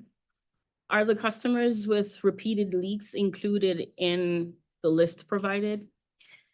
No, this is a list of leak adjustments, otherwise known as waste adjustments, or you'll sometimes see it as WAJ. Again, those are once in the lifetime of the customer. So repeated leaks would not be eligible for further leak adjustments. When a customer requests a leak adjustment as part of the leak adjustment process outlined in the docket, the company does require proof that the leak has been repaired.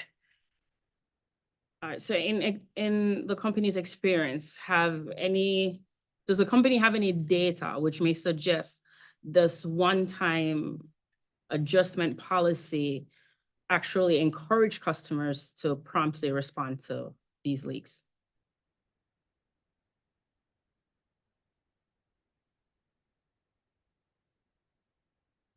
Anecdotally only. I would say anecdotally, yes. CA 11.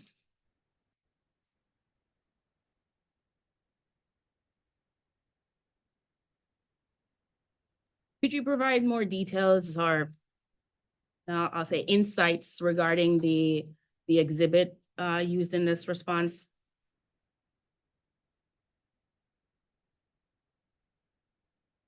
Specific to anything in particular? Yes, please. The public fire, private fire, and public authority.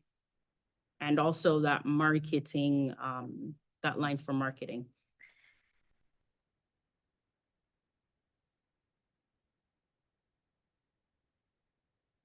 I believe that marketing is one sale for resale customer who is no longer in business. So that line's a bit of an anomaly looking at the sheet.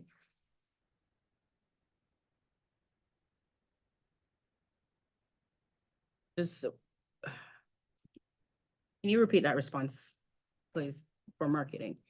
Correct. That classification of customer, I believe, was one customer in a sale for resale situation. What another way to say sale for resale? Sales for resale is our designation. Yeah. So why wouldn't it be listed under the residential or the commercial customer type? Just our system classification.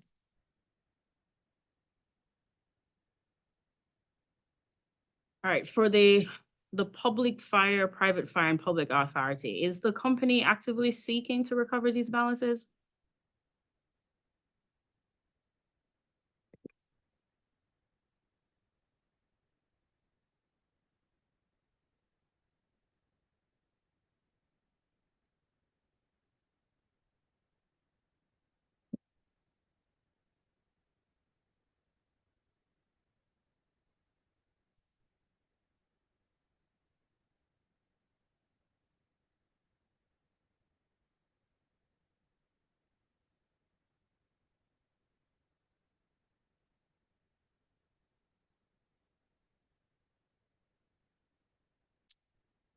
Do we need a late file for this?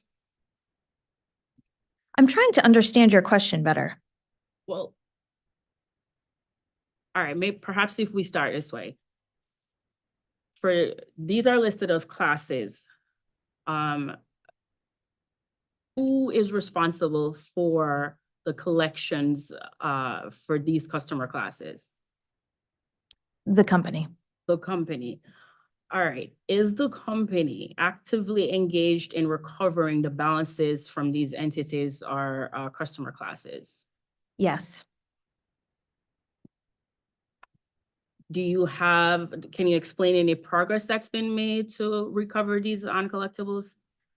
I could certainly update this chart with 2023 numbers. Okay, we could start there. There should be an exhibit in the case that shows not at a customer class level, but it shows write-offs and then recoveries separate. So it demonstrates sort of the what's coming back piece. Okay. I just need to find that exhibit. Yeah.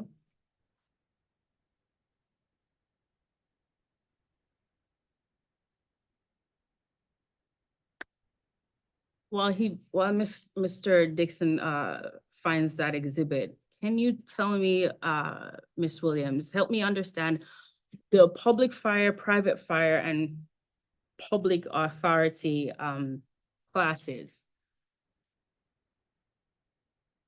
Are they related to the residential or the commercial classes, or are these classes outside of your typical residential, commercial? They are outside of our typical residential or commercial classes, yes. And which entity would fall under these categories? It could be a municipal fire department, a private fire service for a particular development, things of that nature. And these classes are subject to the same collection practices that the company has for residential and commercial customers? Yes.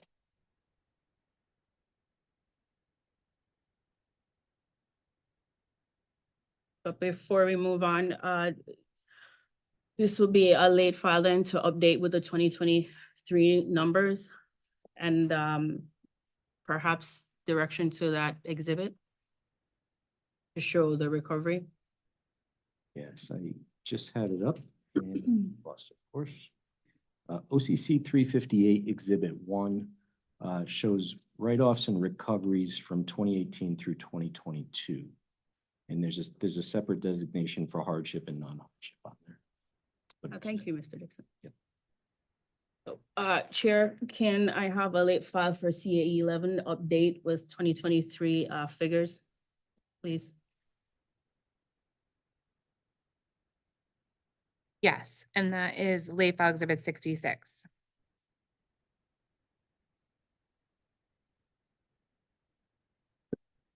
CAE 12, please.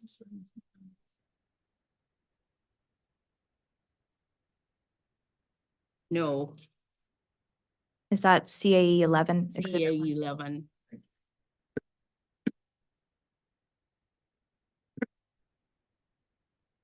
Let's move to CAE 12.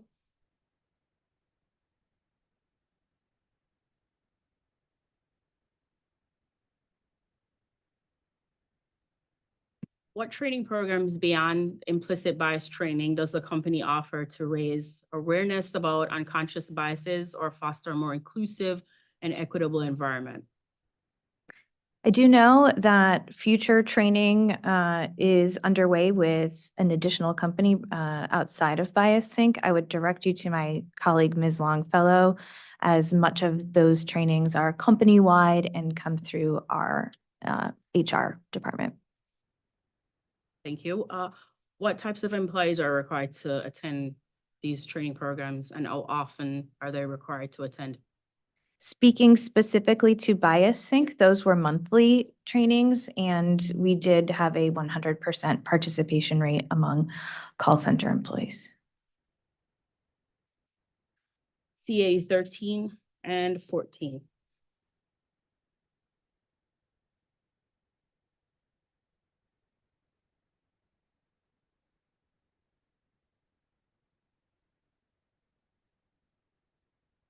Can you confirm that a customer actively enrolled in an assistance program or a deferred payment plan would not receive a termination notice or subject to termination procedures if they fail to make on-time payments?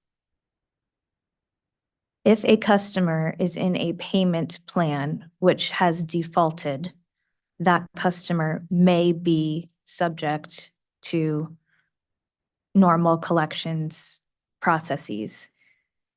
If a customer is in a financial assistance program, so any customer can be in a payment plan. If a customer qualifies for a financial assistance program, they will not be subject to termination. Thank you. CA 13. In the response to CA 13, let me know when you're there. The company states it makes every effort to avoid termination due to non-payment and to make contact with customers to set up payment plans or other arrangements to avoid termination. How does the company measure the success of these efforts? I would say one measure of success would be in our tracking of the number of payment plans.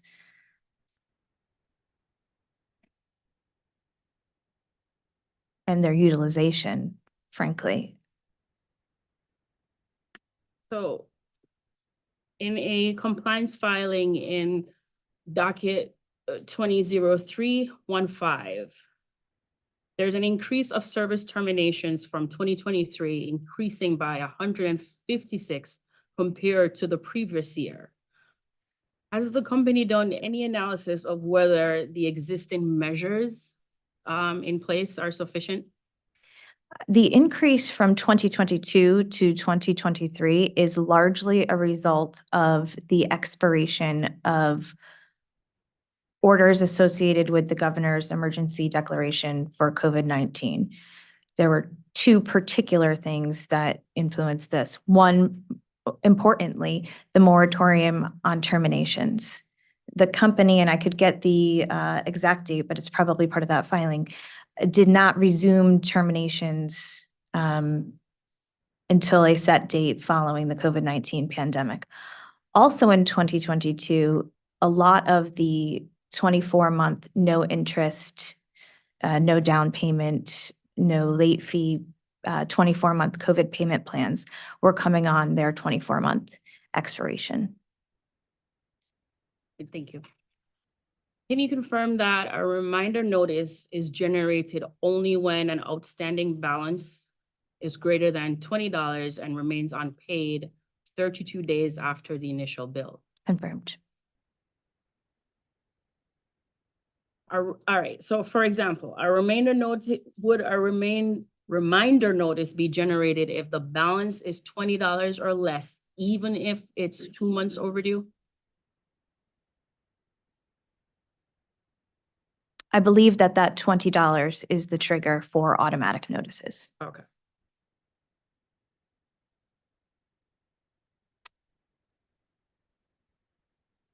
How did the company establish the $63 unpaid for 63 days threshold for issuing shut-off notices? That was part of policies and procedures approved through the authority. And do you know if any other thresholds were considered during this time? I am not aware. Has the company engaged in any analysis to determine the effectiveness of this threshold in terms of administrative efficiency and the debt management? Not specifically, but I will say that in 2023, the collections process as a whole was evaluated as part of another docket with this authority where our collections procedures were reevaluated and reconfirmed as adequate, inclusive of consistent payment plans with other utilities.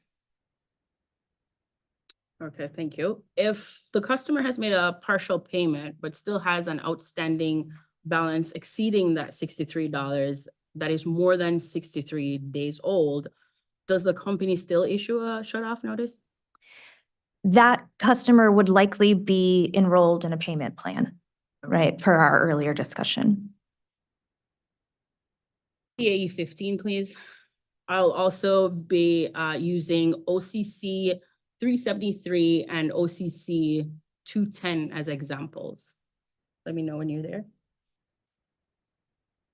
OCC 373 was the first one you said? Yes. Thank you. And OCC 210.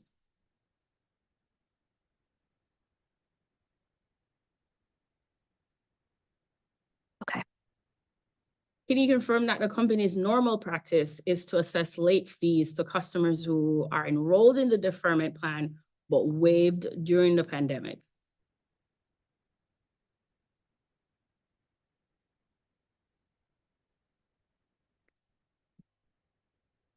Let me use your question in the answer so that I make sure I'm answering it correctly. Customers who enroll in payment plans are not subject to late fees in the terms of their plan. But for those who, prior to the enrollment, those fees were waived during the pandemic, according to this response.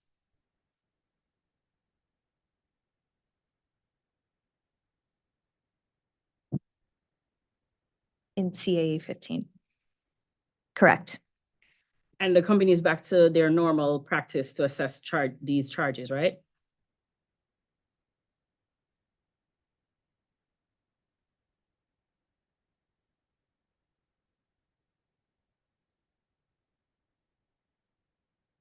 Yes. During the pandemic, were the late fees only waived for customers actively enrolled in the deferment plan, or was it for all customers? Only those actively in the deferment plans, I believe. which again, were available to any customer.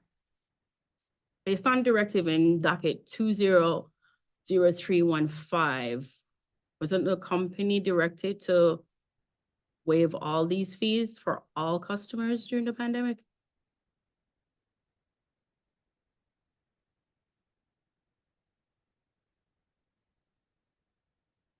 I'd have to confirm. That is not my memory of the directive, but I am guessing you have it in front of you. Actually, I don't, but all right, let's just do this. I'm gonna request a late file. And in the late file request, please address that prompt.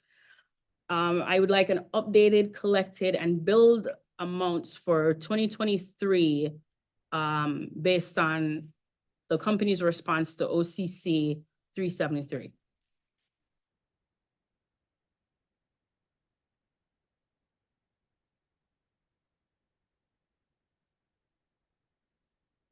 Okay, so late file exhibit 67 is, so refer to OCC 373, provide updated, billed, and collected amounts for 2023 and Include directives from docket number 200315 regarding assessing security deposits and late fees during the pandemic. Let's adjust that and remove security deposits, just late payment charges, please.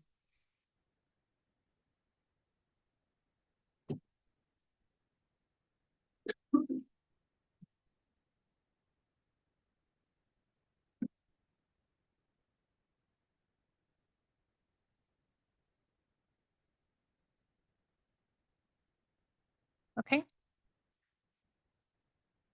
Can you explain how collecting late fees impacts the companies on collectibles?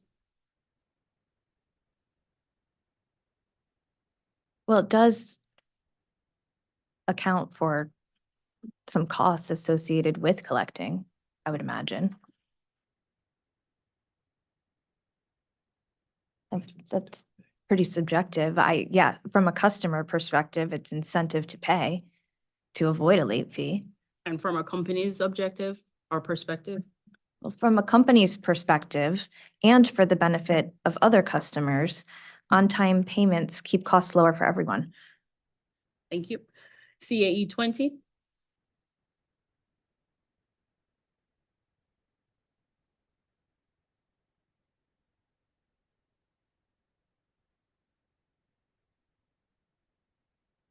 Mhm. Can you confirm that the company is not proposing an adjustment to the return check fee? We are not. Okay. Can you clarify the frequency at which return checks pose a challenge for the company, indicating where the issue, if the issue occurs frequently, somewhat often, or rarely?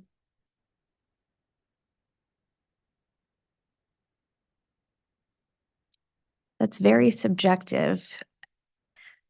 I'm trying to understand how often does the company have to deal with this issue? I would be happy to do a read-in with some firm numbers, but I would say that over time, that would be something that would ebb and flow based on customers, their financial situation, and also their preferred payment method.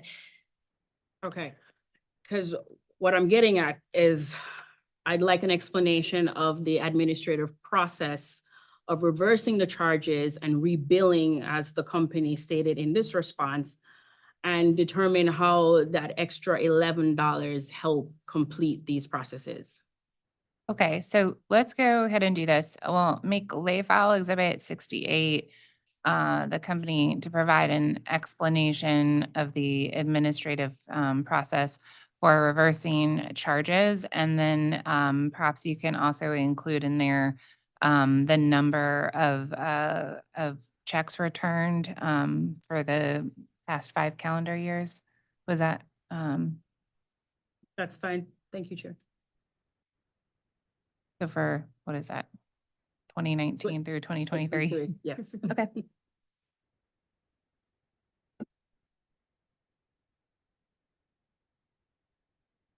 CAE 30.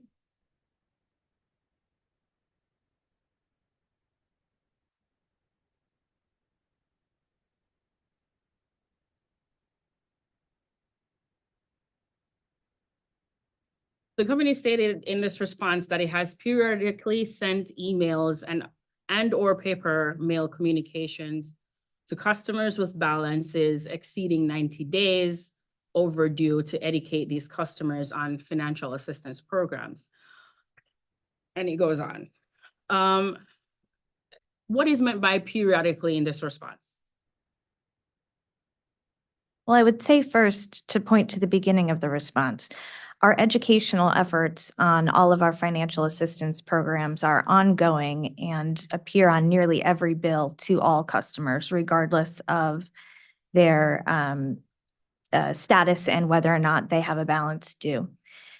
So when we say periodically, that has ranged in the last several years from anywhere to looking at that list and sending it out once a month to something more like quarterly. And again, these are just estimates based on my recollection. But our primary objective is to get information to all of our customers prior to when they find themselves with a 90-day overdue balance. And so the focus of our communications efforts on our financial assistance programs are that the message is always out front to all customers. Okay. Does the company engage in any additional targeted messaging or marketing for residential customers? Our marketing efforts would be social media, email, website, bill inserts, messages on the bills, the mailings that you discuss. It's part of our on-hold messaging when customers call into the call center and they're waiting to get a representative. And additionally, it's part of a call center script for any customer who expresses difficulty in payment or makes a partial payment. In Schedule H2 to 2.7, there's a copy of a sample shut-off notice. It appears that customers are informed that the full balance plus any turn off and turn on fees must be paid to reconnect their service. Right, that's correct? I just want to pull that up. Do you have the page reference on that? Love to say yes, Mhm. but it's, Okay. no. We have, It's the starting of the schedule. I know that much. okay. And can you repeat your question on this? Customers are informed that the full balance plus any turn off and turn on fees must be paid to be reconnected.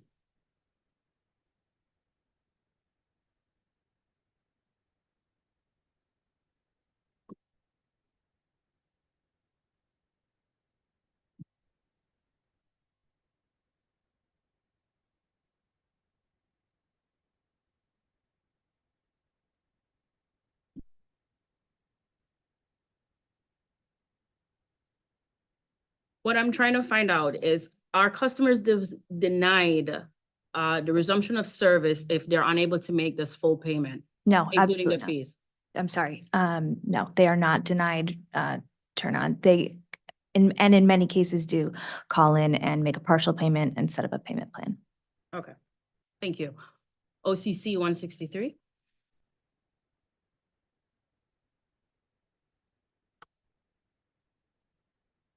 Exhibit 1.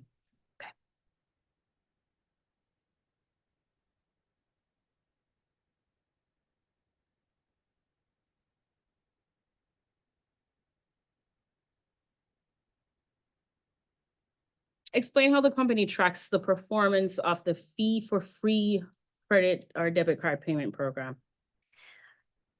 I'm glad we're discussing this because I think that there is some confusion in how we all refer to credit card fees. So what you're seeing in OCC 163 Exhibit 1, Those are the fees charged to Connecticut Water directly by the banks. So your MasterCard, Chase, American Express, those come to Connecticut Water directly from the banks. When we're talking about fees for our online bill payment provider, which came up a bit in testimony yesterday, we're talking about transaction fees, which are not included in this exhibit of OCC 163. I do have another exhibit where they're outlined a bit further, and we can look for that.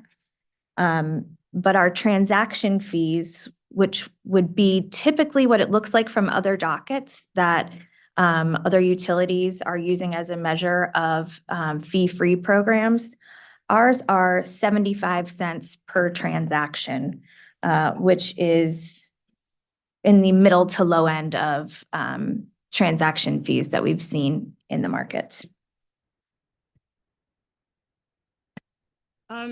Has the company performed any analysis to evaluate, comparing the fees to other utilities here in the state? Yes, we have. And while you'll see in the testimony that and this will come up elsewhere, that we did not go through a competitive bidding process on our invoice cloud, we did look at the fees of other utilities and other providers and found them anywhere from $150 to $395. Ours are 75 cents per transaction. You provide that in a late file. I certainly can, but it's all what I gleaned from other dockets, but I'll cite them in a late file. Okay, so we're up to 69, I believe. So Ms. McDonald, can you just summarize for me, please? You were gonna say that. I know. I caught the part where we need to cite to other. Right, to other dockets, in the evaluation of comparing credit card, debit card, and transaction fees compared to other utilities within the state.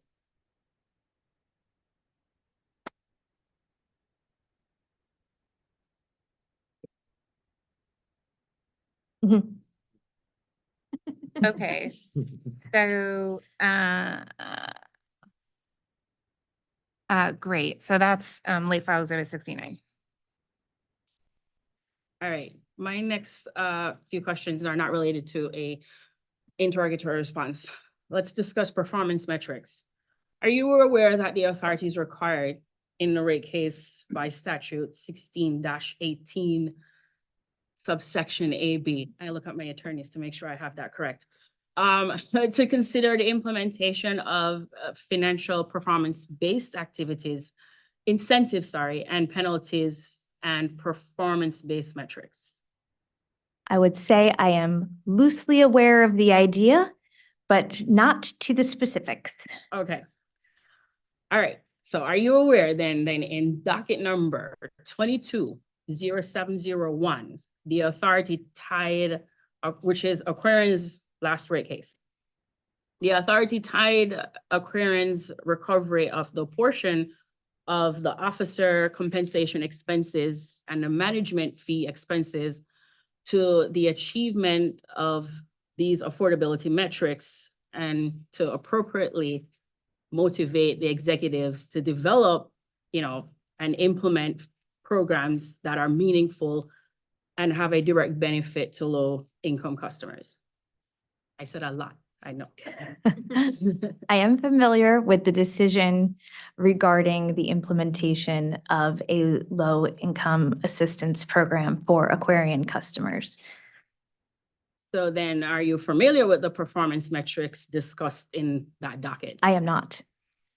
Okay, I will direct you to docket number 220701, and I'm going to request a late file.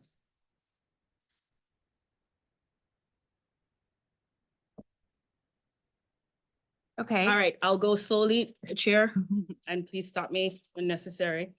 I would like the company to identify where there are limitations in measuring Connecticut's water performance using the same metrics, using the historical data from 2018 through 2023.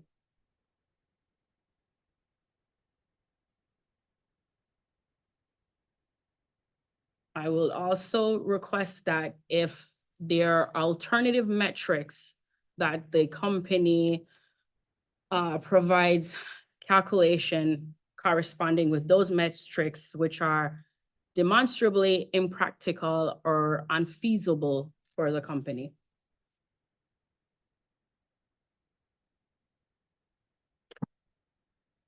Such that if there are metrics identified in the Aquarian rate case that would not be possible for us to track, we, in that late file, would supply substitute metrics. Correct. Thank you. And their calculations, most important. Mm-hmm. I remember the metrics from the decision in the case, but they weren't ones I was familiar with. Is the calculation of those particular metrics laid out in the decision? Yes, they are. Thank you.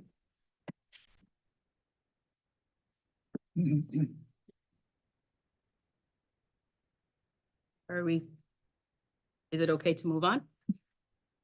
All right, let's go back to interrogatory responses, particularly CAE 26 and 27.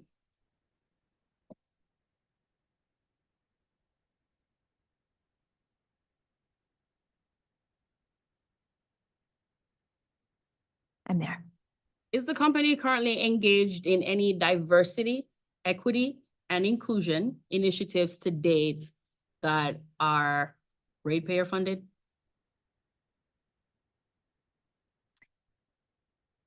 Subject to check, I believe bias sync and those costs regarding training would be included in our rate request. And our other major initiative is actually a no-cost initiative, which is our Diversity, Equity, and Inclusion Council, a voluntary council of members throughout the organization, which meets monthly to determine DEI efforts, suggest DEI efforts and initiatives for implementation across the company. I would say that the other no-cost DEI initiative that we engage in as a company is our participation with the CEO Pledge for Equity and Inclusion, which our CEO has signed on to. And as part of that group of CEOs who have committed to a set of diversity and inclusion objectives, we gain access to trainings, articles, white papers, best practices that we can then implement throughout the company. Thank you. For those that are ratepayer funded, can you explain where they're included in the application for recovery? Can you direct me to there, please?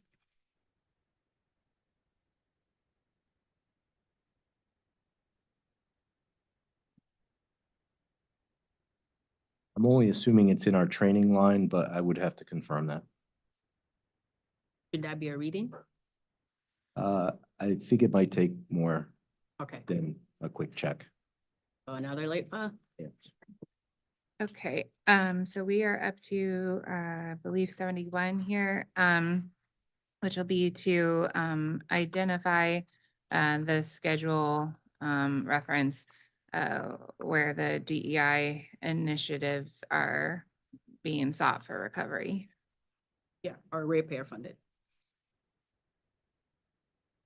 All right, is it okay to move on? You mentioned the CEO's commitment to DEI. Which of those initiatives are targeted to impact Connecticut operations and customers? Any or all. It's more a set of principles and commitments if you look at the pledge. Okay. Does the SJW group provide any non-ratepayer funds to its operating companies to support DEI?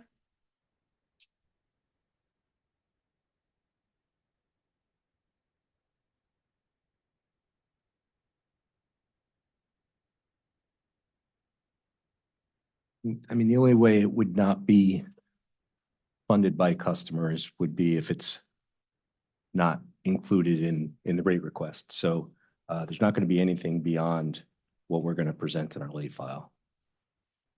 Okay. All right, so in your response to CAE 26, you state that Connecticut Water recognizes the needs of environmental justice communities and the responsibilities toward provision of equitable service, investment, and affordability for all operating communities. Before we get into that, what does environmental justice communities mean to Connecticut Water? In the purpose of this response, I looked up the state's information on environmental justice communities and its definitions. That largely led me to a page on the DEEP website, which defined it with some mapping and the general statutes that I cite in the next paragraph. Okay, so what specific measures were implemented to identify the needs mentioned here in CA 26 to serve these communities? I think that's more of an agreement with the overall assessment and statement of environmental justice communities as defined in that research. So I don't know that that's answering your question. If you want to I'm rephrase that, looking I'm for happy. the action steps that the company have implemented for these communities based on the definition of environmental justice communities. Well, I would say that they are outlined in that response. As I was mentioning, you know, a lot of that information talked specifically about affecting facilities and their impact on environmental justice communities. We do not have any facilities that meet that affecting facilities definition as defined there. But in the response further, I do talk about our process to identify investments, which Mr. Peeling went through earlier in the docket, such that our projects are prioritized on the criticality of the need and expected risk reduction regardless of, you know, the community in which they are needed. So CWC hasn't, oh, let's put it this way, has CSC identified, or how did the company identify the needs that you're referring to for these communities? Other than what's in the statute? I'm not sure that we say identified specific needs. I think we recognize that environmental justice communities do have needs as an overall statement. Okay. How is the company illustrating its recognition then of the needs and actively working towards additional solutions? I think that the proposed expansion of our water rate assistance program is a good example of that. Looking at the definition of environmental justice communities as presented on the site, there is an income component, and the expansion of our program addresses that. Are any of those examples tied to the goals of SJW?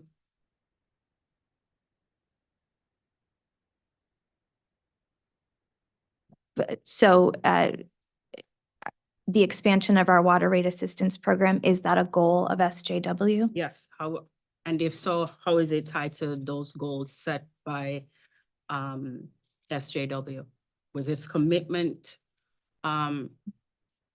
explicitly stated in the sustainability report for 2022.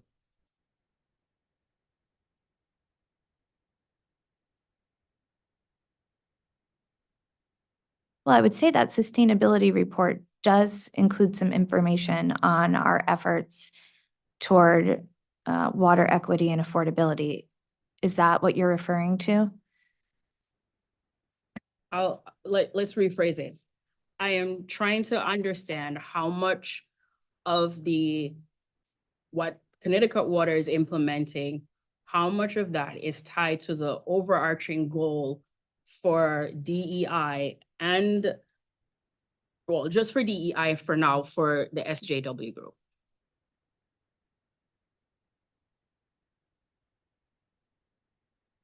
Yeah, I'm not sure that I have the answer you're looking for. It's not tied to any type of incentive compensation or stated metric at the group level.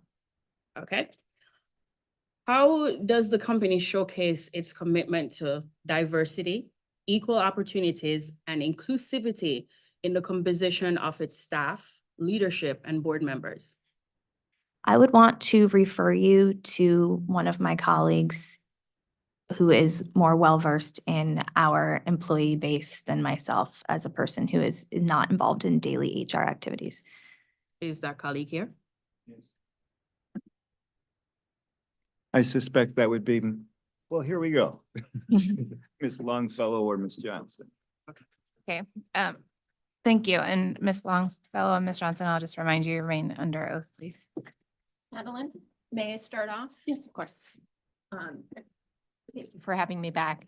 SJW Group has made commitments, as you've noticed, through our sustainability report.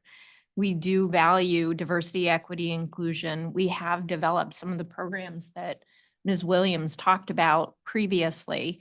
Our goal is to create an environment for our employees, our suppliers, our vendors, to feel included, to feel like they belong, and then to have opportunities within the company or within our contracting processes to be able to do business with the company or attain higher levels of promotion or skills or training in their chosen field. So I will turn it over to Madeline to give you some additional information. Yeah, I'll speak specifically to recruiting and how we view promotions and retentions within the organization. About 2 years ago, we made a strategic addition to our HR staff to add a talent specialist. What this has really done for us is allowed us to ensure consistency through our recruiting process so that all additions, promotions, things like that run through, the same person who has expertise in the area. One of her activities that she does anytime she has a new interviewee onto a panel, making a selection for an employee, is to give them some basic training on bias, particularly in selection of employees. So does the company current composition of employees match your customer base? We can file as a late file exhibit if you would like the EEO breakdown. It's not broken down by community, it's broken down by county. And that's of your workforce, your customer base, or both? It would be of our workforce in comparison to the community by county. Okay, I think that is what we're looking for. I would like to hold off on that late file just yet for a response to the other part of my question. Okay. So that was for employee staff. Let's talk about the composition of leadership. Does that match the customer base? How is that reflected in the customers that you serve? So We look at this as a journey, not as if we have arrived at the destination. You know, our goals have been to broaden our recruiting pool so that we have the ability to access, you know, talent that is more reflective of the communities that we serve. We are not where we want to be today in terms of leadership reflecting the communities that we serve in. But we do actively attempt to access new lines and new pools of recruitment so that we're able to improve those ratios as we move forward. Okay, thank you. We can go back to addressing the late file with EOE, EEOE. EEO. EO.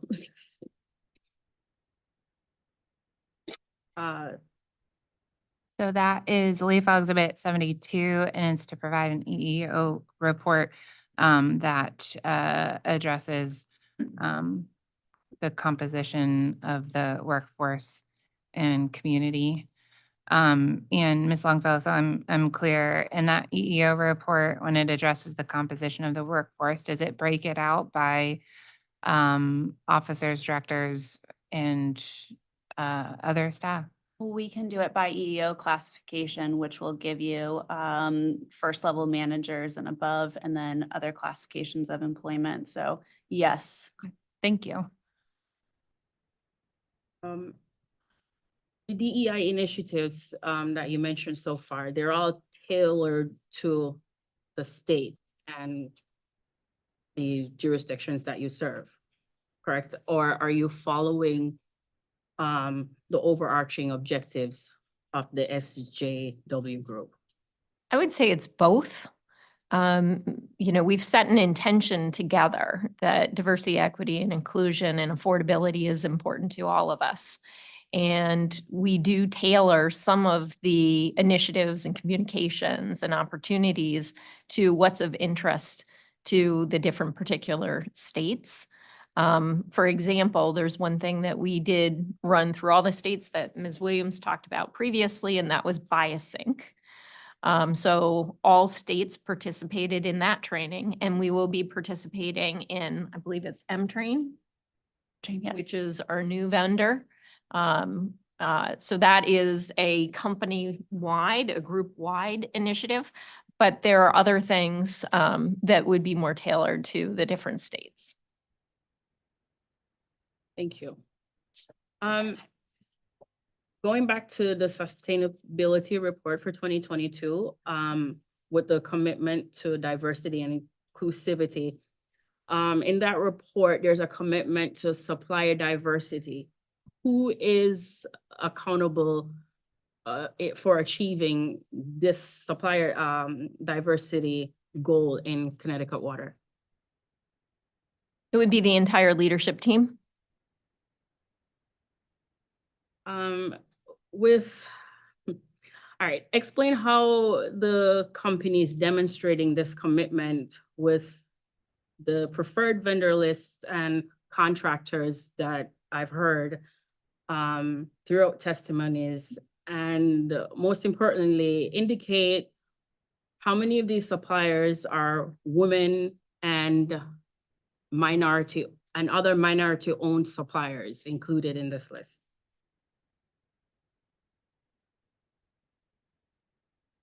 We do have a supplier diversity program.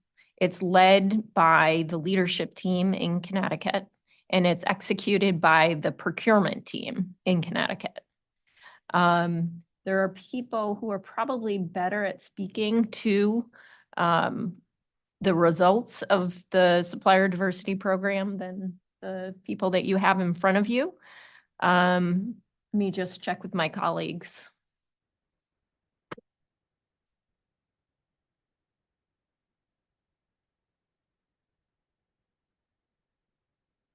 We think it might be more productive to get you the information that you just requested through a late file. That's fine. Chair, I would like that late file I'll give you the prompt. Provide the number of suppliers that are owned or operated by women and other minorities. And I'm going to take a look from the test year and the target for the rate year. And my final question, let me know. Yeah, My that's final late file question- exhibit. I'm so sorry. Late file exhibit 73. Thank you. These initiatives, were they prior to the merger? My recollection is we have always, since I have been part of the company since 2007, had initiatives around broadening recruitment pools and, driving diversity, equity, inclusion. I would say the vast majority of specific initiatives that we've talked about here today have began post-merger. Okay. How is the company measuring its success with these initiatives? So as Ms. Longfellow said, we do compare our workforce to EEO data, and we note variances.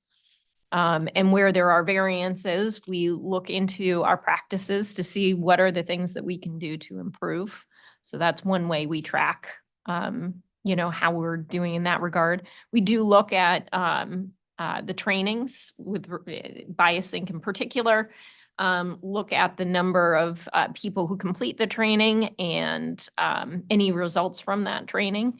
We also look at any types of complaints that might be filed with HR through the ethics hotline and make determinations about the level of risk of behaviors and activities that are contrary to our vision and goals related to diversity, equity, and inclusion.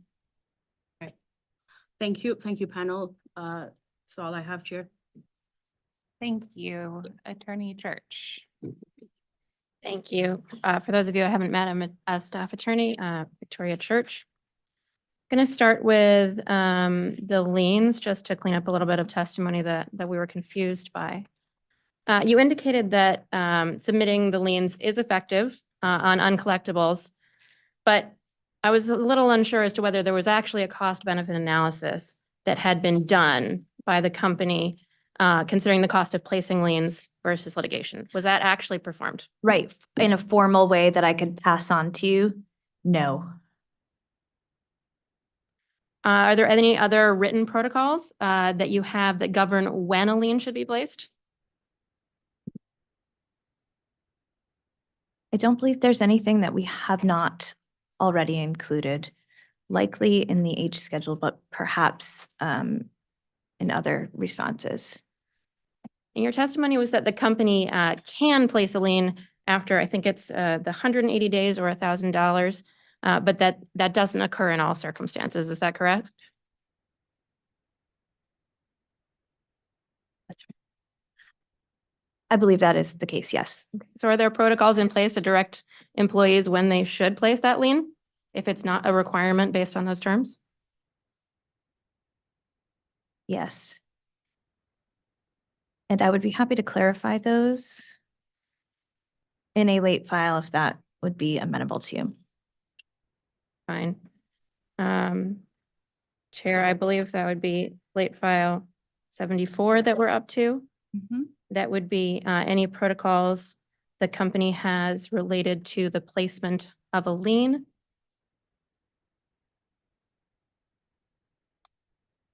I think we can leave it that broad, given the discussion we've had. Thank you. Thank you. All right, I'm going to turn to the fees and payments. You were discussing the $25 courtesy fee that can be an adjustment made. Is that correct? That is correct. What direction are your call center employees given as to when they should apply that fee, that courtesy adjustment or not? That is direction that's given to them through coaching and training as part of pretty standard call de-escalation and customer satisfaction protocols. Okay, that tells me when they get it, but what is it? Coaching, primarily, right? So, you seem very familiar with call center dynamics, right? And that every call and every customer can be different. So it would be hard for me to say that we have an if-then, map for the courtesy credit. It is a discretionary courtesy credit based on, the escalation of the customer and, what we have within our toolbox to satisfy their concern or complaint. Okay, so if it's a discretionary fee, does that mean that you don't have any way to ensure that it's applied consistently across your customers? While it is a discretionary credit, I will point to our coaching and training process in the call center by which call center leads, supervisors, managers, the director of customer service, and up through myself do listen regularly to calls and could identify if we felt that something was being inappropriately applied. Okay, and is bias training applied in your call centers related specifically to this fee adjustment? I'm sorry, I'm not referring to it in the right courtesy adjustment. Right. I think I understand your question, and I would say that they are two separate, initiatives. Okay.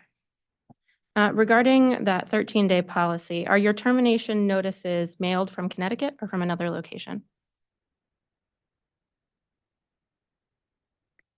Let me check on that for you. They also do come with phone calls. And in the case of customers who elect to receive e-bills in the form of email, I do not believe they are mailed from Connecticut. Do you know what state they're mailed from? New Jersey. And I want to confirm that I was understanding your testimony correctly. Customers enrolled in assistance programs are subject to late payment charges or are not? Are Subject to late payment charges. However, if they are in an active payment plan in which they are meeting the terms, those payment plans, they, can spread the balance out while not incurring fees. Okay, but if they fail to meet the terms of those payment plans, fees come back, is that correct? If they default on the payment plan, they are eligible to re-enroll in a new payment plan up to twice annually. And when you say default, what do you specifically mean by that? Violate the terms of the payment plan. So how does the policy of imposing late payment charges to your customers enrolled in assistance programs in this kind of situation help your customers in need of assistance to actually reduce their past bills? Anecdotally, I would say that it does encourage them to enroll in a payment plan in which they would not be subject to those fees and could work with our call center representatives to create a plan for a payment schedule that best works for them. But even in that situation, they could then be again subject to fees. So they would work with our call center representative to create a payment plan based on their needs and preferences. If they were to default on that payment plan, they could enroll in another one up to twice in 1 year. If they were defaulting twice in the payment plan that they collaboratively created with the call center representative, then they could be subject to those fees following the second default. All right, I'm going to return to the DEI and bias, and I apologize. I think we may need to ask our two other witnesses to come back for this. I don't have too many questions, but I do have a few. The first one may still be able to stay with Ms. Williams, but you mentioned in your testimony that 100% participation you had for training in call centers. on your bias training. Was that bias training offered and taken by anyone else in the organization, both CWC and SJW? It was, and my colleagues would have better data on the participation. Thank you. Yeah, it is available to all employees and launched to all employees on a monthly basis. We do not require that training at this point, but while we are switching providers currently, the expectation is that moving forward, we will make it a requirement now that we have better insight into the analytics. We're moving to a provider that allows us to upload the modules into our system so that we can see progress and get that data more accessible. Does that mean you don't have the data from your previous provider now? Not easily accessible, which is one of the reasons why we're switching providers. But do you have an awareness, if you don't have that data easily available, but do you have an awareness of how many folks across the company and the parent company have actually taken that bias training? We do get periodic reports. However, I would say the data is not as reliable as I'd like it to be, which is one of the reasons why we're switching providers. Okay, but do you have a sense of what that response rate is? A general sense. And what is it? I would say between 60 to 80% completion for any given month. And you mentioned that you're switching to a new bias training program. When is that intended to be launched? As soon as we can. We're in the contracting stage now. Okay, do you have an estimate of? I would say within the next couple of weeks. And you discussed a talent specialist with special training and expertise. What is that special training and expertise? Yeah, so this individual has a master's degree in industrial and organizational psychology, which is essentially the study of people in the workplace, and has some extensive classes regarding diversity as a result of that education. Is that a specific area they focused on in their education? Correct. And you mentioned that the supplier diversity was run by the leadership. The supplier diversity initiative was run by the leadership team in Connecticut. Is that right? It's ultimately the responsibility of the leadership team in Connecticut. It is executed by the procurement team in Connecticut. But it's the leadership team's ultimate responsibility. Is that right? And how many of you are on the leadership team in Connecticut? There are ultimately 8 local leaders. Is that right? 7 or 8. And does that include any of you here today? All of you? Patla, Ms. Williams, Mr. Dixon, Ms. Gravelovic, Mr. Peeling, Mr. Danner. Thank you. You're welcome. That's the result of my questions. Thank you. Thank you. Okay. All right, thank you.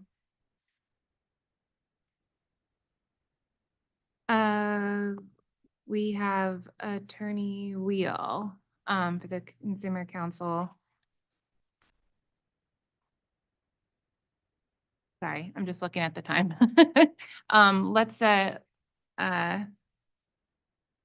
Let's start with the OCC and see how far we get here. All right, thank you.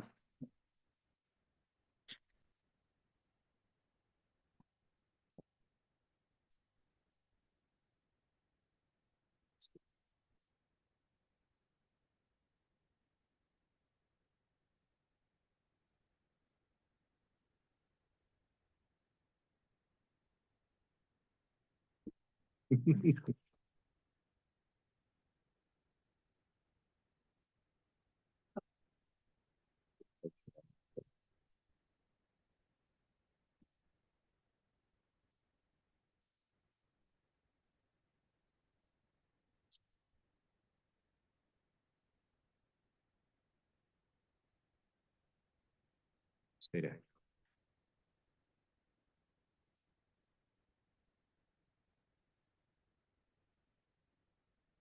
All right, Attorney Wheel, I am gonna cut you off at 5 if you, just for forewarning. Thank you.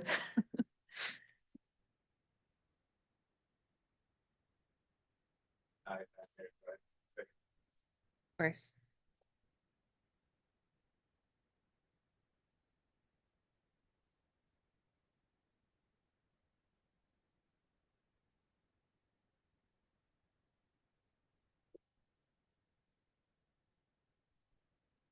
Good afternoon, Tom Wheel from the Office of Consumer Counsel.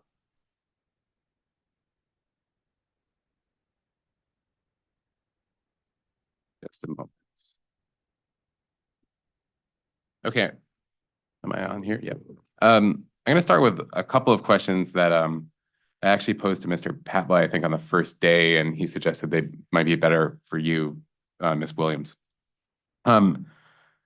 The first question I think I already asked was with regard to Mr. Patla's testimony discusses the environmental stewardship, and corporate responsibility committee. And there was specific reference to bird nesting boxes, pollinator garden, discounted rain barrel purchase program. And the question that I asked Mr. Patla was about whether any of those programs impose any costs on the company, and if so, where those costs are funded from. There are some very small costs associated with those programs. I'd be remiss if I didn't thank our partnership with DEEP and the Department of Transportation, specifically related to the Bird Box project, as the wood and was donated through DEEP, and the nesting box poles are no longer suitable road sign poles. So we were able to get a big donation there, but there were some things like screws and nails and such related to that. So over the course of a 3-year period, and I don't have it broken down year by year right now, but over the course of a 3-year period, that cost about $1,500 for bird boxes, native plants, and the purchase of rain barrels to use in demonstrations and for educational purposes. Additionally, through the rain barrel purchase program, customers who purchased a rain barrel at their own cost and then submitted proof of purchase to the company were eligible for a $25 bill credit in 2021 and a $10 bill credit in 2022. To be clear, a customer could use that once. So if you purchased a rain barrel in 21, you didn't get the credit both years. You sent in proof of purchase. In 2021, 94 customers applied for that credit. In 2022, 23 customers applied for that credit. So over the 2 years, that represented a total of $2,185 in bill credits, which was accounted for under our water conservation budget. Okay. As these are a conservation measure for customers. Thank you. That rain barrel purchase program continuing into 2024? It is, and it did continue in 2023. It's a great program for the company because it is no cost to us and a discount for customers, but plus the benefit of a direct ship to their home, so they're not having to go someplace and pick up an unwieldy sized rain barrel, try to stick it in the back of their car. Thanks. And acknowledging that in the grand scheme of things, these are very small costs, are these costs covered by ratepayers or by shareholders? They are included in our rate request, and I would submit that we have sufficient data to show us that this is something that's of interest to customers. I'll refer back to our customer satisfaction surveys over the last several years, in which we do poll customers on how important it is to them that Connecticut Water is both an environmentally and socially responsible utility, with overwhelming results from customers pointing to that being a priority for them. Thank you. I'm just curious, and maybe this is a question for Mr. Patla because it was in his testimony, but I'm curious about the phrase volunteer driven. I'm just looking for where the company is volunteering anything here. The employees themselves are volunteering. They're generating these initiatives. They are completing them on their own time. I myself constructed several of the bird boxes and volunteered my husband to do so as well in his off time so that they could be installed on company lands, things like that. Okay, so the volunteer driven is just that the O&M costs associated with like the compensation costs for the company employees is volunteered. Correct. Okay, thank you. Mr. Patla's testimony, I also started asking about this the other day. References the sustainability of report. Mhm. And the testimony says that report's available on the Connecticut Water website. I was curious if that's the same report that's also available on the SJW Group website in the investor relations section under the label ESG. That is the case, as that is our parent company. The Connecticut Water efforts are reported through the parent company sustainability report, yes. Thank you. Mr. Patla's testimony also, in discussing the mitigating the impacts of climate change, talks about the company's pledge to reduce greenhouse gas emissions. I was just curious if Connecticut Water Company's progress towards that emission reduction is also accounted for in SJW Group's progress towards its ESG goals. Absolutely. It's accounted for both at the group level and by state. Okay. There's also, just curious, there's a reference in Mr. Patla's testimony to using biodiesel. And there's a reference to an expected reduction in emissions. I was just curious if there's been any analysis on what kind of reduction that program would see. We do hope to have that data imminently. We are completing the 2023 greenhouse gas emissions inventory right now, and that will reflect the data on that switch. Okay. And is it a switch to biodiesel for all diesel generators and other diesel engines that are used in operations? I'd have to refer to Mr. Peeling on the specifics of which, or Mr. Patla. Yeah, it is just for it's just for the vehicles, diesel vehicles at this point. Okay. Again, it was 23 was more of a pilot year for us to understand the variable that most affects the use of biodiesel is the availability of it. So that was our pilot test for this year. Okay, thank you. I was also just curious if there's any revenue requirement impact. I assume there's a price difference. I'm not sure which way it runs between biodiesel and regular fossil fuel diesel. Just curious if that's been accounted for in the rate year. My recollection is that the price difference was de minimis, but we could certainly provide that.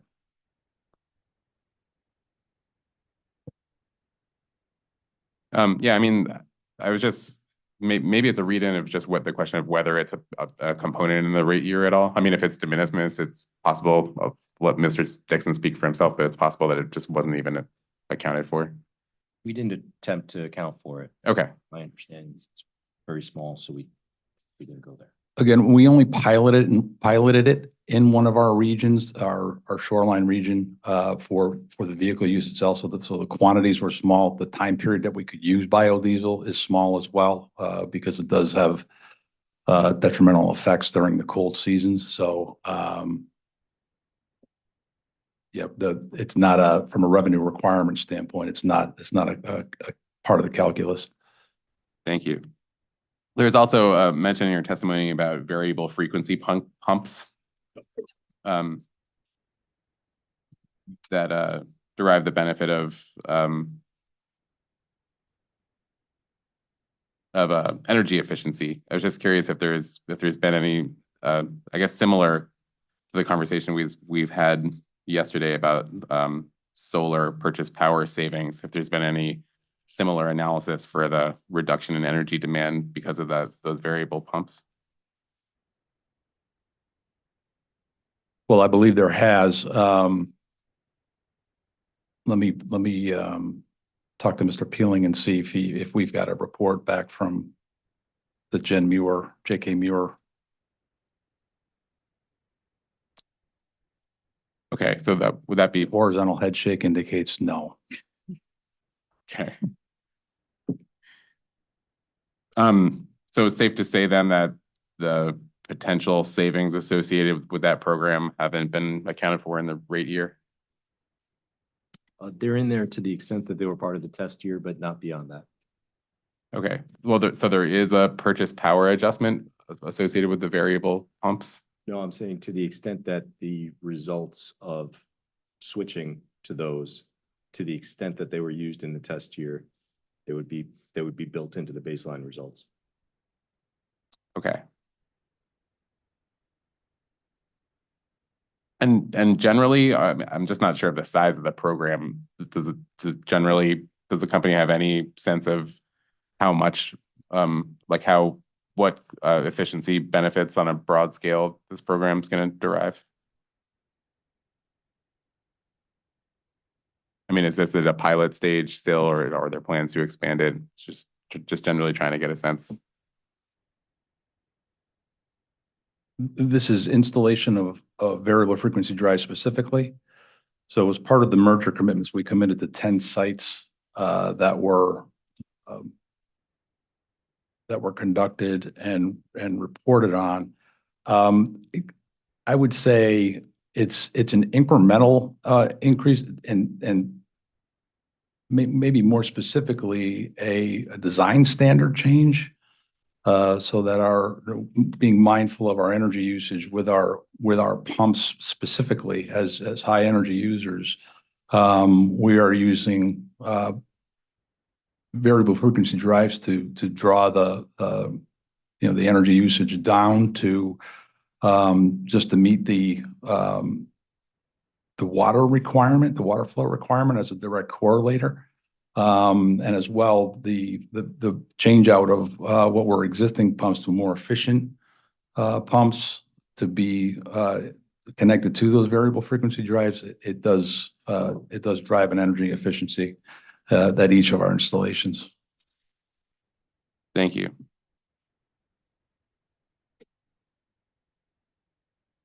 I think I had a couple of questions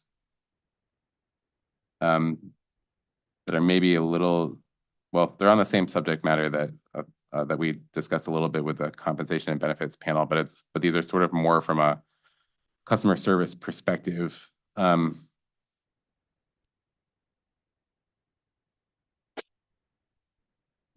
Specifically about the customer satisfaction index. That's my understanding from yesterday's testimony. I think I understand the utility of that index with respect to incentive compensation. But I was just curious if there's any use for that index for like a substantive use for that index for customer service as well. As related to compensation or as related to training and continuous improvement? Well, I guess maybe I'll ask a preliminary question first. Can you remind me again what the customer satisfaction index is measuring? Sure.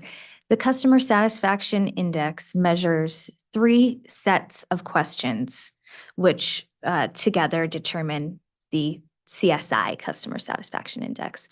Those are a set of questions on company characteristics. How do our customers feel about us as a utility? How do they feel about our ability to provide them clean, reliable water? How are we as good corporate neighbors? The second section is about our office personnel. If a customer has called us and spoken with anyone in the office, how did that person treat them? Were they courteous? Were they knowledgeable? Did they show empathy and help them resolve their problem quickly and efficiently? And then the third section is about our field service employees. So if someone's coming out to your house to do a meter replacement or a leak investigation, was that person on time, knowledgeable, friendly? Did that person resolve your issue? And the 3 sets of questions together make up the CSI. Thank you. Yeah, so my question is that we've already discussed that the outcome of those questions can drive, gives the company a sense of customer satisfaction and with respect to determining eligibility for certain levels of compensation. I guess I'm just curious if the same data is also used for the company to kind of generally track and evaluate its own customer service operations. Absolutely. I would say that from a personal perspective, on the days that we know this data is coming into us, there is palpable anticipation and enthusiasm over what we can learn in the survey results. And then following, we have meetings and strategy sessions to interpret the results down to the individual comment level, and then plans to address trends in the results, whether those are positive trends for initiatives and programs that we want to expand on, or whether we're falling short in an area and need to improve. Okay, yeah, that's exactly what I was asking. Thank you. I'm going to move on to finally arriving at the customer service pre-filed testimony. On page 8, there's a reference to merger commitment number 10 in docket number 190402, where there was a commitment to achieve customer service index, or CSI, greater than or equal to particular levels. Are you familiar with that commitment? I am. Okay. And just going to ask some questions about, I believe the testimony touches on this, and there was also some compliance filings, but we had a little bit of trouble making some of those numbers agree. So what was the CSI for 2020?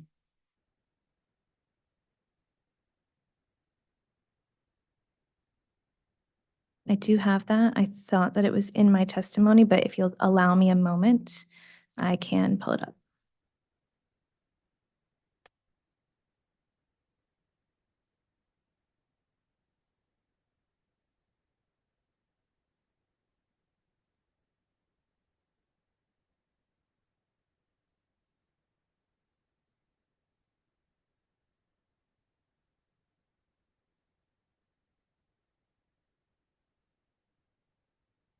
$88.7.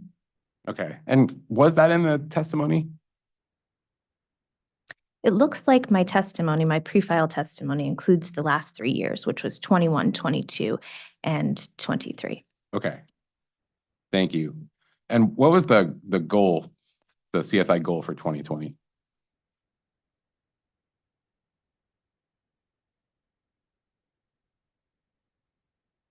Well, our goal is always at least 85%, which has been defined by third party as world-class levels. If you're speaking to a specific goal, are you asking about a goal tied to variable compensation or to the merger commitment? Yeah, I'm specifically asking about the merger commitment target.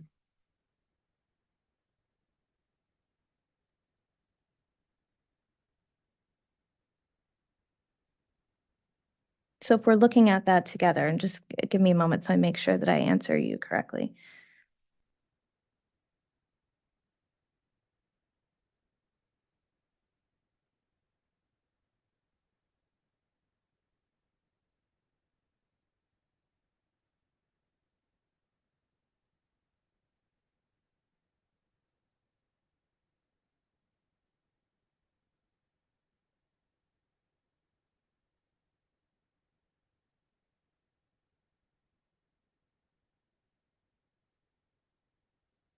So it appears from the merger commitment that our rolling 3-year average as of 2019 was 92.9.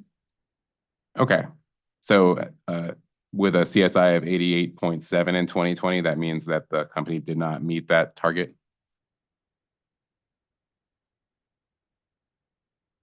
I would agree. Okay, thank you. And then 2021, I believe your testimony says that the CSI was 91.7. Is that accurate? That's correct. Did the company file a compliance filing pursuant to the merger order for 2021?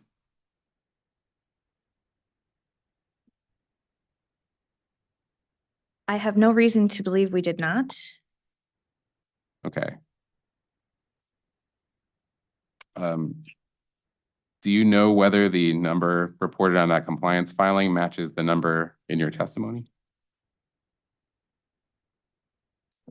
I don't know at this time without looking at both of them in front of me. Okay. Is it possible that the number reported in that compliance filing is 90.4?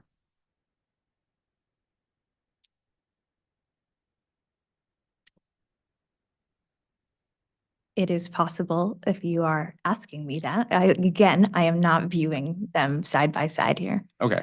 Do you know if that compliance filing has been filed in this proceeding? I know that our 2022 filing was made and our 2023 filing is due in the coming weeks, as it was pending the results of our 2023 year-end survey, which didn't come in until last month. Okay. And I'm only asking for your knowledge. I'm not asking for a legal opinion or anything, but as far as you know, do these compliance filings get filed in the same place that this rate case is filed in? The same docket number? I'm going to pass the microphone to Mr. Dixon for a moment on this one. I'm just looking at the compliance filings for commitment number 10 that we did file. So the one for associated with 2020 was filed on February 10th of 2021, and it reports the 88.7. The docket is, they're all filed in the merger docket, so 190402. Okay, so that'd be 2020 that you're looking at? That was 2020, yes. So, yeah, and yeah, I'd moved on to 2021, so I'm sorry. no problem.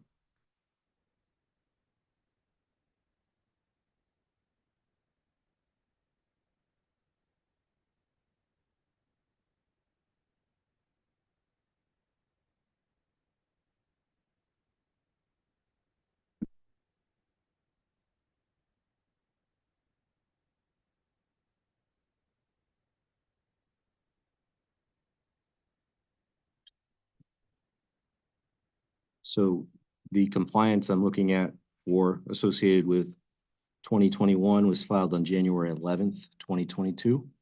Or this is the document I'm looking at on my system and is dated that. So I'm assuming it was filed on the docket.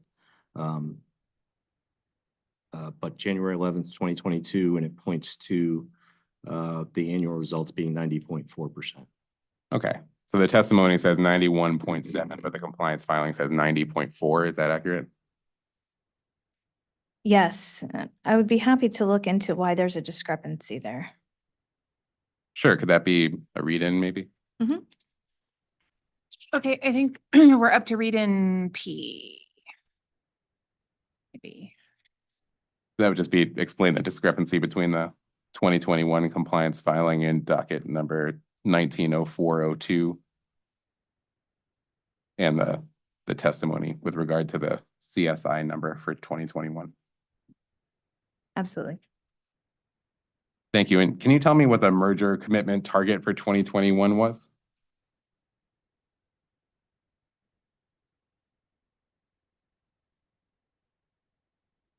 The way we're interpreting it is that it's always that number of the rolling 3-year average.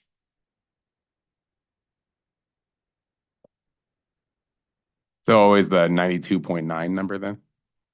So for instance, in the January 11th, 2022 compliance filing, we have an asterisk on there. It says the 3-year rolling average as of 2020, and the goal for this year's results is 90.7.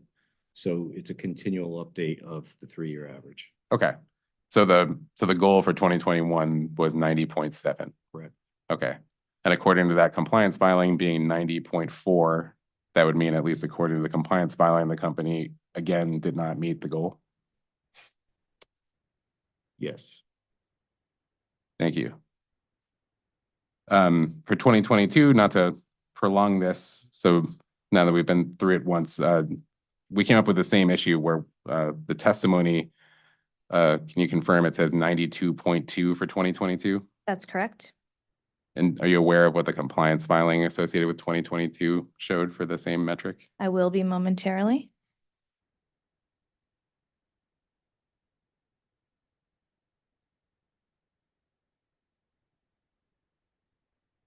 $90.2.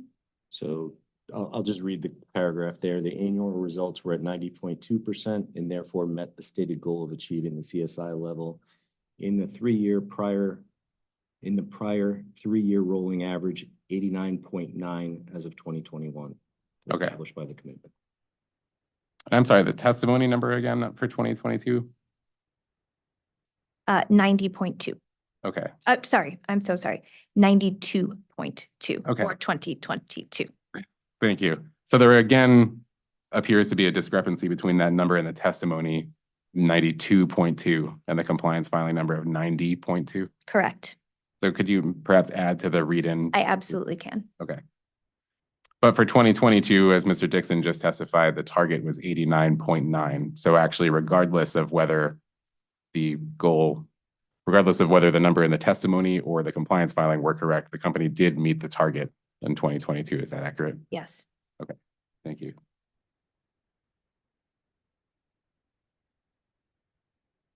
On pages 11 through 12 of the testimony, you indicate that customer service representatives answer simpler questions regarding water quality, and more complicated questions are directed towards customer service specialists. Is that correct? Correct. Specifically here, I'm referencing a water quality customer service specialist who, as indicated by her title, specializes in water quality. Okay, thank you. I was just curious, like where the line is, like what's a simple water quality question versus one that would be directed to the specialist? Sure, I can answer that in a couple different ways. The first thing I'm going to say is that it's often subjective to the customer, right? So what we might view as a simple water quality question can sometimes be escalated to that water quality customer service specialist if the customer is not understanding or satisfied by the answer, or wants to discuss in far greater detail the issue. But I would say that largely simple kinds of water quality questions could be things like taste and odor, could be things like water temperature and seasonal fluctuations in water temperature, could be things like the impact of heat and humidity at water faucets and in bathrooms, and the resulting appearance of regular kind of household like soap, scummy stuff. Okay, thank you. And what triggers the company conducting sampling or testing? If a customer calls with a water quality issue, can it get to the point where the company might sample or test the water? Absolutely. We will do that at any request. Okay. And if our CSR customer service representative has any reason to believe we should suggest it, we will do that as well. Okay, that was going to be my question. So it isn't only triggered by request. It can be if the specialist believes, based on what the customer is saying, the specialist might say this should be tested or sampled. Okay, thank you. I'm sorry to backtrack. I just wanted to make sure I had similar questions back to the CSI. I had similar questions about 2023, but I didn't ask them because I thought you had said that the compliance filing for that year hasn't been filed yet. Is that accurate? That's correct. And the graph that you're seeing in my testimony notes that those 2023 numbers are from our mid-year results. So they're not finalized. Okay, sorry about that. I just wanted to ensure that I had that right, that we're still waiting on that.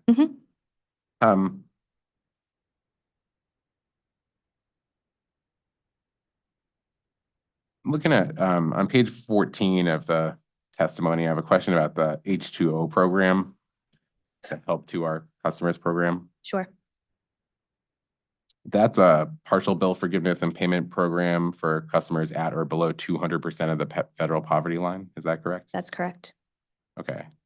And on the same page, it talks about the does the company call it the WRAP, the WRAP? I just want to use the cool term. Is it WRAP? Yes, we do call it WRAP. Okay. So WRAP is available to customers that are below 200% of the poverty line, the federal poverty line, correct? At or below. The threshold for WRAP and H2O are the same. Okay. So can you just explain how those programs work together? Can the same customer be eligible for both? Just curious because they appear to have the same, as you just specified, the same eligibility requirement, but they work a little differently. Right. So a customer can be enrolled in both. The RAP is designed to lower the initial bill for income eligible customers. It's that discount applied right off the bat to their water charges. The H2O program offers bill forgiveness on past due balances. Okay. Thank you. And the company, as you referenced in your testimony and as is discussed in the rate design testimony, is proposing an adjustment to the RAP program, correct? Yes, we're proposing a pretty big expansion. Yeah, but the H2O program, is there a proposal to adjust that as well? There is not. Okay, thank you. Your testimony references a partnership with Operation Fuel involving $50,000 distributed annually to eligible customers. I was just curious about if you had more details on how that partnership works, what Operation Fuel's role is, the company's role, the way the distribution works. Right. That was a lot of questions all at once. No, happy to answer because Operation Fuel is a great partnership for our customers. I'm not sure how familiar you are with the organization, so if I am over-explaining, please feel free to interrupt me. But they are able to provide utility assistance of all types to customers throughout the state. So let's say that there is a customer of Connecticut Water who approaches Operation Fuel for assistance with their heating or electric bill. Operation Fuel can provide that customer with all of the information he or she needs to become enrolled in the programs that they're eligible for and entitled to at Connecticut Water. Now, their requirements offer grants to customers whose incomes are at 60% or below the state median income. So it's a bit of a larger range of customers than the company's in-house programs. However, because Operation Fuel is also conducting income verification as part of their own application process for utility assistance, if a customer is eligible for another one of our programs, let's say RAP, Operation Fuel is doing that income verification and can notify us so that we can enroll them right then in RAP. Okay. And the $50,000, how does that come into play? So the company maintains a budget, a pool of $50,000 in assistance funds for these grants. So when Operation Fuel is distributing the grant, they're calling us and it's distributed to the customer in the form of a bill credit. So it's not like, Operation Fuel is not handling money. Right. Yeah. And the grants, are you referring to the RAP? No, I'm referring to grants that are provided through our Operation Fuel partnership. So based on Operation Fuel's eligibility requirements, they will contact the company and say, okay, this customer is eligible for a $250 bill credit or whatever the amount is. Okay, understood. Thank you. And where is this $50,000 where is it booked in the company?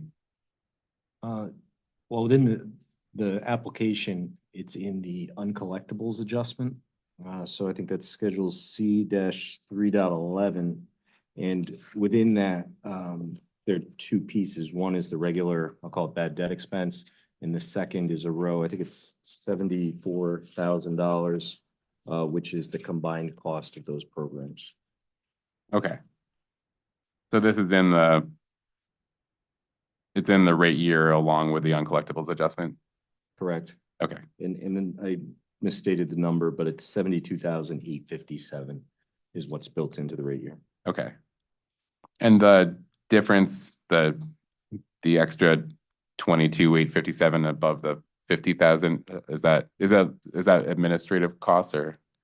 We do have some administrative costs to Operation Fuel, but in discussion with them through 2023, we found our partnership to be so beneficial to customers that we committed a larger amount of assistance funds for their Oh, okay. employees. So in the rate year, it's larger than $50,000 for the grants? I think I do. We do have a response that breaks out the 72,000 between the fees and then the amount of the actual assistance, but I don't have it handy. And I'll also just say that the rate year amount is the same as the test year value. We just carried it forward. That is important to note that in the cases where we have exceeded that $50,000 planned assistance, we have communicated proactively to Operation Fuel and advised them to not discontinue assistance to our customers. Okay. So beyond that, then it's shareholders funding the grants? I mean, that would come out of presumably having echoes of our conversation earlier today, Mr. Dixon, that would come out of the company's bottom line then, right? Correct. Okay. So RRU 178 has an exhibit that breaks up the 72,000 between H2O, Operation Fuel, then there's a category called Other, which I'm assuming is just some of the administrative fees. Okay, thank you.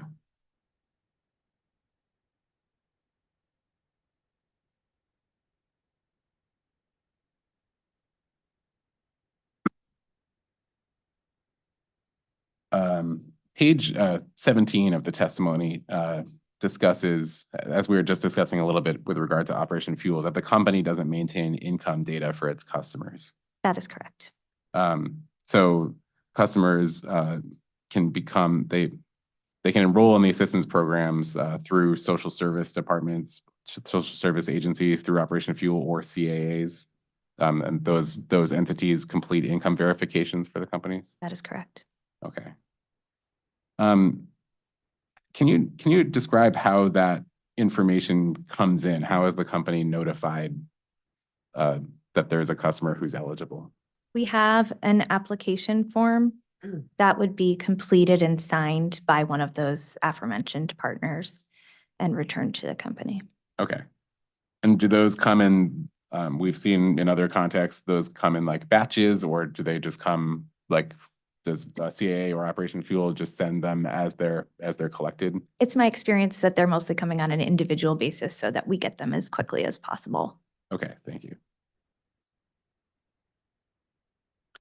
Do you know, as we discussed before, there are customers who you can be enrolled in both H2O and the RAP program. Do you know what total percentage of your customers are enrolled in either or both of those programs?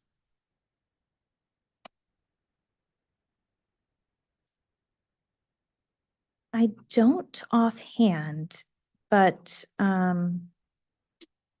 if you give us a moment, we may have answered this.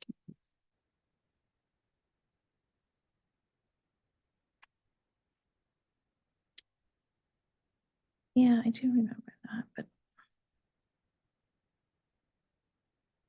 I would be happy to, given the time, provide that as a read-in, because I do believe that we have it handy. But I hate to make you all watch me search my computer. Sure. Well, and what I'm interested in is the percentage of total customers that are enrolled in RAP, the percentage of total customers that are enrolled in H2O, but then, if possible, some data indicating some way for us to tell how many of those customers of the group that are enrolled in either are enrolled in both. Does that make Exactly. sense? I totally understand. Yes. And we do have, as filed in interrogatories, the enrollment numbers for both programs. I think we also have that crossover, but if we don't, that's accessible, and I'll be happy to read that in. Okay, and that will be read in queue. Thank you. Do you know the does the company kind of track? We were just talking a minute ago about the external entities like Operation Fuel or the CAAs that do the income verification and submit the form. Does the company track at all how many forms are submitted by any given source?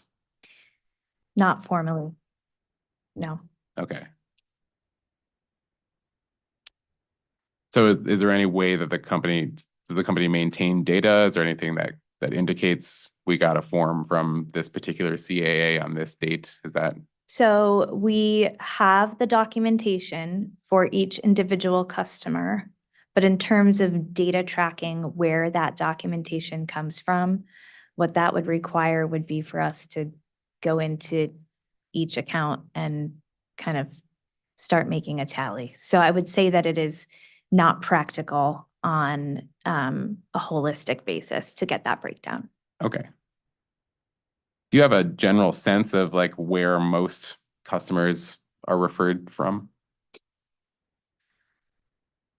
I would say that it is a pretty decent mix based on the geographic location of our customers and just who they're comfortable with in terms of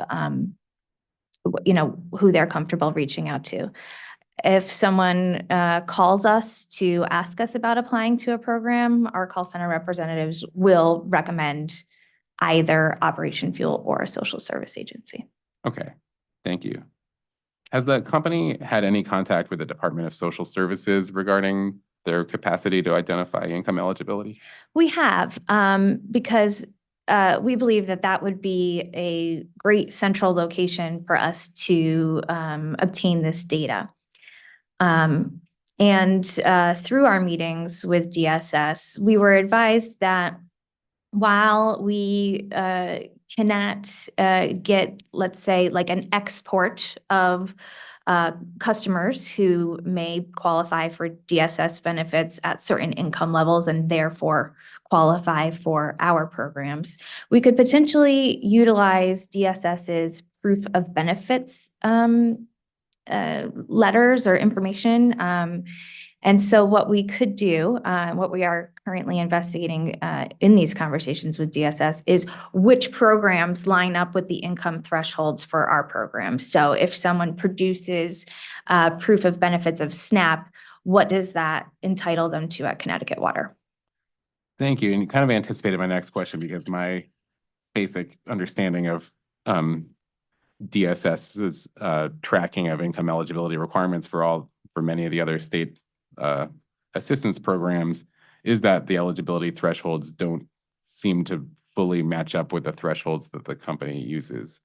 So I was curious if the company has given any consideration to what impact, if any, there would be in adjusting the income eligibility thresholds of its programs to better align with DSS and any other programs that use other thresholds? Right. Well, certainly our adjustments of RAP factored in both expansion of the program to more income levels and also, we looked at kind of what are the most used thresholds and levels, kind of nationwide.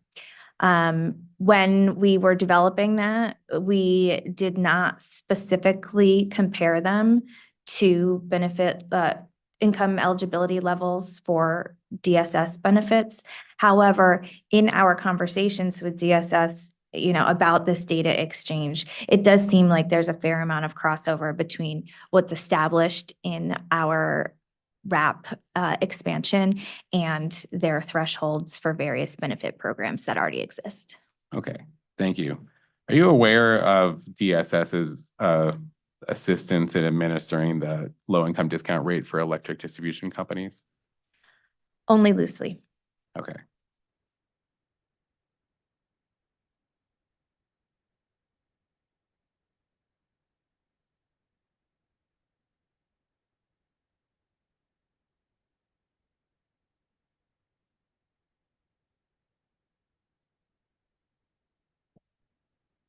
Good place to stop. You read my mind. I'm trying to gauge. It looks like I might have like 9 minutes, but I don't feel like I'm an honest broker. So it might be a good place to stop. Okay. All right, thank you.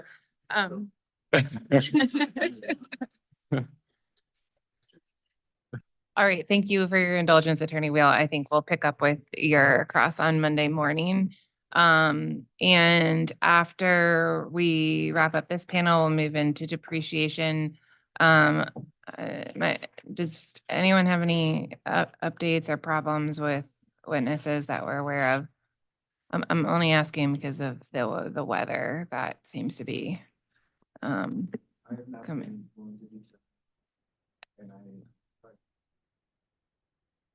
Okay, very good. I'm referring to potential weather that is on the radar for Monday morning.